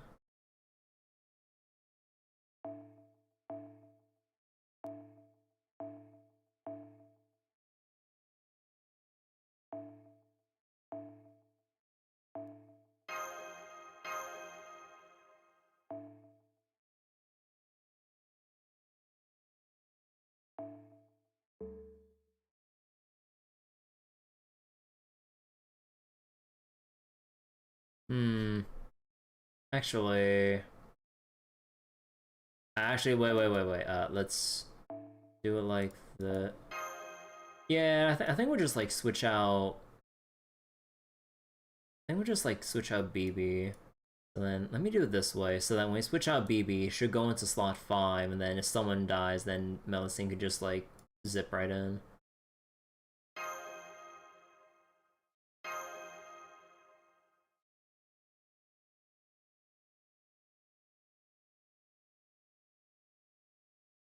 Alright, how many times do we have to teach you this lesson, old lady? There we go again. 本日衰弱霊気花光八方の障害そのすべてを受け止めましょう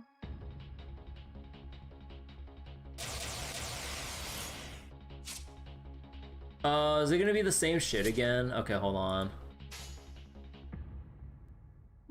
コスモですので弾けてハイドロジェノサイド推進力は Yeah, okay. 儲け衰えそしり褒めたて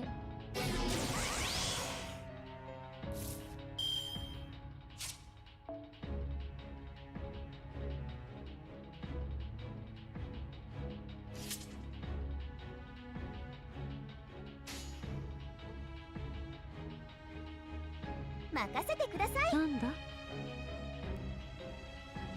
そうかプラネットシュー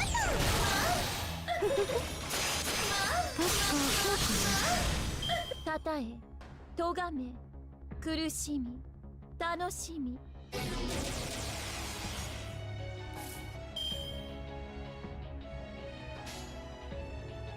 せっかち大胆ですせっかちですこれくらい平気でしょ振り返るトマティン強く透明なイスカリ新武装を見せてあげるさあ入浴の時間ですわ血縁勘定していきます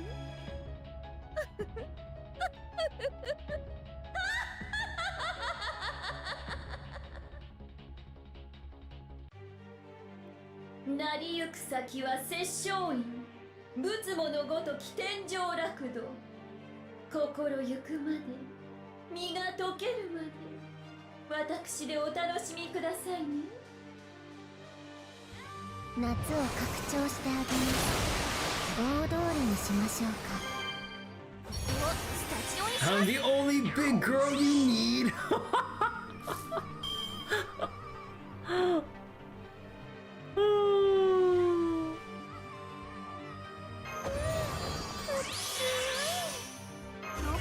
ちちゃうか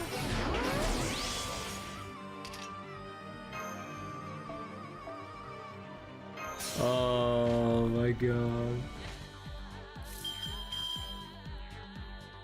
欲しいものあります？夏を拡張したたくさん飲ませてあげる。古きルールどれにしようかな。 Thanks, Nasu. Oh man.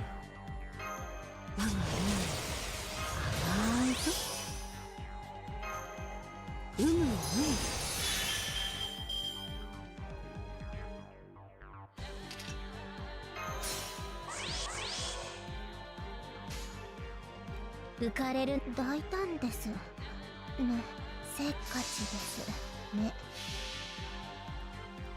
水を汚す者に死を。我らは人の営みを守護する意志。侵略者は揺るいたアトルまで吹っ飛ばす。やんちゃ。どう？見惚れちゃった？これくらい平気でしょ。手足を引き離す。最大の入浴剤にしてあげましょう。ほら、まだ果てないでくださいね。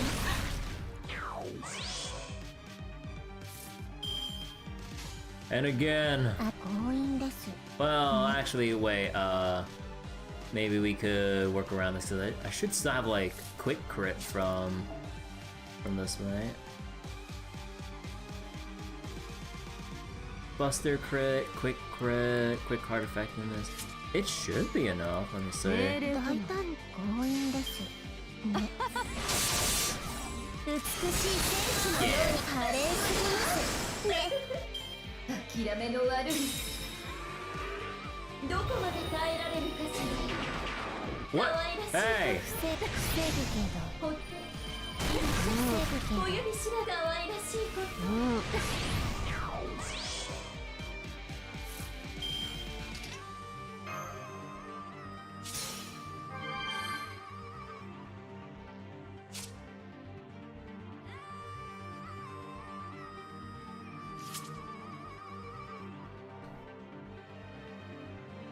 I am so fucked.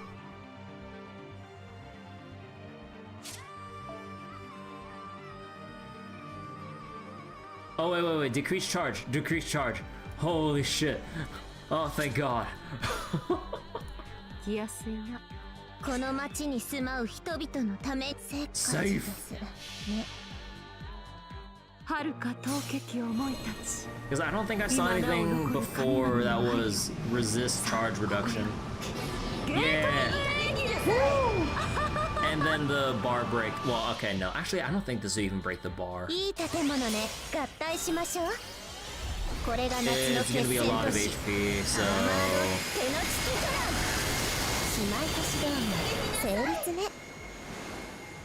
Yeah, not even close. 入浴剤にしてあげましょう。小指しらみ可愛らしいこと。 Okay, we're good. We got Scotty. We got Gate of Sky. 神戸を垂れて寒類にむせべ。なんだ？せっかちですね。我が名に紐付けられし力。 And the damage reduction will kind of help us out here. 来たれ我の死、影の死。ゲートオブスカイ。諦めの悪い。透明な光。 Actually, wait, did she have Ignore Invincible? 高い。どこまでも。 この程度の失敗は負けではありません。 Wait, did that always fucking have that? Because I didn't see a... Or is it just an innate, like, sure hit property? Either way, that's some bullshit. の代わりにやり返してください。ほぐれてきました。力足らずか。まだ果てないでくださいね。Oh no, did that remove... Oh wait, no, I didn't pay attention. No, wait, does it not just nullify buffs but remove buffs as well?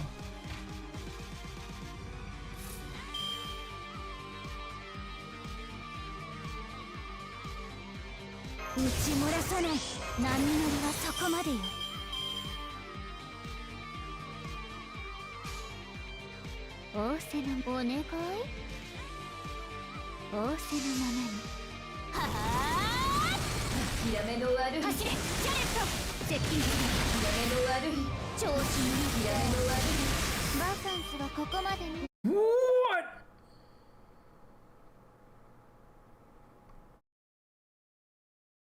That's some bullshit.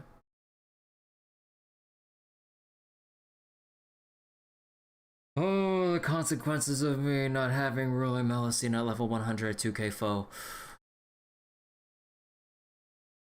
Oh. Bro, I hoped so much that Brave Chain could actually do it. Well, actually, wait, let me do a dumb real quick. Hold on. What if I ordered it so that the busted card was at the end for more attack? Assuming it actually changes the damage range. I don't know. Hold on. I got this. Because I ain't going through all that shit again just to like restart the beginning. Actually, wait, let me double check this. Was this just... Yeah, it's MP strength. Okay. So...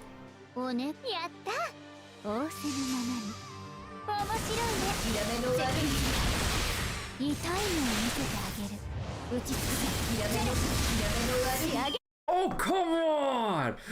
You gotta give me some credit there. It was a good idea at first. We're a little bit closer.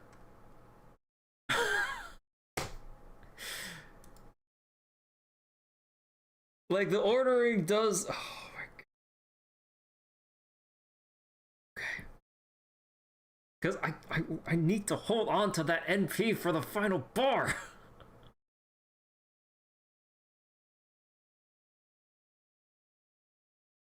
God damn it. God damn it.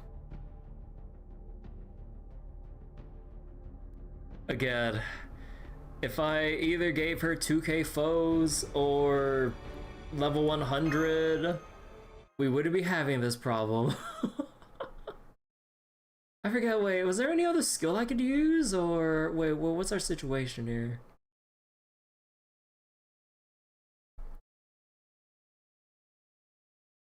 Because BB's on cooldown because I burned everything early on. Scotty, yeah, Scotty's on cool. Yeah, there's basically nothing else I can really alter. And I would assume, well...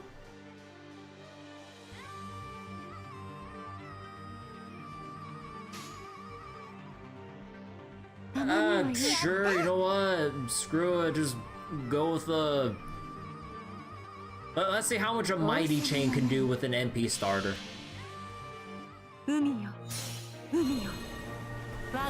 Because, like, Scotty should be able to do a good amount of damage. No, never mind. It's kind of shit. Because the Arts Crit's not gonna... Yeah, because we're missing the extra son of a bitch. Okay, fine. I'll use the goddamn NP.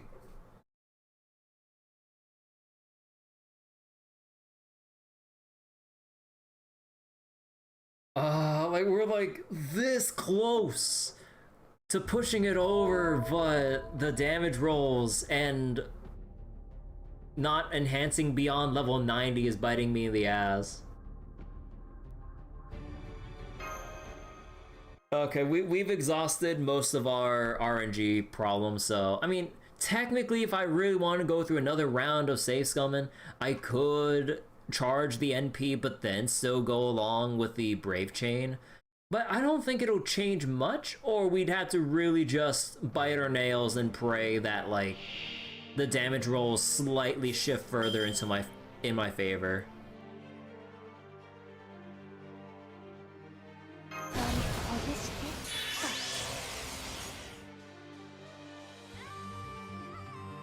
Yeah, I'm just gonna go with this. But I'll just make sure that the arts card gives me enough NP refund, which without enough NP gain, probably not gonna do enough.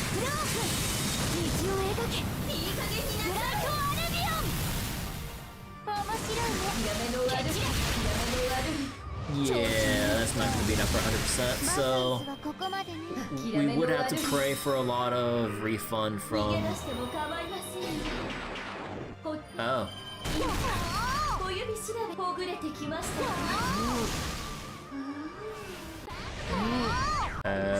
If I had Seal. I mean, the awkward thing about having Seal here would be trying to reorganize... the party to make use of her.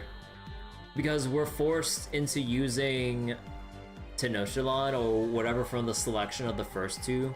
And BB Cosmo, who still doesn't have her third fucking skill. So it's just kinda, you know, a little bit screwy here. Oh, NP steals for 2 turns and that's when my shit wears off. Are you kidding me?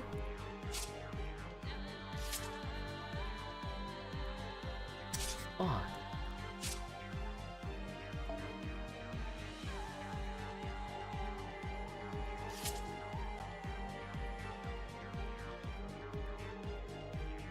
So this fight's only harder by virtue of having limited teammates reduce our... Well, I wouldn't... Well, sort of kind of reducing our options, but at the same time forcing us to look for alternate means of circumventing the restrictions, which in a way increases variety, because it kind of tells people to go, hey, try something else instead of the usual single target burst and boom bam done. Or you can try to keep forcing it, but then you'd have to, what was it? Go with the gimped version of your burst setup. Shit. Pull for gotcha.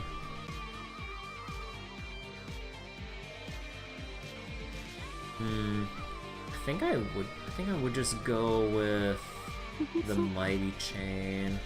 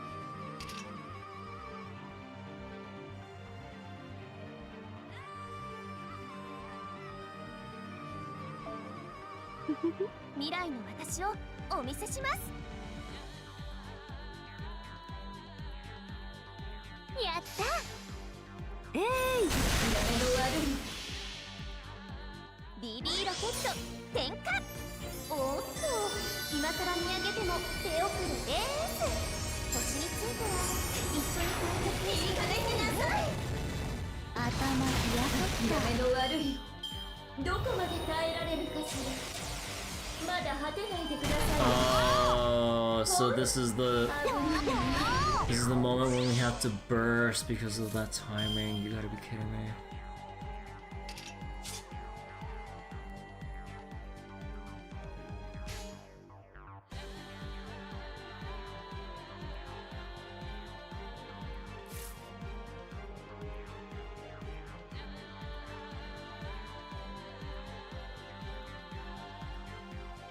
Yeah, this is pretty much GG.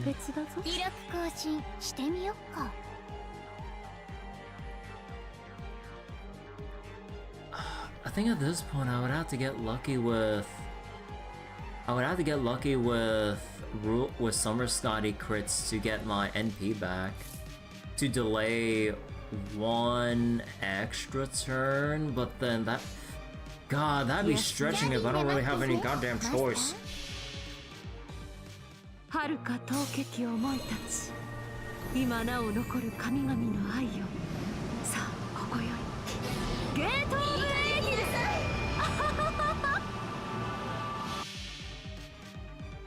いい空ね文句なしシューター例の合図はメリコ完璧全部と解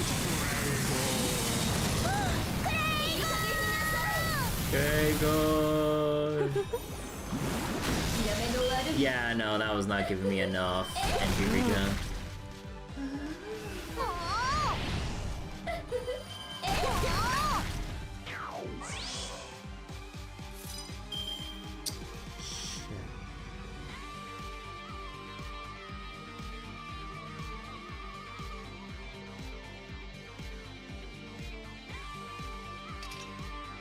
And this is pretty much useless.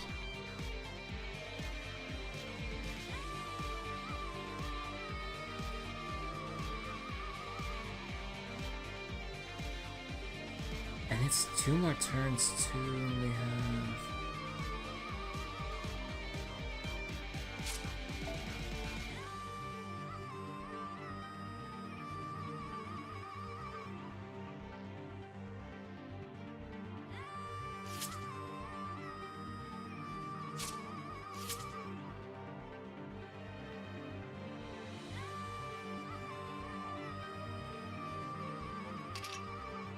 I mean, fuck, I already used my 1 for the day, so there's no way we're reviving.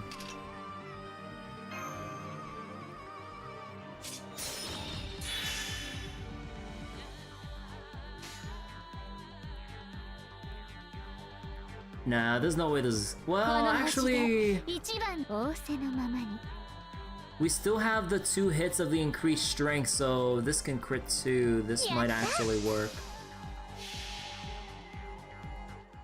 トライトライクリアレディーラウチゴーオンディーヌ出る ASM 発射ダレットフルオープン道を描け Kind of leaning towards...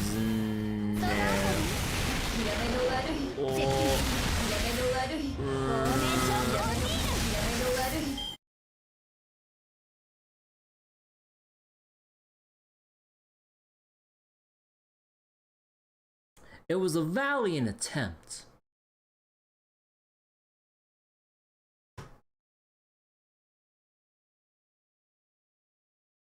Yeah, okay, so then my next option to delay the inevitable would be command spell for Summer Scotty to reduce the charge 1 more time to give me 1 extra turn. The issue is the cards got reshuffled, so we have double ruler Melusine arts cards. So the next turn, I won't have anything extra to work with.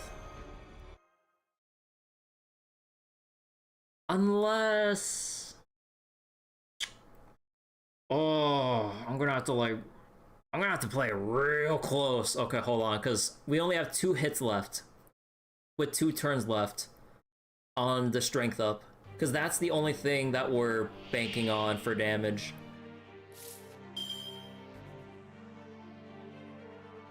And this only pertains to crit stars when next to water and all this other shit. Or, actually, the next turn could give me other Melusine cards, which could then be buffed up by Scotty as my only remaining hope.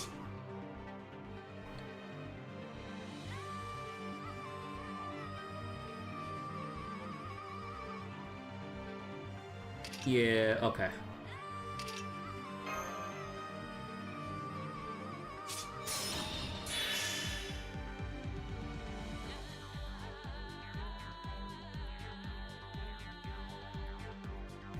There is 1 turn left on this.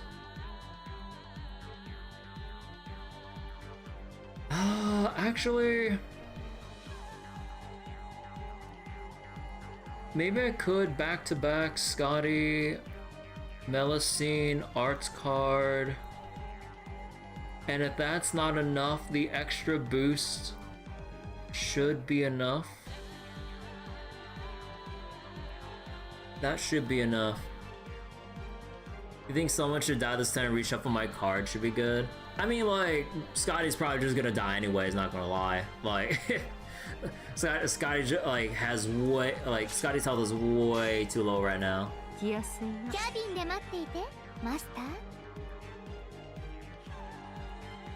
So we'll go with the MP chain. Pray that we crit for a refund. Oh, no, but that relies on Scotty surviving, right?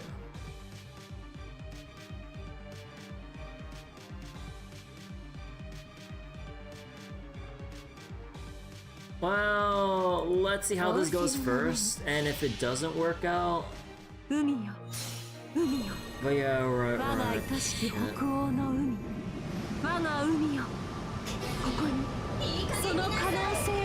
Because that would... Okay, so if it doesn't work, I would have to buff Melusine before this turn process or rolls over.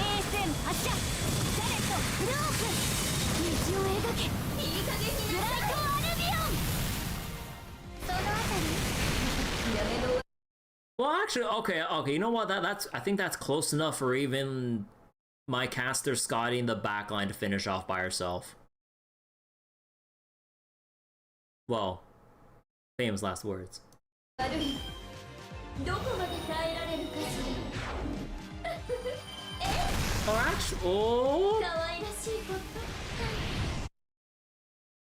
Actually, I think this is it.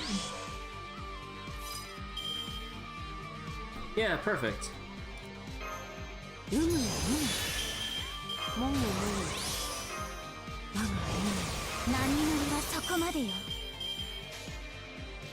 Easy.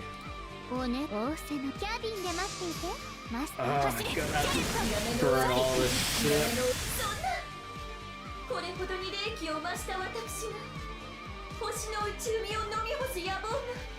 You really have to exhaust out your options, like, when you kind of get screwed like this.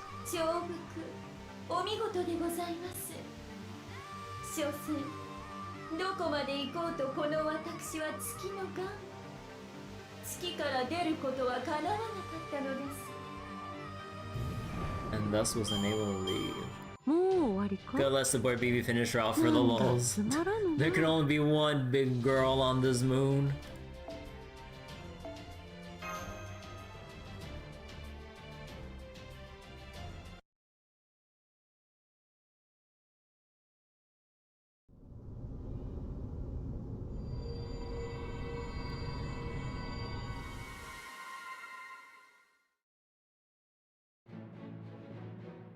I'm not sure why. There, a total victory, and it only took me 2 more command spells, non-canonical. Would you mind not rubbing your victory in my face, please? You only won because things worked out perfectly for you. Between Lord Bartholomew's pride, Lady Tenochtitlan's sublime temperature adjustment, and your valiant efforts moving me in spite of myself, you frankly had everything going for you. You owe your victory entirely to coincidence, nothing more. Besides, have you forgotten? I'm still Area A's moon cancer.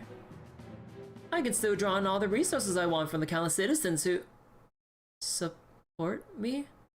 Excuse me for 1 second. Wait, her approval rating's risen beyond the threshold. And yet she doesn't seem all that different. Certainly nothing like the super bodhisattva I was dreading. What a shame.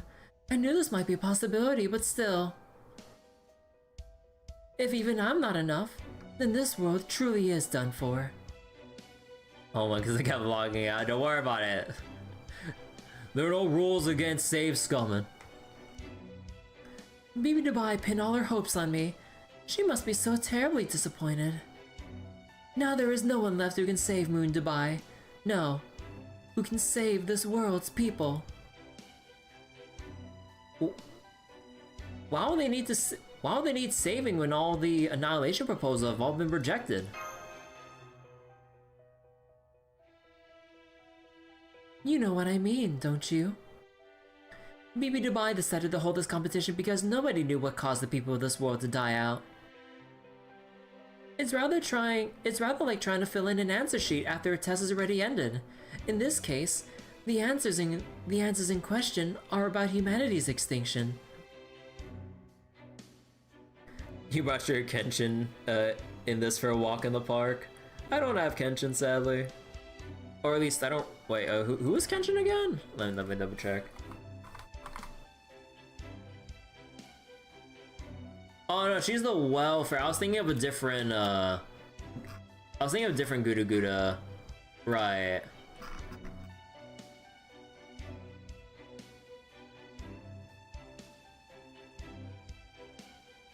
I think I was thinking of a different 5-star Guda Guda servant that I don't have. BB Dubai was desperately hoping someone could come up with an answer, even after the fact. That way, even if humanity is dead and gone now, there would at least be some record to say, the people of this world may have been powerless to stop their fate, but their history is still worth remembering. That's true. BB Dubai did say something like that when she proposed we form an alliance. Whatever method of extinction is chosen, it's still better than a complete unknown. But who's that answer sheet going to be submitted to? Is there someone above even BB Dubai? No. BB Dubai stands at the top of Moon Dubai, this entire world. There is no one above her. But powerful as she may be, she is still ultimately no more than another character in this world's cast. Even she cannot hope to hold a candle to that which oversees the very world. In other words, what she fears is nothing less than humanity itself. That is why she came up with this contest. She wanted to overcome humanity's own evaluation of this world. You love how you can see... Oh, you like you can see the bone details on Tenochtitlan? So like, I mean, no, I wouldn't say lanky. But, yeah. I mean, it's nice detail. Overcome humanity's evaluation? Establish how this world's people died out? How the world itself came to an end. Wait, I know this future is a parallel world, but are you telling us? I am. This fleeting universe will soon be subjected to the pruning theoretical phenomenon. We have tried everything we can think of, including any and all possible methods of extinction, but to no avail. The history of this world's people will be cut off in 2999, just as planned. Then it will be removed from the universe's oversight and pruned away from all of human history.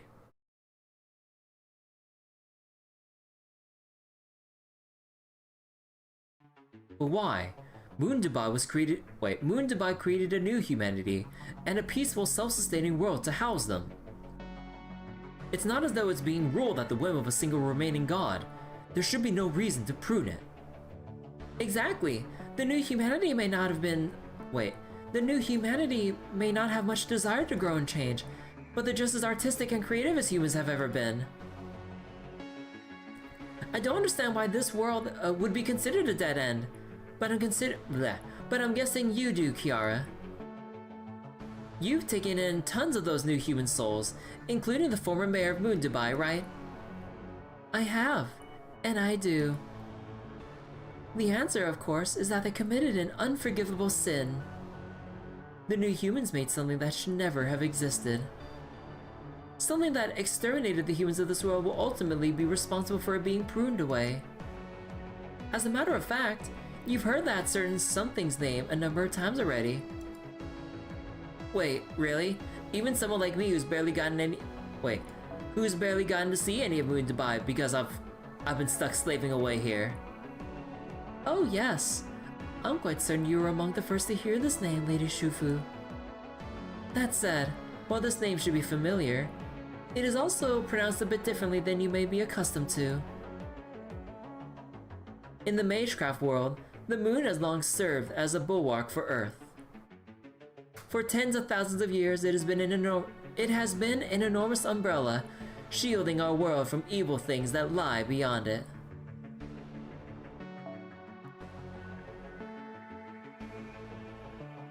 Is that why the citizens couldn't go beyond the moon?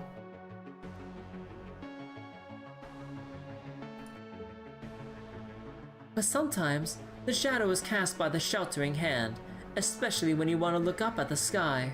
No? In this case, this particular umbrella illusion verged into the extreme, becoming a canopy that envelops everything underneath it. It permeated the collective consciousness, insisting humanity is fine just the way it is, and civilization needn't grow any further. It appears whenever humanity sets its sights upon outer space, exerting an invisible peer pressure that hinders any and all attempts to expand or develop beyond our world. In time, this phenomenon came to be known as moon cancer. Wait, let me reread that!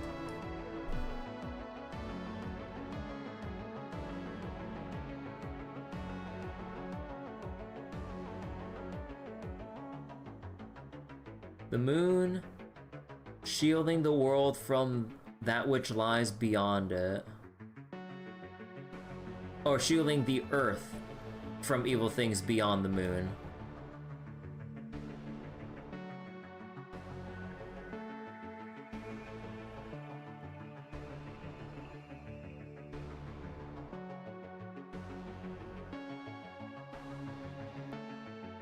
Peer pressure.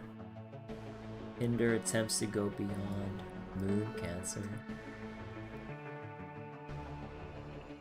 It is an insidious lunar force which will grab hold of any prime species attempting to escape Earth's pull, taking humanity by the head and dragging it back to the ground.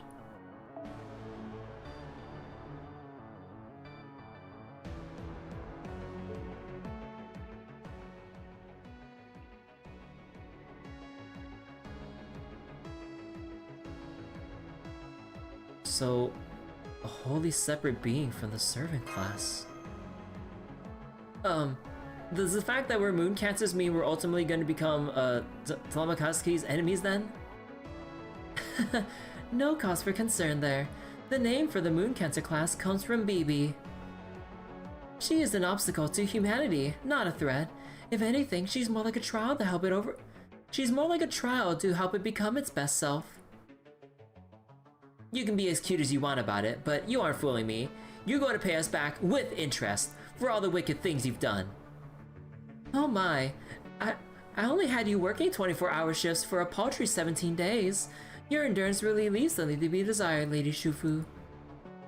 Frankly, I'm surprised to hear you don't care for training considering what a renowned Taoist you are. Don't be stupid, there's a time and place for everything. If I were with Lady Yu, I could handle centuries worth of training, no sweat. Oh, it seems this is it for me. And still so far from satisfied. In my own way, I did the best I could to prevent this world from being pruned. But it seems that too amounted to no more than another virtuous act of self-gratification. Very well then, I will continue to meditate on your success once I make my way back to Chaldea. Wait, Anderson is here too. Don't you want to see him before you go? And then cut to her immediately dematerializing. Or unmaterializing.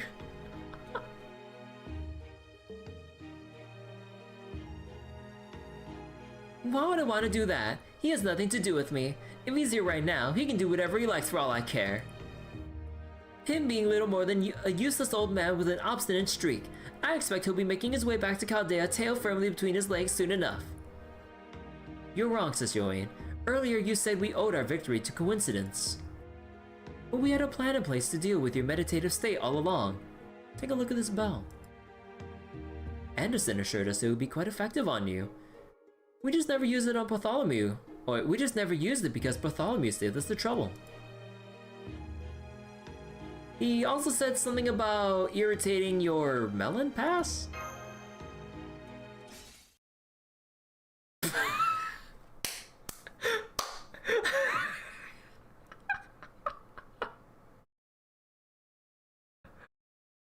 That glass shatter sound is worth more than 1,000 words.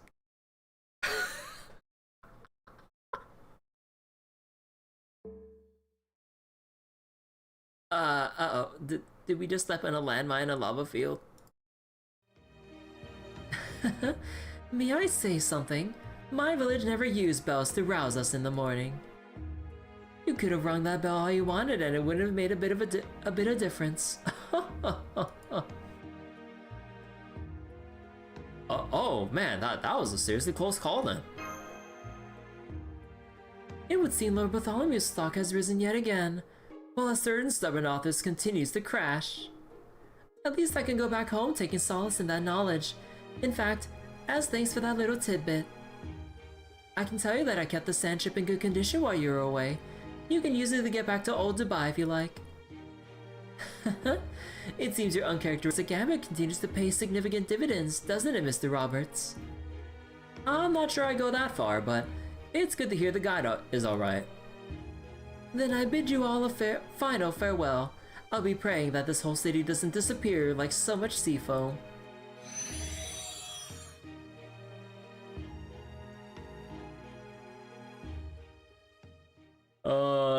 That glass shatter sound was perfect.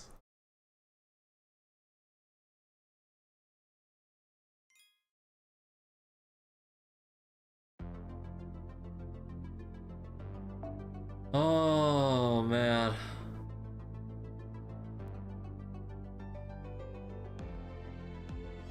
Time for the end. Hold on, let me check one other thing real quick. I just want to see where I'm at right now. How many sections are there? 17, and right now... okay, it goes up to 22 with the 4th interlude. Okay. Alright, we'll go read this. I was planning on leaving us on a cliffhanger, but I'm like, you know what? If we're gonna have like 5 more sections worth of stuff, okay, I might as well just finish out the section.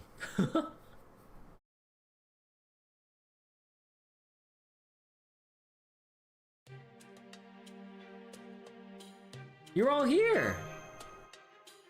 Yep, they finally let me out of bed. I got plenty of rest, so I'm ready to get back into I'm ready to get back into the fight anytime. Same here.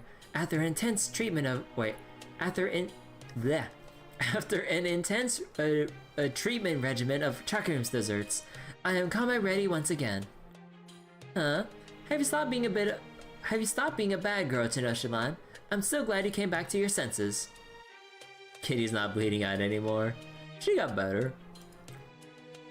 Excuse me, I was always in full control of my senses. I was just honoring a pact I made as a city elemental, that's all. So when you decided to wear that bunny suit, you say you were completely sane. You really are a natural-born villain. I've had this sense for a while, but now I'm positive you could do great things in the Servanverse, Tenoch. You even got a giant robot for your noble phantasm all ready to go. Plus you formed an alliance with BB Dubai, even if it was only temporary. You can activate your robot when you're not on Aztec land. You can activate your robot when you're not on Aztec land, even all the way up on the moon. That's a big deal. Hell, you're practically a Servanverse servant already. Don't be so hard on her. We all joined an enemy at one point. Let's just be glad we're all back together now. I can't tell you how grateful I am to all of you for fighting so hard while the rest of us were making mistake after mistake. Oh, I was just lucky this time. If you and I had been sent to different places, I'm sure our roles would have been different as well. That's true. And then we never would have... And then we never got... And then we never would have... God. And then we would never have gotten to see Emperor Persima in action. At any rate, it looks like you took care of matters in Area A. Congratulations on a job well done, Master. On that triumphant note, let's head down to Main Street. We have more good news for you.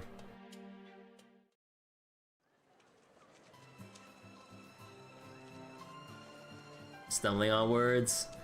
I keep reading too quickly for my brain and mouth to process. Kirby, you're back!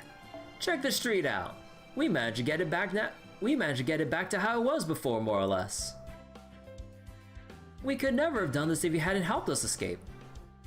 It's true. We were basically in hibernation mode while we took shelter at the mall. It was your encouragement that helped us return to our regular processing speeds. Thank you for that. There are still some people left at the mall, but I'm sure they'll repair their minds a good time. You're welcome, but we really didn't do anything oh, wait, now I see. Us just doing something of our own volition was enough to encourage all of you, wasn't it? That's right. We saw how we were supposed to be acting and adjusted our behavior accordingly. It's the most fundamental of learning techniques. I'm just glad we could help. Oh, right. Now that Main Street has been repaired, does that mean Jinako's hideout has been as well? Yes, that was one of the first buildings we restored. There is no one there now, of course, but we all felt it was important. Would you mind if I use it then? Some of the equipment Jinako used to regulate Odubai's infrastructure might still be functional. Oh yes, of course. It would be wasted on our frames anyway.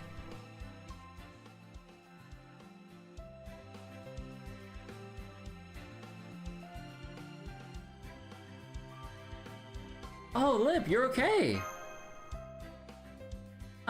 I am. Sorry to worry you, Master. I'm very embarrassed at being out of commission for so long. But as you can see, I managed to heal myself completely. So please, let me keep helping you.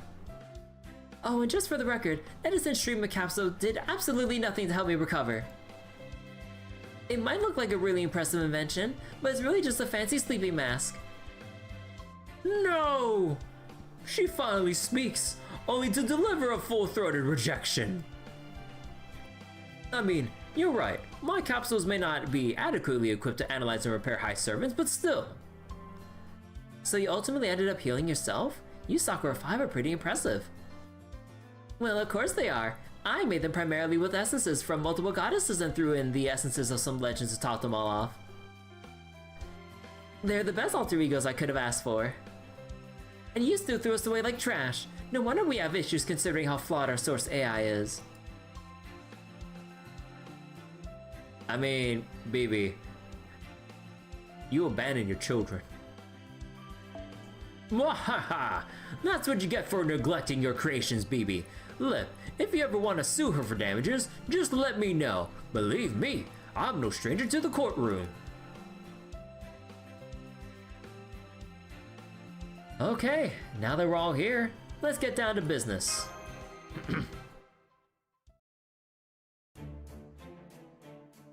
Right, we should go over everything that's happened so far, so we're all on the same page. Now that we have defeated King Protea, Anki Ereshkigal, Archetype Earth, and Sessio and Kiara, the final boss of humanity's Annihilation Showdown should be nearing its end. The only moon cancer left now is Kazura Drop. And the good news is, Kazura Drop is on our side. So far. She wants to stop BB Dubai just as much as we do. For now. Really? Huh. Then I was able to remain in Moon Dubai because... Yep, it's all down to her little stamp. You, Percival, and I were already under her protection when BB Dubai tried to banish us. Huh? Is something wrong, Miss Seal? No, not wrong. I think we just may have a little misunderstanding. As far as I can tell, Nikita, Shufu, and XX Alter are in the same boat as you three. They all have a hole in the Magecraft protection on their right hand that's ready to be filled with Kazura Drop support at any time. And neither Lip, nor Sir Hakuno, nor BB Cosmo, nor yourself have this, correct? Correct. Let's see. No. It's impossible to disable too. Looks like Kazura Drop is the only one with the necessary privileges. Oh, now I see. Kazura didn't actually want to work with us to defeat BB Dubai.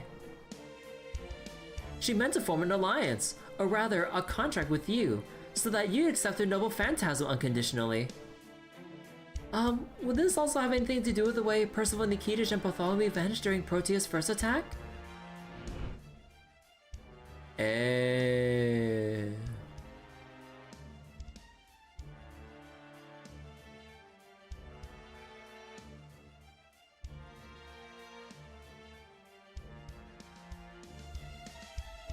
Almost certainly. What happened to you three, when you disappeared back then? Nothing really. We were just fighting in an empty plane filled with demonic beasts the whole time. Right. I never seen anything like those weapons and demonic beasts. If you hadn't been there with us, Nikitich, I think I might have ended up succumbing to their onslaught. You mean you were sent somewhere else entirely? BB, isn't... Yep, that's Kazurdrop's noble phantasm, alright. I couldn't detect it while I was stuck on the mall's roof, but I can see now that you three didn't actually disappear when Protea attacked. In fact, at that moment, Kazurdrop's noble phantasm had the three of you in a kind of special state. A special state? But wait, the only other spirit origin signal there at the time belonged to King Protea. Kazurdrop's signal was nowhere to be... She was King Protea! Kazurdrop has the ability to absorb spirit origins of the same kind as hers, allowing her to gain their power. In this case, the same kind meant a fellow member of the Sakura 5. And a fellow servant, BB Dubai, had turned into a moon cancer. The King Protea who attacked you was an imposter. It was actually Kazurdrop, who had absorbed King Protea's spirit origin and transformed into her. Then as Protea, she went on to consume Astolfo and Jinako and take the resources as well. The reason Kazurdrop formed that alliance with you was so she could use her noble phantasm to instantly neutralize each of you as soon as you found out it was her.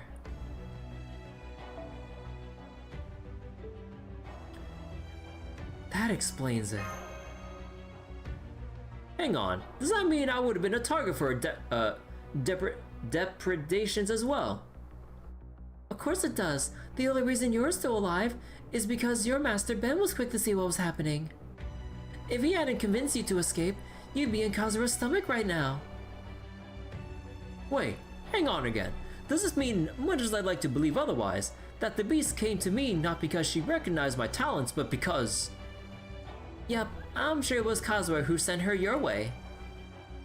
We never did figure out how a beast from a whole other universe ended up here in the first place. But since BB Dubai clearly wasn't involved, that leaves Kazurdrop alone on Moon Dubai in the year 3000 with the motive on opportunity. There's a very strong chance that she used Moon Dubai's quantum computer to broadcast a signal to parallel universes that lured in the beast. What?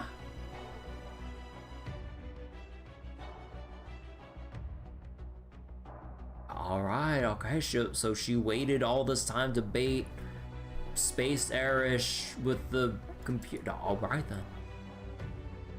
So she intended to use the beast's power to chip away at BB Dubai's. I see. So that's why Kazurdrop didn't contact us when Protea started acting up. That would obviously have been impossible when she was rampaging as Protea. Plus, she would have been seriously wounded after Protea also defeated her. I guess she's been laying low since then, waiting until the other Mooncaster will weaken before she makes her move. So, her telling us not to bother investigating Area F was probably just to keep us away from Protea. And she asked us to investigate Area H specifically, because she was targeting its moon cancer. Damn, so she's actually as dangerous as Sesyoin.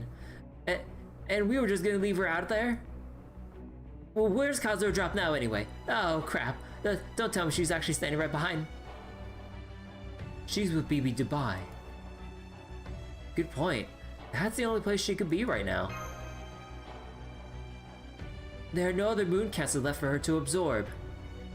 She can't come after Kishinami or myself, now that we're here with Kirby. I'm here too.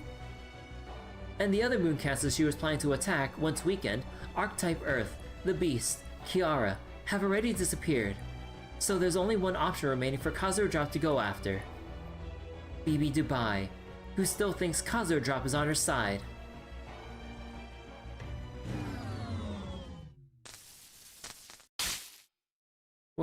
What's going on outside?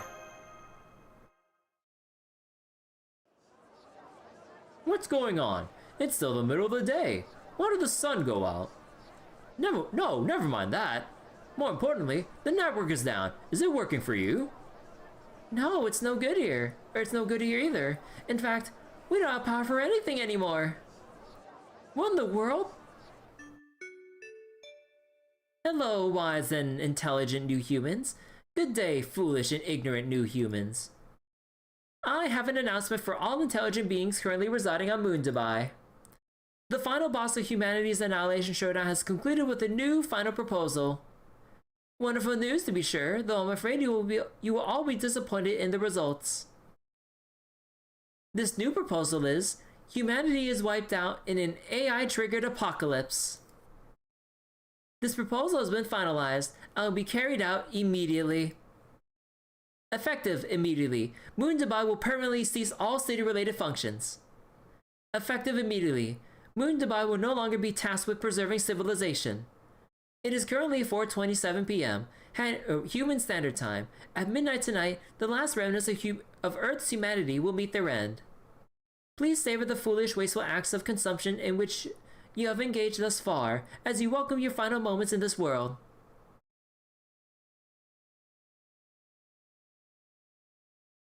Oh. Just turn off the power. You know what would have made this you know what would have made the scenery here a bit more fitting? If we dimmed out all the Moon Dubai to show the power shutting off and everything. But yeah. Interlude 4, huh? Alright, well I have to stop it here for tonight. My throat's kind of getting a bit stressed from all the reading. So while the call out here, it's getting late as well. And yeah, let me see, what else is there to do at the moment? I need to keep reminding myself so I don't forget. So Granblue Relink is still on the table, but I want to get the other stuff out of the way first. Zenless Zone Zero has the... Well, we're basically done with most of... we still need to get back to the labyrinth mode to complete. So Zenless, Granblue Relink, nothing for Star Rail still. Although maybe I can try my hand at endgame stuff one more time now that I got Himiko Nova E1, but maybe not. Maybe we'll just try that off stream. Here's the Might of Magic campaign. Early access is still available, and I haven't gone around to that in forever. Aside from that, part of me is itching to maybe look into something else, but also I want to make sure I finish the things I started. The labyrinth is way too long. I mean, I need to like chip away at it. Like, probably not marathon all the way through. That would probably cause, or that would probably be a lot of grinding. So at the very least, another session to kind of progress it a little bit. And yeah. Alright. You can't marathon? Oh. Do you mean like the construction or upgrade timers or whatever? Like, is it actually pretty long? Because so far the early upgrades, because I've only gotten the early stuff, is only 10 seconds. Are the actual upgrades going down the road actually several hours or something like that?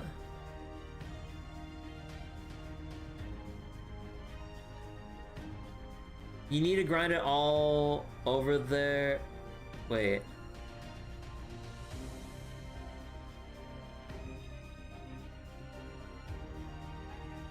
Wait. I need to grind it all over there. There is no timer. I need multiple runs to upgrade. Well, yeah, that's why I said I was going to marathon it, to do the multiple runs to then do the upgrades. Like, I thought you were telling me I was gonna be super time gated from doing an upgrade and then the game telling me I would have to wait several hours, which would not be feasible for, you know, the streaming purposes. But yeah, like if I could just grind it out, like that's par for the course for literally everything I've done since I've started streaming. Like, I'm pretty sure you've watched me enough to know that grind is of no issue. Like, the sheer amount of gachas, RPGs I've played with countless amounts of grinding, plus all the off-stream grinding I tend to do if the situation necessitates it. So wait, but these marathons are like 4 to 5 hours to just upgrade from 3 to 4? Well, I mean, that's kind of the point. Like, I want to play out the mode, and I want to actually progress little bits of the story. Like, what's the difference with everything else I've been really doing? If it's just a grind session to just get some upgrades through to get closer to story progression, then so be it. I intend to explore and see how the mode gets fleshed out from actual play, because if I just don't do it from what you're warning me about, then when will I ever get to do it? I don't see what you're going on about. Like, this is just par for the course when I'm literally grinding on a Trails game, on another gacha game, or any other game with a long progression curve. You just gotta keep doing it. Like, I thought you were just gonna warn me that I was just gonna be time gated about like upgrade timers.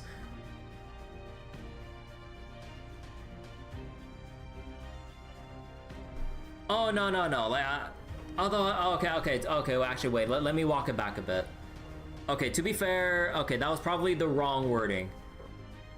Like, saying marathon would probably was the incorrect thing. Okay, I do apologize. But yeah, like, probably I would want to focus on it for several sessions to then get through the mode. I didn't mean marathon it for 10 plus hours or whatever to try to finish it all in one go. I didn't mean it like that. But yeah, I probably should have used a different wording. I do apologize for that. But alright, we'll stop it here for tonight. I'm getting hungry and I'm getting sleepy. And I think there's some anime I need to go watch later, because I believe the new episode for The Cat and the Dragon is out. God, that anime is so cute. I highly recommend everyone give it a watch. You got what I said?